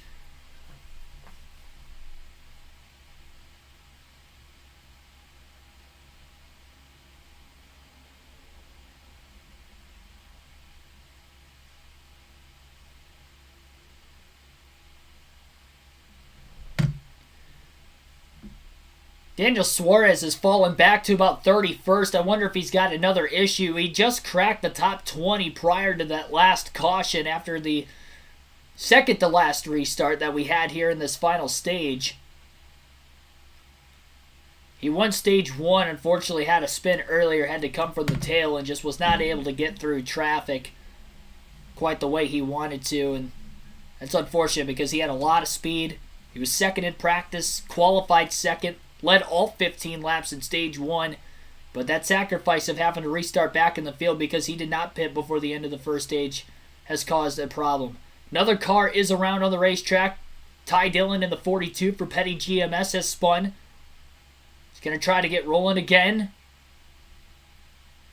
Got some cars racing around him here as he works himself back out. It looks like that was also in turn 11. So a lot of the spins today have been in turn 11 or even turn 1 on the restart, which are two of the highest braking zones on this 20-turn racetrack. Kyle Busch is now caught by Chase Elliott in the 9. Elliott's got enough laps, but can he keep a pace that he is running up to be able to actually run down the leaders without using too much of his tires up is also going to be fun to watch. Kind of similar to what he had to do at Watkins Glen last season when he was catching Larson from a big deficit late. Another race where he didn't lead any laps, but got up to P2. A lot of action going on right now just outside the top 10, or right around it, 2x2. Off the exit of turn 20. Truex on the inside of Larson, locks the tires up, slides in front of the 5, a little contact, stacking up the 5 and the 19, and Blaney will get by Larson on the bottom and will pull alongside Martin Truex Jr. They are all battling for about 9th place on the racetrack. Kyle Busch hangs on in defense on Chase Elliott as Elliott was not able to get around him after running side by side for almost a half a lap with him. And that is costing Elliott any sort of time to try and have a shot to catch the leaders if it stays green to the finish. Fox back from their partial straight commercial break, and we are back to the full screen now. A replay of the spin with Ty Dillon. It was off the front bumper of Brad Keselowski. I'm not sure if Keselowski got in a little hot or if the 40... Yeah, that's what it was. So it definitely looked like Keselowski caught into turn 11 a little bit hot. He locked up that left front tire. He saw some smoke from underneath the left front, and he had slid right into about the driver's side door of the 42, and that unfortunately turns Ty Dillon around. Not sure where they are at on the racetrack. Last I knew, they were right around 25th to 30th, which is the case because Keselowski's in 27th right now, so they were towards the rear of the field. No factors whatsoever in the finish in this one, or the win. Elliott has gotten around Busch. He's about 10 seconds, though, off the race lead. But the battle for the lead now has gotten a little bit more intense as Chase Briscoe again has caught the one of Ross Chastain in the top 3, all within a second of each other. Chastain will win the race back to the gas off of turn 20 as Briscoe checked up to maybe not get into the back of him that time, racing him clean. Allmendinger not far behind. We saw the leaders take each other out with about 2 laps to go in a late race restart in the Truck Series race yesterday afternoon. Will we have more late drama in today's Cup race at COTA? Kenny Cav, thanks for another $2 super chat. Better than MRN. Glad I found you. Thank you. It's not perfect, but I only get better with time and repetition.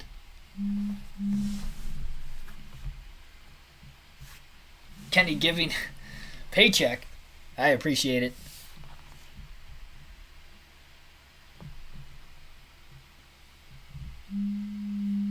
Arthur Godosho, welcome to the stream. Godosho, I think it's Godosho. Godosho, welcome to the stream. Larson, win or not? He's right around 10th. He hasn't been a big factor in the win yet. There was a mistake a couple quarters ago by Chase Briscoe. He slipped up right around turn 9. Allmendinger attacked, and he was able to outbrake him in turn number 11 to make the pass for second. Briscoe was all over the back of the one of Chastain, hounding him for the lead about a half a lap ago, and now no longer is the case, and he's backwards in the third place position. And he's about 2 seconds off the lead. That was a major mistake in turn 9. One of those first corners following the S's in the first half of the racetrack.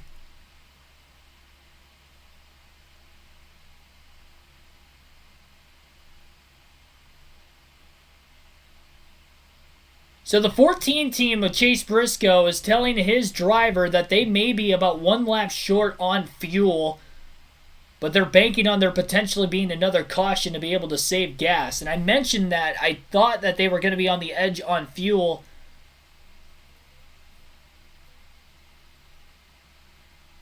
Ricky Stenhouse Jr. very slow on that long straightaway right now. There's no cars around him, so we continue to stay green. But if he does end up stalling out before he can either make it to pit road or pull off of the racetrack, that is going to bring a caution. Stenhouse is limping it as that car continues to slow down. And that is a dangerous area of the track if any cars are going to end up coming around, and he is not close enough to turn off, and it looks like that car is going to roll to a stop. Stenhouse is stalled out, and the caution flag will wave. With 15 laps to go, caution is out again. This is number 6 on the day. Our 4th of the final stage for incident, the only stage in which we have seen some yellows. Right before the caution came out, there were a couple cars that hit pit road for fresh tires. Kevin Harvick, Christopher Bell were in before the yellow flag waved. So was Cole Custer in the 41, Eric Almirola in. So a lot of the Stuart Haas cars, excluding Chase Briscoe in 3rd, came into the pits before the caution waved. It's going to be huge if the rest of the field pits here. If everybody else pits, then those will likely be the leaders. And for Christopher Bell, he was one of the last cars on the lead lap due to him being at one point a lap down and under the hood of the race car during green flag conditions earlier on in the final stage. But they have seemingly gotten that car fixed and could have had a very lucky break with the timing of this yellow flag. Last stop of the day. If we do have more pit stops, they'll definitely be able to make it on fuel from now to the finish. They were right on the edge, at least according to Chase Briscoe's crew chief, during that last green flag run, but they were expecting another caution to be able to save fuel, being about a lap short, and they had that caution come out literally within the lap of him communicating back with his crew.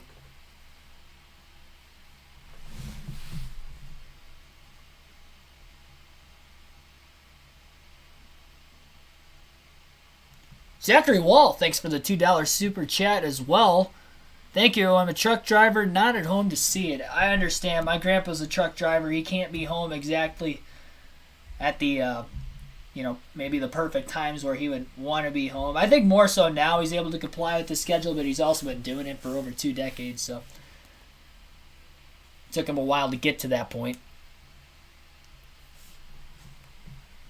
But thanks for tuning in nevertheless, and hopefully my information to you is enough to be able to paint the picture of what may be going on the racetrack. So if you are just tuning in for the first time and you have no clue what's going on with the race so far, Daniel Suarez won stage number 1. Stage number 2 was then won by Denny Hamlin. But those are drivers that stayed out of the pits to receive stage points, earn those wins. For Daniel Suarez's case, he actually qualified 2nd, got to the lead on the first lap around Ryan Blaney, led every lap of stage number 1, but unfortunately he went for a spin, restarting in the middle to the back of the pack in stage number 2 on that first restart. He is back up to 23rd. It looked like he was dropping spots earlier, but he is up to 23rd place right now. Obviously, he has not been able to work through the field quite like I might have thought he could have. So that is a very tough break, to say the least. Never out of it, and it's never over until it's over. And with 14 laps to go, again, these restarts have been wild today, and they will continue to be wild depending on how many more we will get. 22 just started. was going to say you have a long road ahead of you, but I felt like that would have been a kind of a bad pun.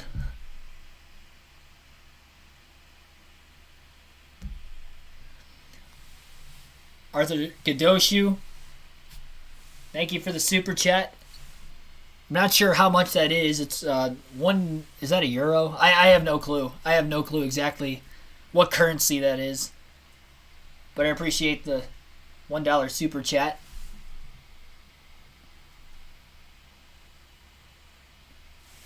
I'll get my phone on a charger real quick.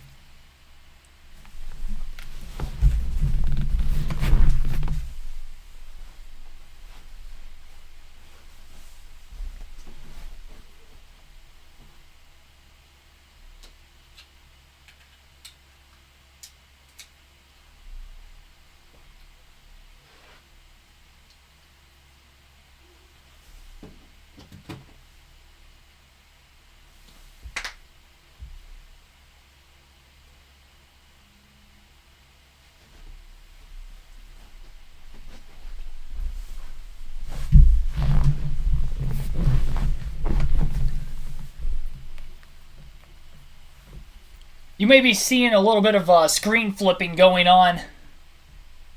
I'll have the chat on my laptop. I'll get my phone back out when it gets enough charge. It's running pretty low. I wasn't going to be able to make it to the end of the race. But I will check that very soon. But yes, thank you for the super chat there. So when pit road opens this time by, we're going to see what drivers are going to pit if they feel as if they can't make it to the end, and then we're going to see what drivers will be able to make it to the end. $1.14 US. Oh, okay. 71 likes on the stream right now as well, so thank you for hitting the like button. Our goal is 100. We've got over 100 people watching right now. And we have consistently for pretty much the entire final stage. 14 laps to go. Ross Chastain is the leader at the time of the caution. AJ Allmendinger got around Briscoe a couple laps before the yellow in second. Big caution for Alex Bowman and Chase Elliott, fourth and fifth. They were a little too far back by the time they got through. It looked like Bowman was about 3.7 seconds off the lead when the caution had waved. So he was closing. But this is going to help him out a lot more. 10 lead changes on the day. Again, this is our 6th caution, 8 different leaders so far. You can see who has all led laps in this race on the screen right here on the channel. Ross Chastain has led the most so far, 19 laps led. Allmendinger led 1 lap. Chase Briscoe's led a couple laps. Austin Cindric with 11 laps led. Ryan Blaney was able to lead 2 laps under a caution period, so was Joey Logano. And then Daniel Suarez led the first 15 laps to start the race here today in stage number 1.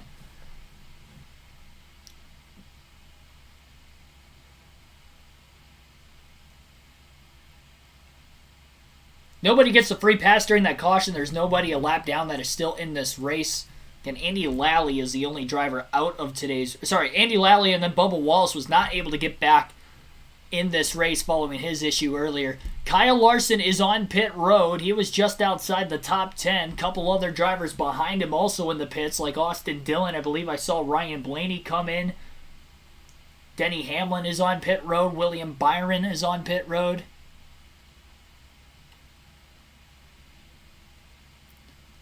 So these guys are able to top off on fuel. They'll definitely be able to make it to the end. Joey Logano also in the pits. I believe Blaney stayed out. I thought I saw him in there because I saw a bright yellow car, but I believe that was Logano. Kurt Busch, Brad Keselowski also in the pits. Josh Bilicki. So it looks like 8 drivers came onto pit road. Maybe 9. I think there's a Rick Ware car back there. Cody Ware also pit. So 9 cars hit pit road. A couple of them were at the tail of the field anyway. Nobody in the top 10 pit.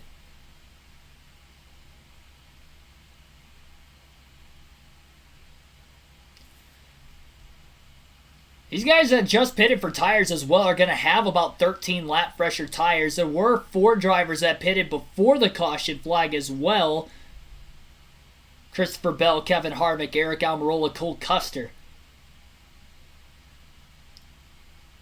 So everybody pretty much in the back half of the field will have about 13 lap fresher tires than the cars in front of them coming to the restart. And there is a lot of time left in this race. 13 laps as of right now. We'll have 12 to go this time by. I'm not sure if they will be getting the green flag this time by or not.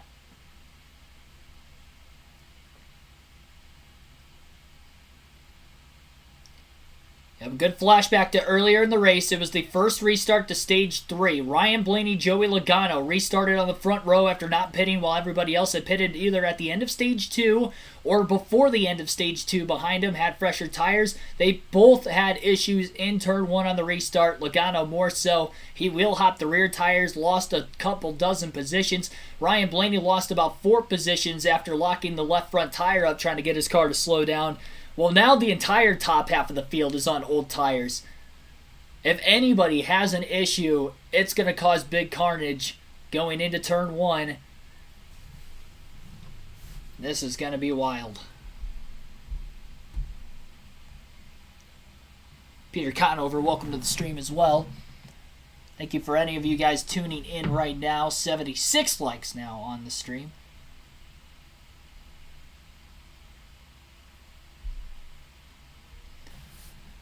It looks like they are double wide right now, so they will be getting ready to go green this time by. We'll have 12 laps to go.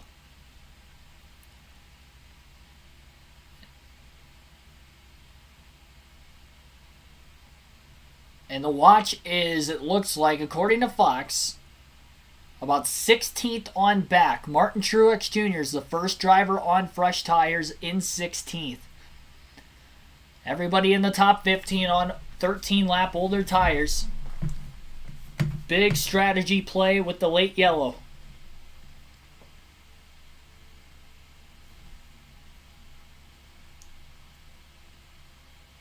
They'll be coming into turn 19, and in that little short chute, the pace car will pull onto pit road.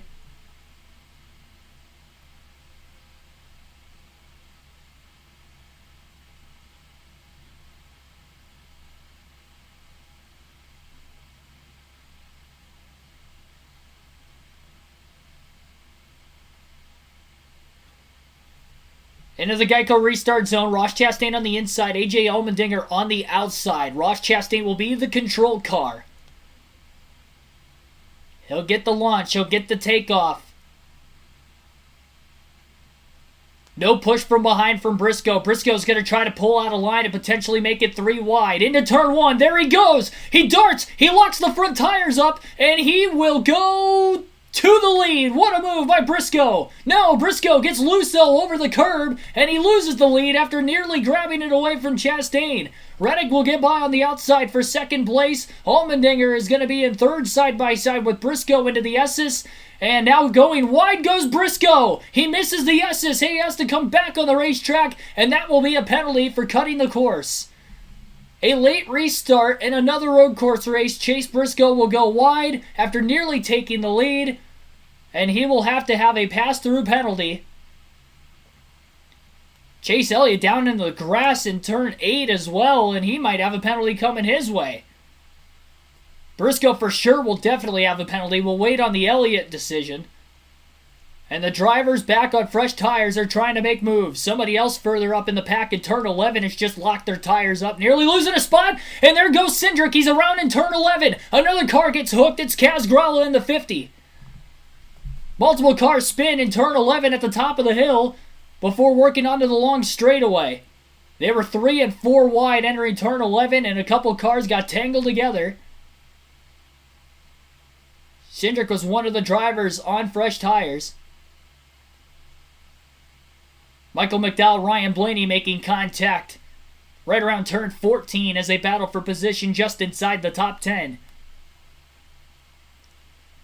So Briscoe missed the S's because of contact with AJ Allmendinger as they were side by side going through there. Most tracks in the S's, you can't go side by side, and this is one of them. And they're able to make it a couple times today, but not every time. And Cindric had spun because of contact from the 15 of Joey Hand. He also had Cole Custer, who missed the corner on the bottom underneath them when they were 3 wide. And then Gralla had gotten spun in the checkup of everything. It looked like he got spun by the 21 car of Harrison Burton, who were trying to go wide to avoid Cindric. Cindric was on his way into the top 10. Ross Chastain has about a 7/10 of a second lead over AJ Allmendinger. Chastain has led the most so far today. It's the second race in which he will lead the most laps in this season. He also led the most laps in another race earlier this year, back at Las Vegas. And we have a caution with 11 laps to go. There's debris on the racetrack after issues with the 7 car of Corey LaJoie. So it looks like LaJoie potentially has some sort of mechanical break. Potential fluid on the track. Definitely looked like he was shedding parts from underneath the race car. He will come to a stop.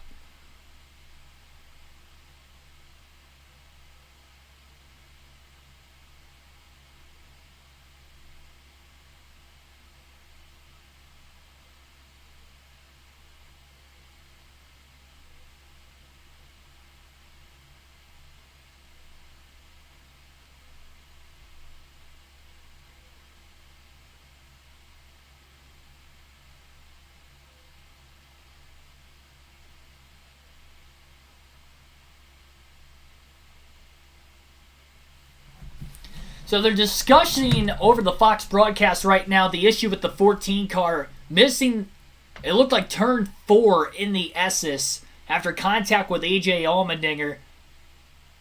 And I don't know if NASCAR is going to give him a penalty or not because he didn't gain time by missing the Esses. He lost about 3 or 4 positions before working his way back onto the racetrack.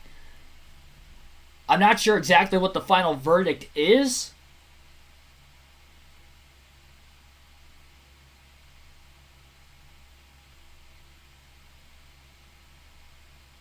So it sounds like NASCAR did not give Briscoe a penalty for missing the Esses because of the contact from Allmendinger. And I don't think it was so much the contact from Allmendinger why they didn't penalize Briscoe. I think it's more because he didn't gain time by cutting the corner. That's the big thing with corner cutting in any motorsports is did you gain time or not? Briscoe did not gain time. He lost about 4 positions in the progress of it, going wide off the racetrack, so they deemed that they did not give him a penalty. I honestly, it's the first time we've seen something like that. I don't hate the call. And if NASCAR's consistent with that call going forward, then it's a good call. But right now, I don't hate it.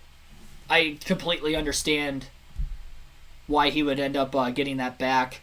Kenny Cab, welcome to the stream. You should consider calling horse races. Thanks for that $2 super chat as well. Hopefully I didn't miss anything else. I don't think I did.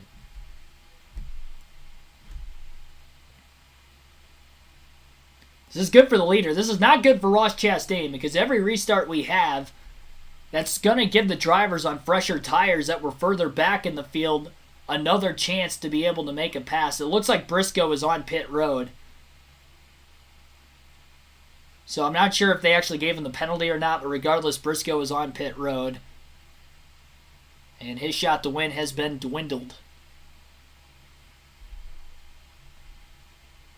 And they could be pitting for fuel purposes as well. But again, the more cautions that come out, the more likely the drivers are that have not pitted since the caution flag around lap 27 will be able to make it. This is the 3rd caution we've had since then.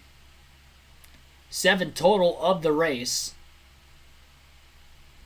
This one on Corey LaJoie. You might see in the description of the caution was possible fluid on the front stretch, but Corey LaJoie ended up coming to a stop anyway further on the track. So even if there quote-unquote wasn't fluid, if you want to say it for conspiracy theory purposes, Corey LaJoie did end up having to come to a stop anyway, so we would have ended up having a caution regardless.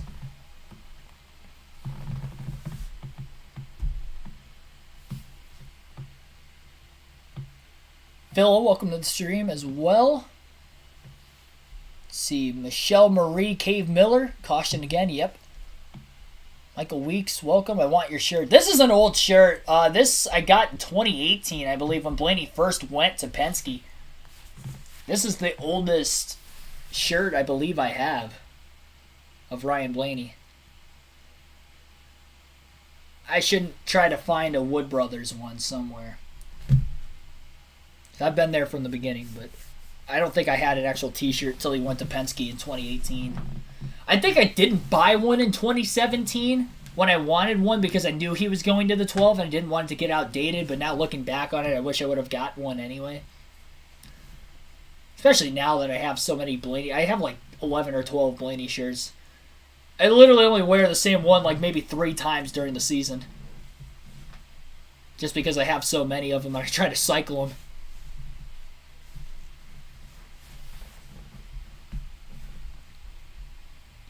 Ten laps to go currently. Cleaning up the possible fluid on the front stretch as we speak.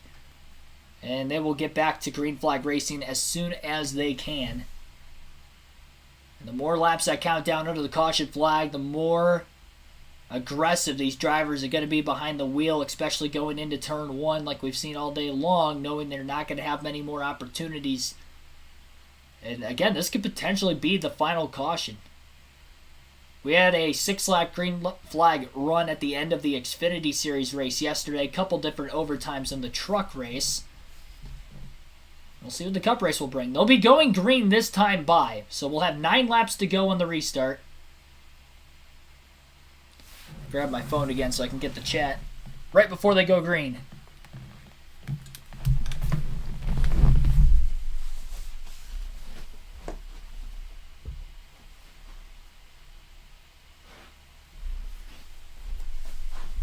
I may have enough charge.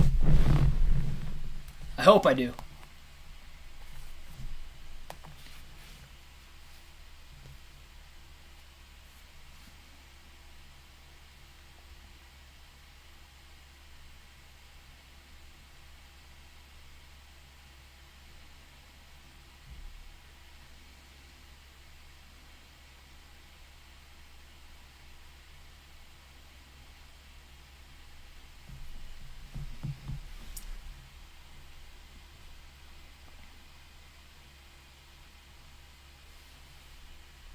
Who do I think will win? Well, my prediction before the race started was Chase Elliott. Considering he's in 4th right now, I'm sticking with my pick. I don't change my pick during the middle of the race.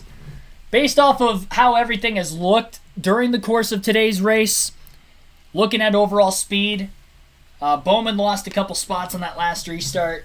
Allmendinger and Chastain are going to be tough to beat out there. But then you look further back, 10th place is Mark Truex Jr., and he's the first driver. Actually, no, Cole Custer in 8th place would be the first driver on fresh tires. So look out even for Cole Custer in the 41. He'll be on the outside for this restart, though, so that'll be interesting. Pace car is on pit road as they work their way through turn 20, and they'll be coming to the Geico restart zone this time by. 9 laps to go. Ross Chastain, the control car in the bottom for the Geico restart zone, and AJ Allmendinger on the outside. Row 2 behind them will be Reddick on the bottom, Elliott on the outside. Row 3, Alex Bowman, Kyle Busch, Blaney Custer. Row 4, Michael McDowell, Mark Truex Jr. round out the top 10. Green flag is back in the air as they cross the start-finish line. Everybody fights for the bottom. One car goes high. That's Chase Elliott trying a different lane. Another car locks his tires up further back in the pack. That's Christopher Bell. 4 wide off the exit of the corner. Contact. Rubens Racing going on at the front of the field between Ross Chastain and Allmendinger. One car is around in the grass further back in the field. It looked like Denny Hamlin. And no, it was Custer. And what a tough break for Cole Custer because he was the first driver on fresh tires. But he gets turned in turn 1 on the restart. And we stay green as he's able to get the car rolling in the right direction again. Chastain nearly ran the 16 car wide off the exit of turn 1 when they were side by side. Allmendinger will not forget that in his pursuit of Chastain for the lead. They will be heading into turn number 11. Side by side for third between Chase Elliott and Tyler Reddick. Reddick will make the pass. Allmendinger will get off of turn 11 better than Chastain, and he's got to run into the draft. Another car is around. That is Denny Hamlin back in the pack off of turn 11. Another spin. Elliott still on the attack on Reddick. Allmendinger pulls back into line on Chastain. He didn't feel he had a big enough run to make the pass. Trying to be patient, but he's got to get going, knowing that there's drivers on fresh tires working their way through the field. Truex would be the highest on fresh tires in the running order, in 8th, getting by the 34 of Michael McDowell. 20 of Christopher Bell, also in the top 10 on fresher tires. Eric Jones, who had stalled out earlier, pitted for tires. He is in 11th. Allmendinger looking low into the carousel. Off the exit of the corner, Chastain going to go a little bit wider, arcing his corner off into turns 19 and 20. Chastain wins back to the gas, at least into the short chute, but now into turn 20 they go. Another car is around in the carousel. Eric Almirola has spun, and he may have a flat tire. He's trying to get back rolling again, but the way the car was sitting on the left side, it looked like there was a tire down. 8 laps to go, though, at the line. Allmendinger fakes a move down into turn 1. Trying to make Chastain maybe hop out of line and make a mistake. Allmendinger hops back into line, rounds the corner out, and he is all over the back bumper of the one car again, through turn 2, and eventually into the S's. Third place, Tyler Reddick slowly closing in on him. And Chase Elliott about 1.8 seconds off the lead in 4th. Truex still in 8th place. He's trying to get around Ryan Blaney right now. Top 7 on older tires. 8th on back on fresh Goodyears. And about 13 lap fresh tires at that.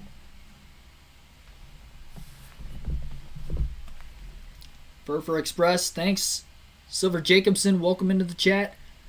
Kyle Larson, oh man, I don't even know where he's at. He's in 22nd right now. He must have had a bad restart because he was in the top 15.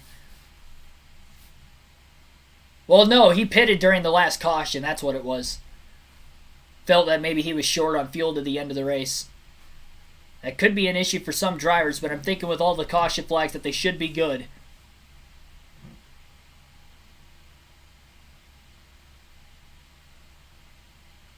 And they were 5 wide on that restart in turn 1 at the back of the pack, so it was no surprise that somebody went into the grass, which was Cole Custer, for a spin. And it looked like it was off the front bumper of Martin Truex Jr. Luckily, he didn't slide back across traffic.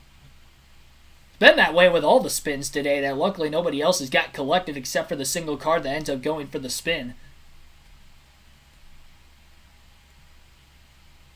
Reddick is not able to keep pace right now with the top 2 of Chastain and Allmendinger. He's back to a 2.5 seconds off the lead as they work their way through the final quarters of this lap. And for the second time today, it looks like Kaz Grala has spun. Further back in the pack again now for Grala. Truex pulling out of line into turn 20. Gets into the side of Ryan Blaney and runs him wide. He locked up the front tires and couldn't get the car to steer. And even after the contact, they are still side by side. Maybe stall both of their runs out. Truex will have the advantage not only on fresh tires, but also on the inside into turn 1.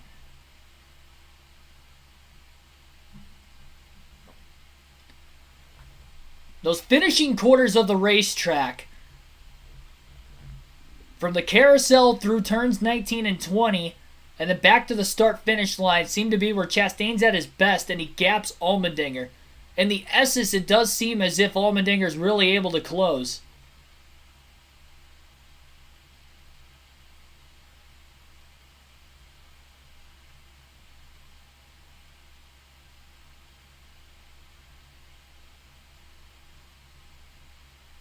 Allmendinger has a run into turn 11.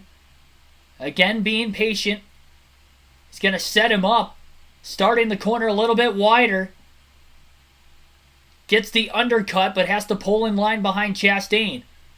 Chastain trying to break the draft now down the long straightaway between turns 11 and 12. Allmendinger follows him on the inside. He has a run. Allmendinger fakes a move down low. Goes to the outside again, just trying to force the one car into a mistake.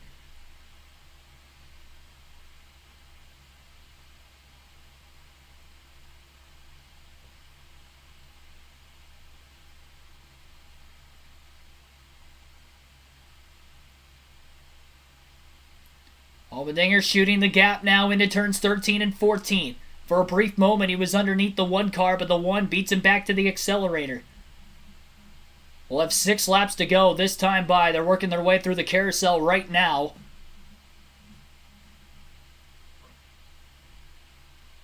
Business is picking up late at COTA.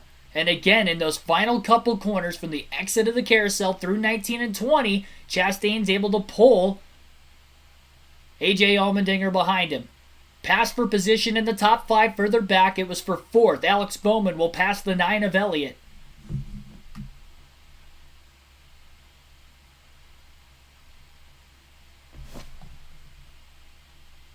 Kenny Cab, welcome. That's the second time I said welcome to the stream. I'm so used to saying that to many new viewers. Thanks for the $10 super chat. Do you know who Paul Allen is? He is the voice radio of Minnesota Vikes and also the voice of Canterbury Downs horse racing. If you can do this, or you can do this, dude, just trying to help you. Hope you don't forget. I don't know who that is. I don't live in Minnesota, so I wouldn't get the local radio broadcast for the Vikings. So I don't know who that is, but I appreciate, though, not only the $10 super chat, but the words of wisdom all you guys give me on a weekly basis with the commentary. I keep it realistic, not only to paint the picture, give you guys a greater idea of what's going on with the race, but also just trying to prepare myself for the future and trying to get into commentating in the sport of NASCAR. Caution is out, by the way, on the racetrack. The 27 car has stalled. That is Neuenberg's Racing's entry. Loris Hesmans has gone for a park, I guess. I don't know if he spun and it stalled out or if it just stalled out. We've seen multiple drivers have issues with the car stalling out, like Corey LaJoie just a little bit ago. Some of that might have been with contact. Stenhouse's situation seemed to happen without contact earlier. Eric Jones also stalled out, but they were able to get that car fired back up again, and he's in the top 10.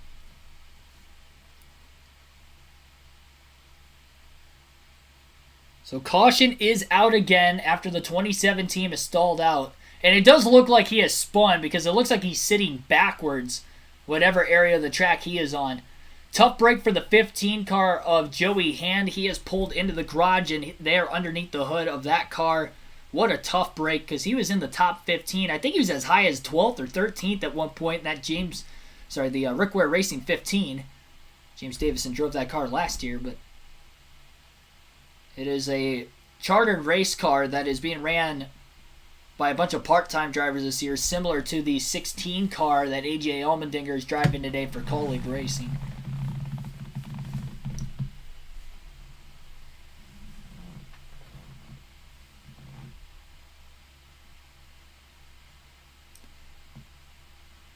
It was a great battle between Chastain and Allmendinger, but this caution's going to bring everybody else that were very close behind them back into the battle once again. Truex got alongside Ryan Blaney a couple laps ago, but he was actually unable to pass him, so still the highest driver in the running order on fresh tires is Truex in 8th. We're only going to have a couple laps to go following this restart, whenever they can get that 27 car towed back into the garage or pit lane.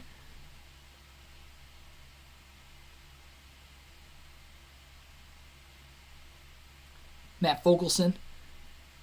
Keep it up, Kyle Busch. Jada's Life, welcome. Tony Stacy, thanks for that comment as well. Doing an awesome job, first time here. Best I've heard, thank you. I will say of the 4 races I've done this year, this is probably the worst one, if I had to critique myself. I feel like I've stumbled on words more today than I think I have in the first 3 races combined. I don't know if you guys pick up on that or not, but it's just something psychologically, mentally, I can feel myself making the mistake. I just try to flow through it as best as I can. Yeah, Kyle Busch is up in 6th.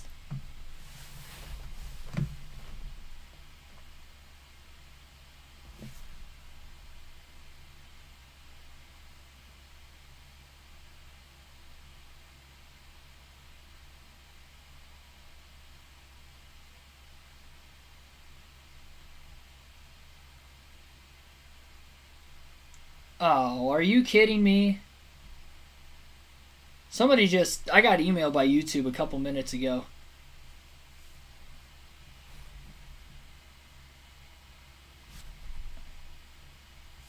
A user believes your video requires closed captioning and sent a report for YouTube. We encourage you to provide captions for this video. Oh, my phone just died. Oh, man. What the heck? Why?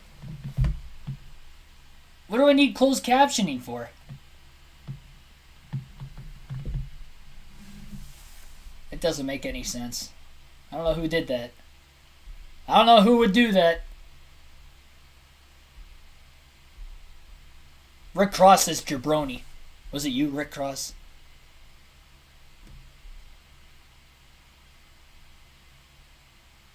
I'm not assuming things. That was just a joke.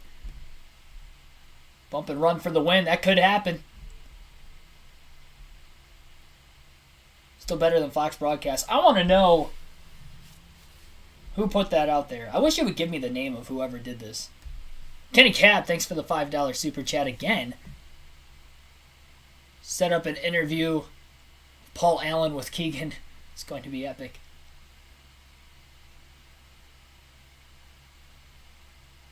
Can McDowell get a top 10? He is running 11th. He is on older tires and a lot of cars around him at fresh tires. Truex, Belt, Jones got around him on fresher tires. So it's going to be tough to get around those guys. But with the restart coming up, anything could happen. Doing good. It's not always easy to read the chat and listen to the broadcast. Yeah, I'm doing three things at once. I have someone in my ear the entire time, which I guess these guys would too. But while they're actually commentating, when Mike Joy's doing the play-by-play or the lap-by-lap commentating, I don't think he's got somebody talking in his ear simultaneously the entire race. So I have that going on, and I'm trying to, keep up with the chat like you guys are doing down there, but I appreciate the support. Way better than Fox's broadcast, thank you. A lot of people have said that.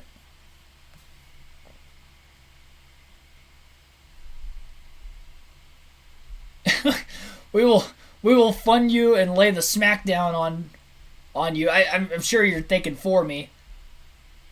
Not on me specifically. This has been the longest 20 laps. I would beg to differ. We had a red flag towards the end of the Daytona 500. So that probably was a little bit longer. But cautions breed cautions. We saw no cautions in each of the first two stages today, but we're seeing yellows now. Cars that went for a spin during that latest green flag run are on pit road right now, like Eric Almirola and Denny Hamlin. I'm sure Cole Custer is in the pits as well if he hasn't already pit.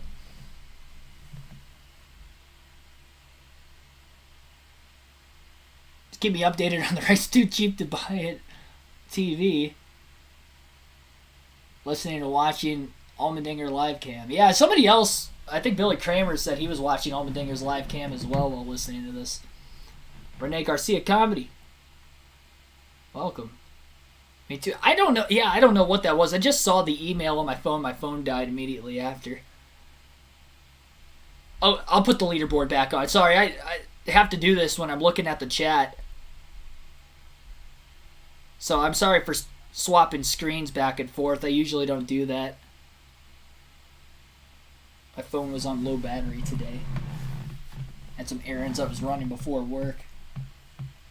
I'll throw it back on the charger. I'll get right back.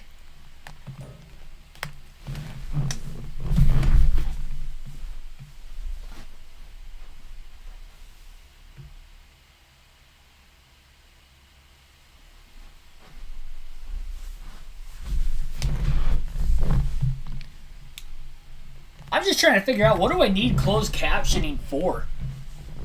I'm not showing you guys anything except for the leaderboard. And I did this last year too. I never had a complaint with it. And I've done it for the first, well, not the first 3 races this year, but 3 races already this year. I've never had an issue with it.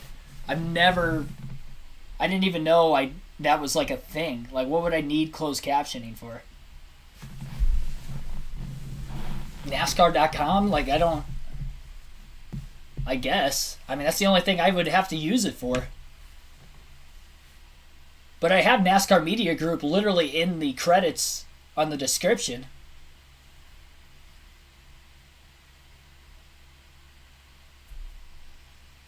What should I do? Say thanks for Fox covering the race this weekend so I can watch it and commentate for you guys this weekend. Is that what I'm supposed to do? They will be heading to a restart this time by. We'll have 3 laps to go. What happened to Said? He's just been off the pace all day. MBM car, that's all. We're talking a lot, probably. Well, I kind of have to. That doesn't make any sense, though. Closed captioning because I'm talking a lot. I don't know. That doesn't make any sense at all. So I'm talking about something that's going on that I have no control over. Is that what's going on? I don't know. I'll figure it out. Probably after the stream tonight. I had nothing else to do the rest of the night. I'll get to the bottom of it. But for right now, we're about to get to another restart. Potentially the final one of the day. Hopefully it is, and they can get back around to the checkered flag unscathed. We'll have 3 laps to go, and again, it's Chastain and Allmendinger. And remember on the last restart with 9 laps to go, that Ross Chastain and Allmendinger were dead even into turn 1, and Allmendinger got used up by Chastain. Chastain bumped him. He ran him wide to hold on to the lead. So 16 had a really good jump on the high side, which we really hadn't seen from any other driver all day long. If Allmendinger can replicate that, he may crowd the 1 almost in a ditch effort, knowing that Chastain is going to try to crowd him. Crowd rising to their feet as they go to the Geico restart zone potentially for the last time today. 3 laps remain for the restart. Chastain on the bottom, Allmendinger up high, Reddick and Bowman in row 2, Elliott Bush in row 3. Lane changing going on. Dead even into turn 1 for the lead between Allmendinger and Chastain. They're side by side off of turn 1 and 4 wide further back in the pack. Chastain with a big block as he pulls clear, and Tyler Reddick on the outside is going to get to the lead. Tyler Reddick on the outside in turn 2 was able to get to the lead at the front of the field. And we have another caution. Joey Logano has spun. I'm not sure what the yellow is out for exactly, if that was because of Logano.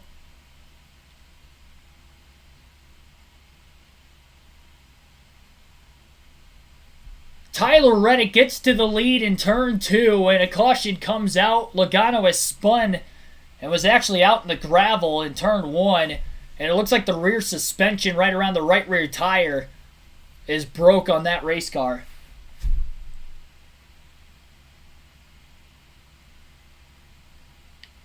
What a move by Reddick. Take a look at the replay to see exactly how it happened. It was focused in close on the top 2, and Reddick just kind of all of a sudden appeared with the lead.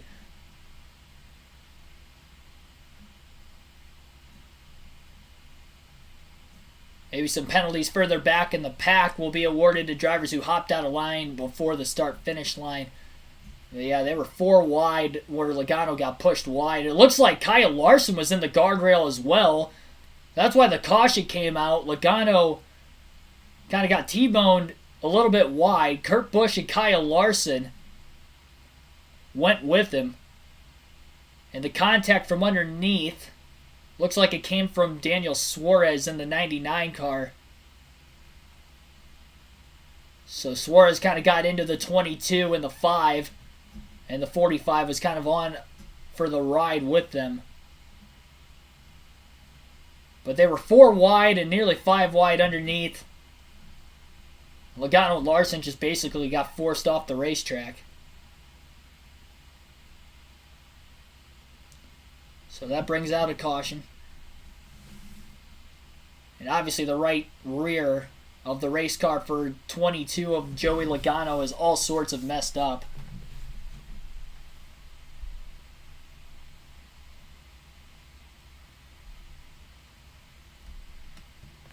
Fox is terrible with cameras. Didn't even see the 3-car pileup. Well, the worst part about it is I didn't even know Reddick had the lead until turn 2. They just missed it. They were so zoomed in on Ross Chastain and AJ Allmendinger that I had no clue Tyler Reddick was 3 wide with them. No clue. And yeah, the 22 of Logano is definitely pancaked pretty good after getting into the guardrail. There's a ton of gravel that is spread on the racetrack, so I'm sure the sweeper trucks is going to work their way over into that area of the track where Logano, Busch, and Larson had kicked all that gravel up. Justin Marks is standing with Regan Smith. Marks, of course, the owner of Trackhouse Racing. Here's his interview. House Racing, what's your heart rate like right now? Well, it's a little easier to drive these things and watch them, honestly, when you got this much invested in it. I mean, it wouldn't be a NASCAR road course race. I mean, it took us an hour to run these last 10 laps. I mean, anything can happen at the end. I'm just proud of everybody's effort. Ross is a heck of a race car driver. We got him, giving him a fast car. I'm just watching like all of you, man. Just hoping he can bring it home. Thanks, Justin. Good luck. Damage for Daniel Suarez as well. Of course, he had gotten into Logano, but the damage was right around the left rear tire, which they had a flat earlier on in the race. So Suarez obviously got forced wide by the cars underneath him. It was just in an uncompromised position, and just as bad of a spot as what Larson and Logano were to his outside. So Suarez is on pit road for the second time to repair damage around the left rear today. Again, I'm flip-flopping back and forward on the cameras for you guys at least, with the leaderboard and with the live chat because I don't have my phone on me for the moment. Take a quick rundown of the running order. Tyler Reddick is in the lead, taking the lead 3 wide through turns 1 and 2. On that restart, Ross Chastain and AJ Allmendinger sits 2nd and 3rd. Alex Bowman 4th. Ryan Blaney moves up to 5th on that restart, gaining a couple positions. Chase Elliott lost a spot or 2 back to 6th. Same with Kyle Busch. He's in 7th. Christopher Bell is still in 8th. He's still the first car on fresh tires. Truex 9th, also on fresher tires. Austin Dillon rounds out the top 10. Eric Jones 11th. Austin Cindric in 12th. And here's an interview with Chris Rice. After it's time to go, and we've had 2 great college racing cars today, and that's all kudos to the guys and girls here at college racing. But AJ Allmendinger is definitely going to put on a show, I'll guarantee you. He's on the inside lane for the first time, so it's going to be a lot of fun. Thanks. Chris Rice, of course, co-owner along with Matthew Colleague at Colleague Racing.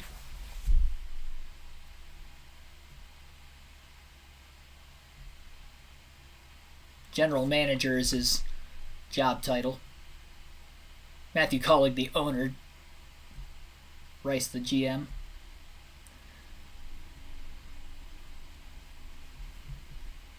We'll be going green next time by.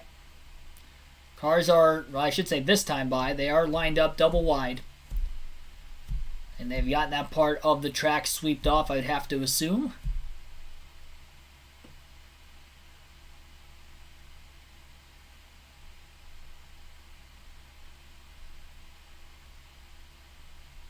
Alex Bowman is the only driver in the top 11 that has a win this season coming to this restart.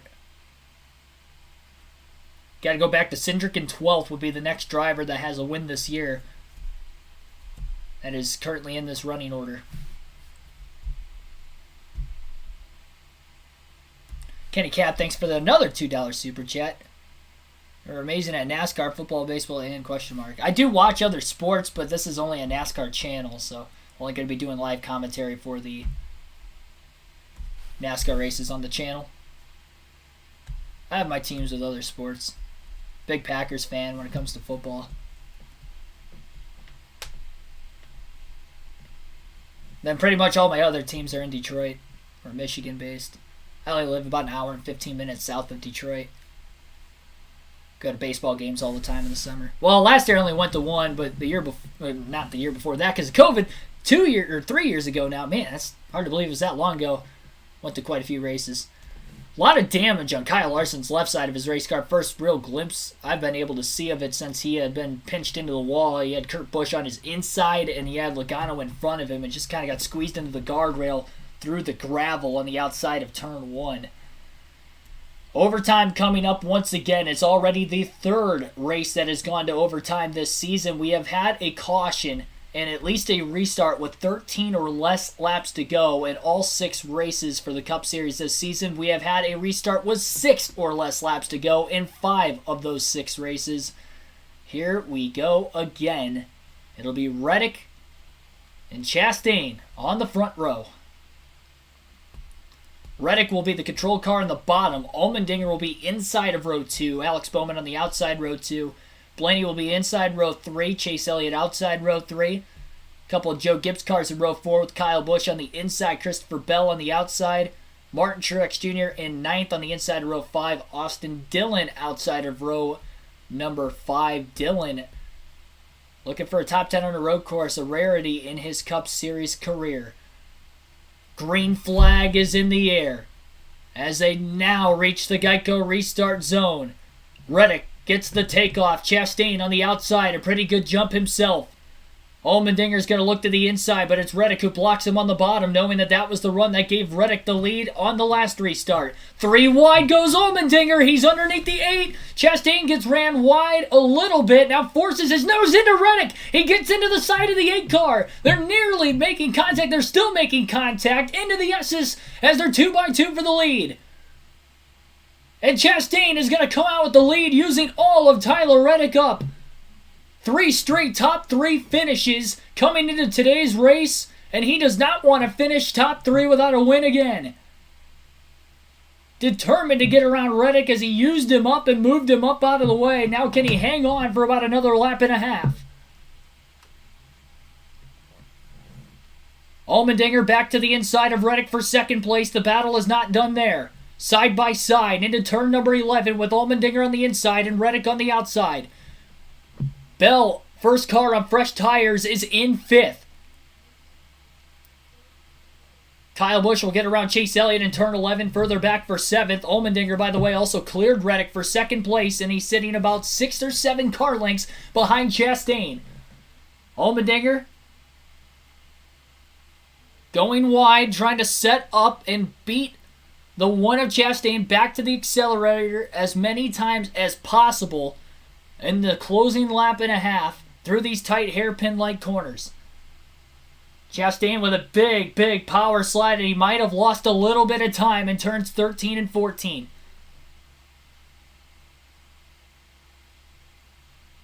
Through the carousel. Ross Chastain looking for his first career NASCAR Cup Series victory. He's really good in 19 and 20. He might be able to pull Allmendinger here. This is his best part of the racetrack. Allmendinger's best area compared to Chastain seems to be through the S's. White flag will be in the air.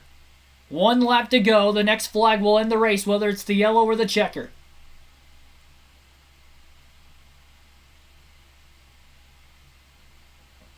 Nine-tenths of a second is the difference between first and second into turn 1. Allmendinger on the attack.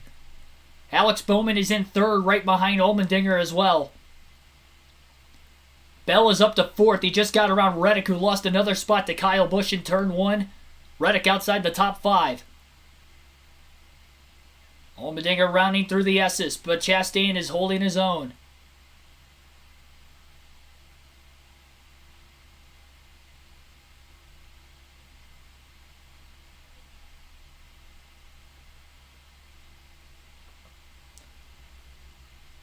They'll be heading into turn number 11. This is going to be the make or break portion of the racetrack. If Allmendinger can get off of this corner better than Chastain, he may have a run down the long straightaway leading into turn 12. Bowman actually closed on the 16 of Allmendinger, and Allmendinger may have closed just a tad on Chastain. Everybody drafting off of one another now. Might be the last chance to make a dive bomb last-ditch effort. Is Allmendinger close enough? Gaining time. Here he comes to the back bumper of Ross Chastain. And Allmendinger gets through there a little bit better than the 1. The 1 might have backed the corner up a little bit. A.J. Allmendinger is looking to the inside of Ross Chastain. Not going to be able to get there yet, Alex Bowman is going to go wide. Contact between Chastain and Allmendinger. They both go wide. Chastain's almost out in the gravel as he tries to block Bowman for second, and A.J. Allmendinger leads into the carousel. 3 corners to go. Bowman goes to the inside. He's 3 wide. Contact again between the 1 and the 16, and Alex Bowman is on the top. Allmendinger slams into Bowman. Chastain has wrecked the leaders, and Ross Chastain will lead into turns 19 and 20. One more corner as Chastain has dumped the leaders and will work his way back to the start-finish line. First career win for Trackhouse Racing, and Ross Chastain will win at COTA. Alex Bowman second with a trail of smoke behind him. Christopher Bell third. Chase Elliott fourth. Tyler Reddick will round out the top 5. And A.J. Allmendinger, who led at one point on the final lap, is stuck in the gravel after getting wrecked by the 1 of Chastain and then slamming into the 48. Crazy. And the chat's going crazy as well.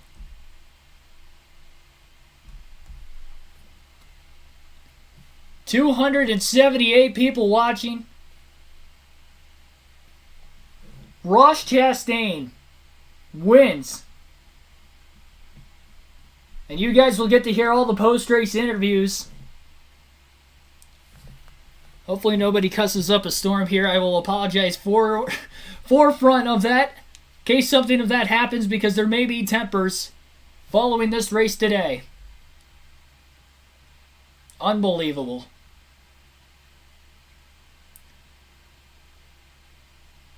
Definitely be getting an interview with race winner Ross Chastain.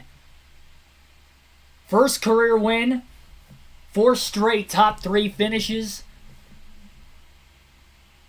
So he knocks, first of all, he knocked the 8 car of Tyler Reddick a little bit wide in the S's. Got to the lead. A.J. Allmendinger put the bumper to Ross Chastain a couple corners before Ross Chastain had slammed into the back bumper of Allmendinger after Bowman made a dive bomb move to get to the inside of Allmendinger, which would have led him to the outside in turn 19. And that was the corner where Chastain had dumped AJ. AJ got sideways, slammed into the 48, giving the opening on the bottom for Chastain to go through the final couple corners and win the race. AJ can't be mad at all. He bumped Chastain past him. That is very true. Rubbins Racing, that is very true. And AJ's usually a pretty good sport too, knowing that when he races like that he expects it to happen back. I don't know about Bowman though. Bowman was on the outside. He got around those guys clean, and then AJ just got knocked right into him. Great job by Bowman keeping it out of the gravel and being able to, with the heavy damage, work his way back to the start-finish line, finishing second.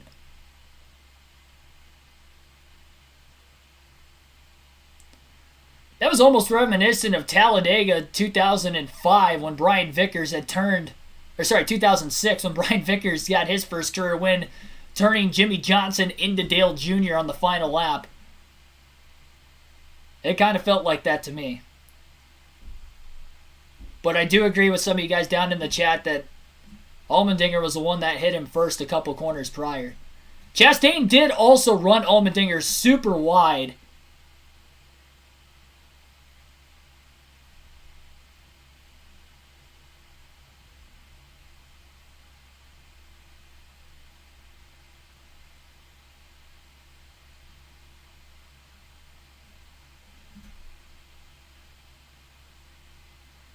I think AJ had a shot went for the lead too early. You got to take the run when you get it, though. I knew going into turn 12 that was going to be his best opportunity to make a pass, and he gained a lot of time there, and that what set him up for the stadium section of the racetrack where he had actually gotten alongside Chastain after putting the bumper to him.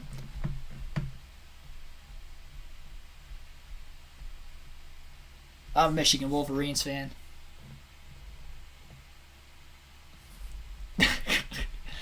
The Haunted, I'm not going to repeat what you stated down in the chat, but that is funny.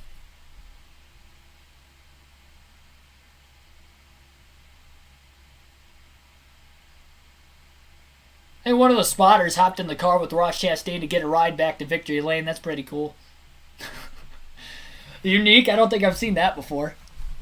We got 99 likes on the stream. Our goal is 100. Let's get there right here, right now. We still have a post-race show to go through.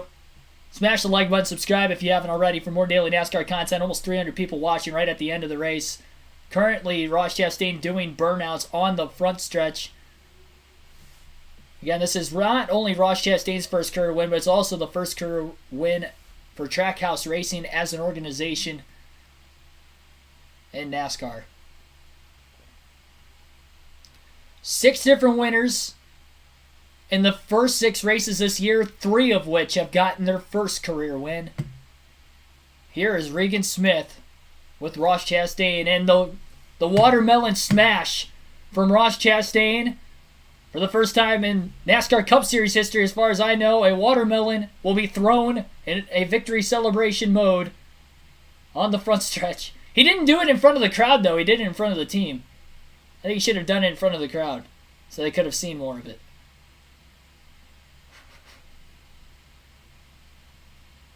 Justin Marks giving Ross Chastain a big hug. First win for both of them in the NASCAR Cup Series. And here is Regan with Ross. Be denied. You had to fend him off at the end. You go from first to third. There was beating. There was banging. What was that last lap like, and what is this first win like? I don't know, Regan. That's insane.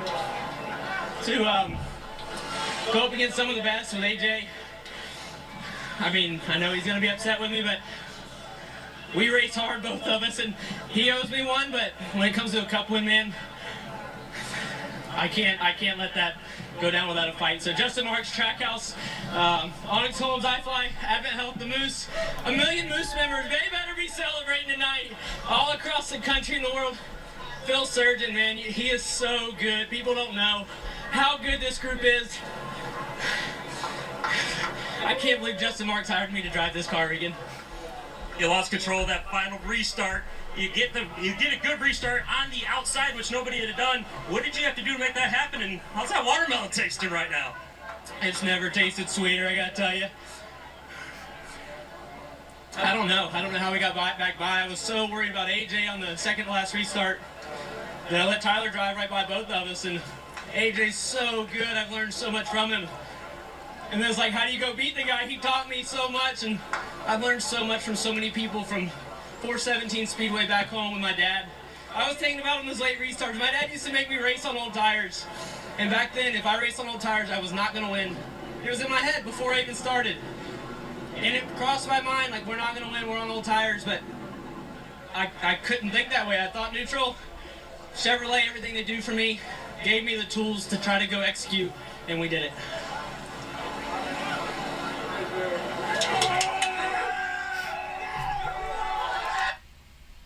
And more celebrations with Ross Chastain and the rest of his team.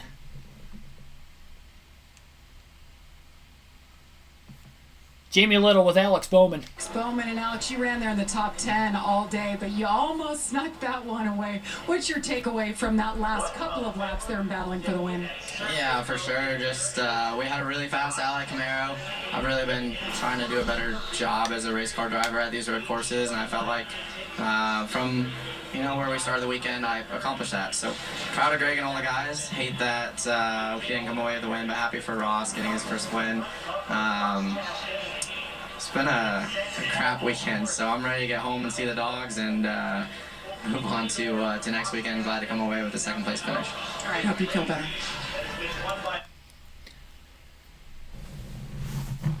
Again, that was Alex Bowman with Jamie Little.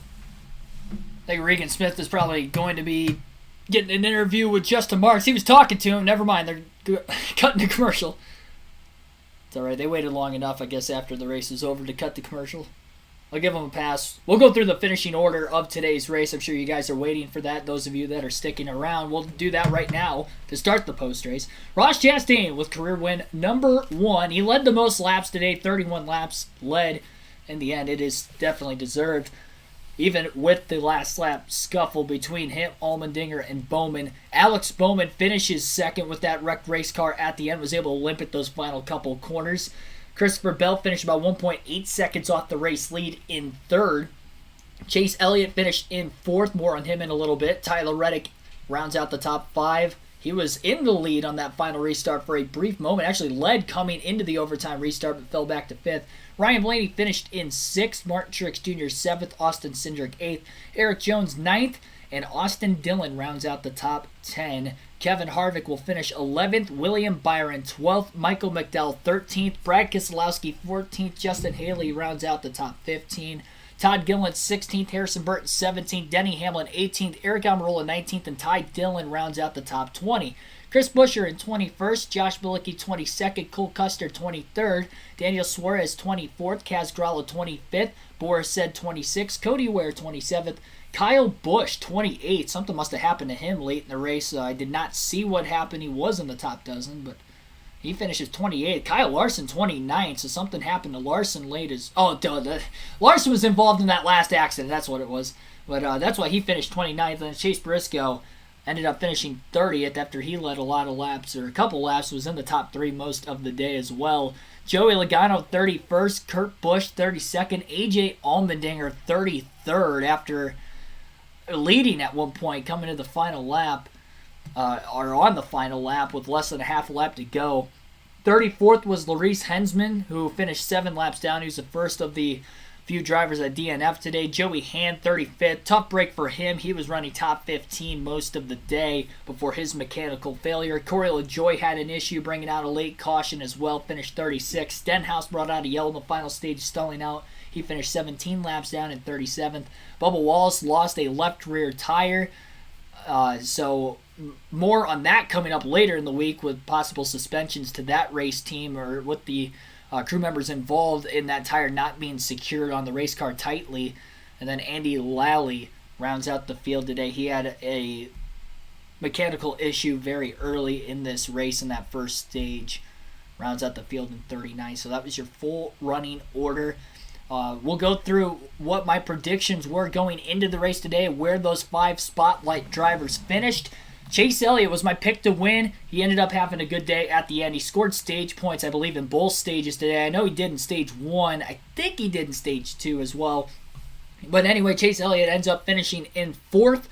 Good top 10 for him. Good top 5 for him, really. And I'm thinking he will still be the points leader following this race today, even though he is winless still on the season. As far as the other spotlight drivers go, the sleeper picks, I had AJ Allmendinger and Ross Chastain for the sleeper picks today. They did not disappoint.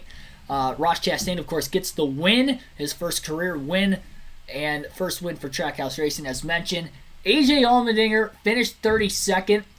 Virtue of consistency with how I do this, with the predictions and how I rank them, he did finish 32nd, and he did not get any stage points today because he didn't play the strategy to get stage points running part-time. I figured he would do that. He finishes 32nd with no stage points. That is not a good fantasy day, so I have to say I was wrong with AJ Allmendinger, even though obviously he ran well and had a shot to win.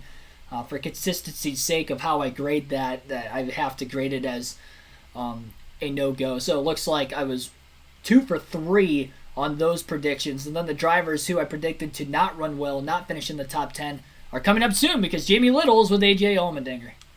Your day ended in the care center. What is your take on what happened between you and Ross Chastain there at the end? I mean, at the end of the day, we all got to look at ourselves in the mirror, and if you're okay with it, you're okay with it. Each person's different. So more than anything, proud of Colored Racing. The action industry Chevy was so fast. I think if we could have had just a long run, nobody was going to touch us. So pit stops are great.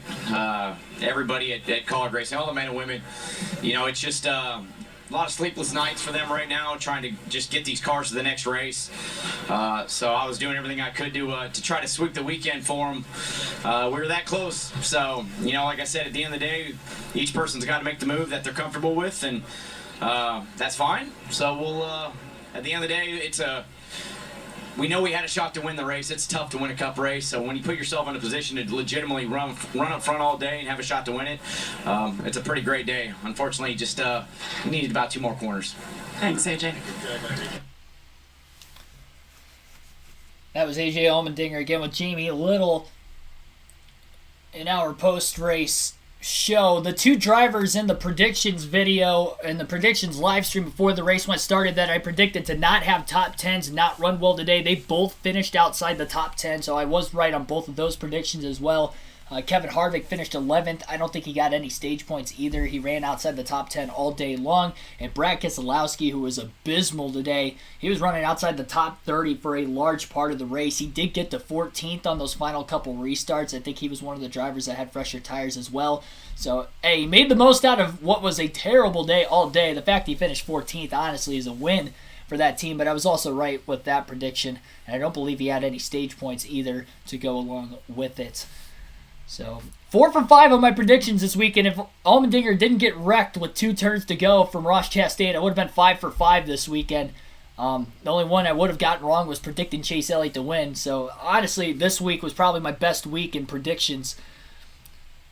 So, getting back in the thick of things as far as trying to get all that predicted correctly.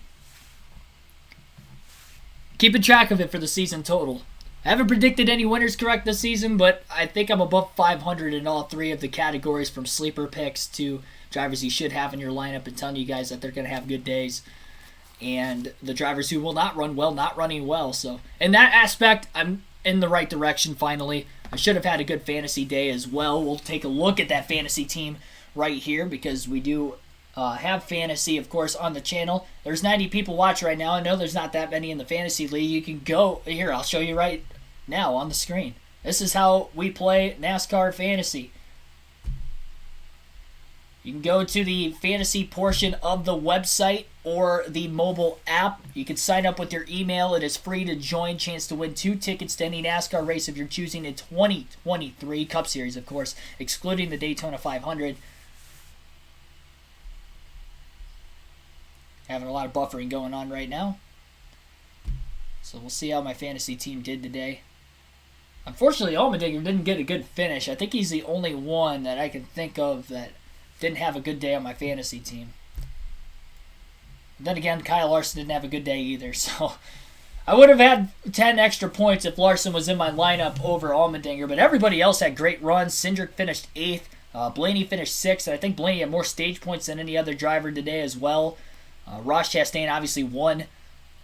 Chase Elliott had a top 5. He finished 4th. So if I would have had Larson in my lineup, I would have done better. And as far as the bonus points go, I got bonus points for Elliott finishing better than Allmendinger. And that was it. Only 10 bonus points. That's where I lacked this week. But on the overall actual race itself, not too bad. Take a look on the top right of the screen.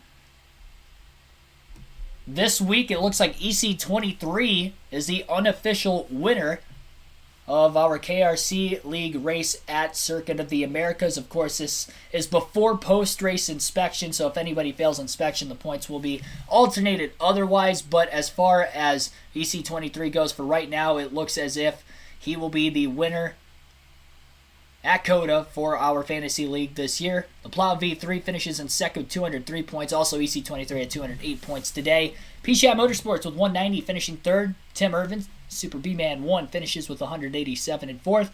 And I think this is my best finish of the season. Top 5, 180 points in fifth.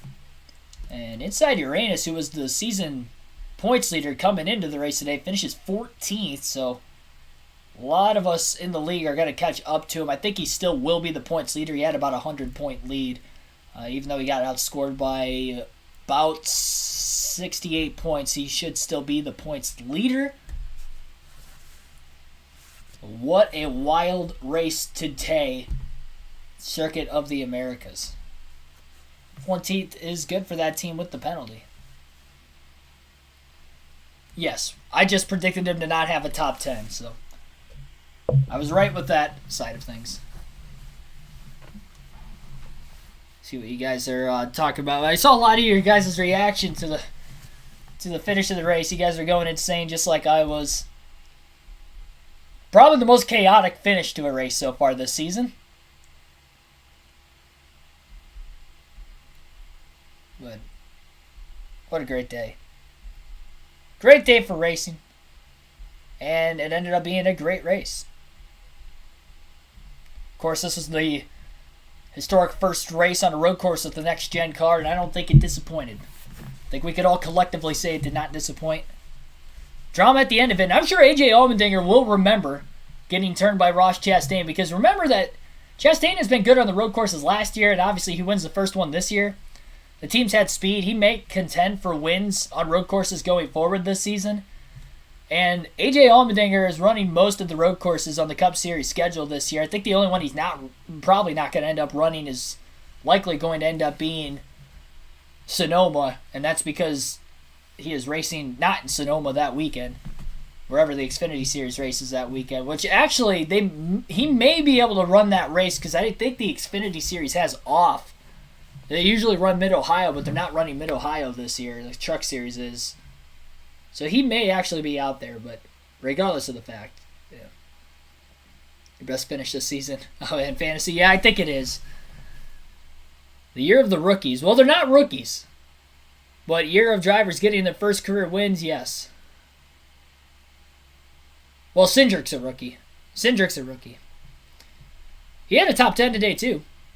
8th place finish. He kind of ran 7th to 10th most of the day. He was in the top 3 at one point. There was a restart at the very beginning of stage 3, and I think it was the first restart of the final stage after the stage 2 break where he got spun off of turn 11. And so he came from pretty far back in the field to still get a top 10.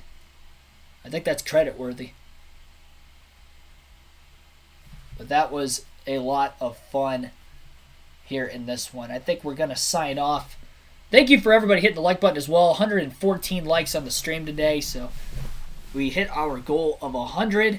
Thanks for all the super chats. This is the most amount of super chats I've ever gotten on the channel. I think that, let's see, where is he at? Yeah, Kenny Cab gets the biggest shout out for that, but there were other people that also sent in super chats today as well. Appreciate all of them that came in.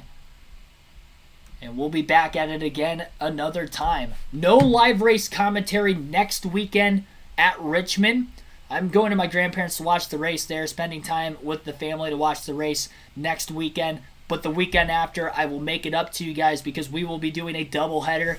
Live commentary of the NASCAR Xfinity Series race the Friday night at Martinsville. And then we will also be doing the live commentary of the Cup race that Saturday night. I do have to work both days, but I should be able to get home in time for the start of both races. Pre-race for Saturday, we might not do a live stream of the pre-race. I think I might have a pre-recorded video from Thursday going up just in case. I'll probably film it, edit it. It's just going to depend on whether it will upload or not, depending on what time I can get home from work. I should get home in time to be able to live stream the pre-race, but be on the lookout for that as well. Thanks to all the new subscribers of the channel. Definitely make sure you hit that subscribe button as well. A lot of you guys tuned in again today. About 75% of viewers of the channel over the last 28 days are not subscribed to the channel. That was an analytic I looked at after last weekend. Make sure you hit that subscribe button. I know you guys keep coming back for more, especially with the live race commentary for the real races on the weekend like today. So definitely make sure you do so.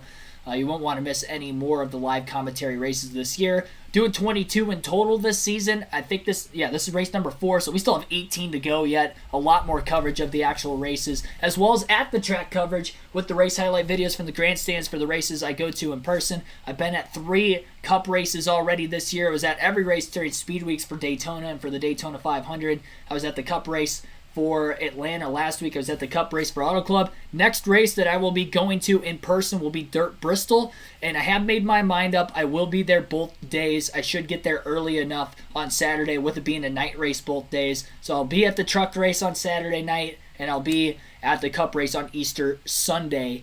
So race highlights of both of those races that weekend as well. Originally, I was only going to go to the Cup race, but I made my decision up that I will be at the truck race that Saturday night as well. So thank you, everybody. Will we get YouTube notice? As far as the stream itself getting noticed by other people, I think other people are aware that I do this for sure. But I'm gonna get to the bottom of that issue I had with that email, something about the closing captions for the streams. I'll figure that out tonight, hopefully, or tomorrow morning, whatever ends up happening there. But thank you again for everybody tuning in. I preface this a lot. I actually didn't preface it a lot during the race today, and I probably should have, but like and subscribe again for more daily NASCAR content. Next live stream on the channel will be tomorrow night, 6 p.m. Eastern Standard Time. We'll be road course racing on the channel. NASCAR Chase for the Cup 2005 at the Texas Road Course. Texas infield on that game. It's the next race of our custom schedule season. We're about halfway through the year, and our driver Greg Biffle only has a 7-point lead over Dale Jr. Things are heating up. It is tight going into another fantasy road course on the schedule. The last couple have been wild. I'm sure tomorrow night will be wild as well. So again, 6 p.m. Eastern Standard start time for that one. And then race highlight video from today's live commentary will be out on the channel as well tomorrow.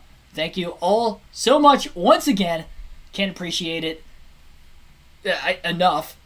It's just so hard to... I'm so gratified to be able to do this. And I work hard at this, and I'm glad that it shows, it pays off, and I'm glad you guys enjoy it, most importantly, as well, and you're getting some fun out of it as well as I am. Thanks for watching the race again. Until next time, catch you guys later.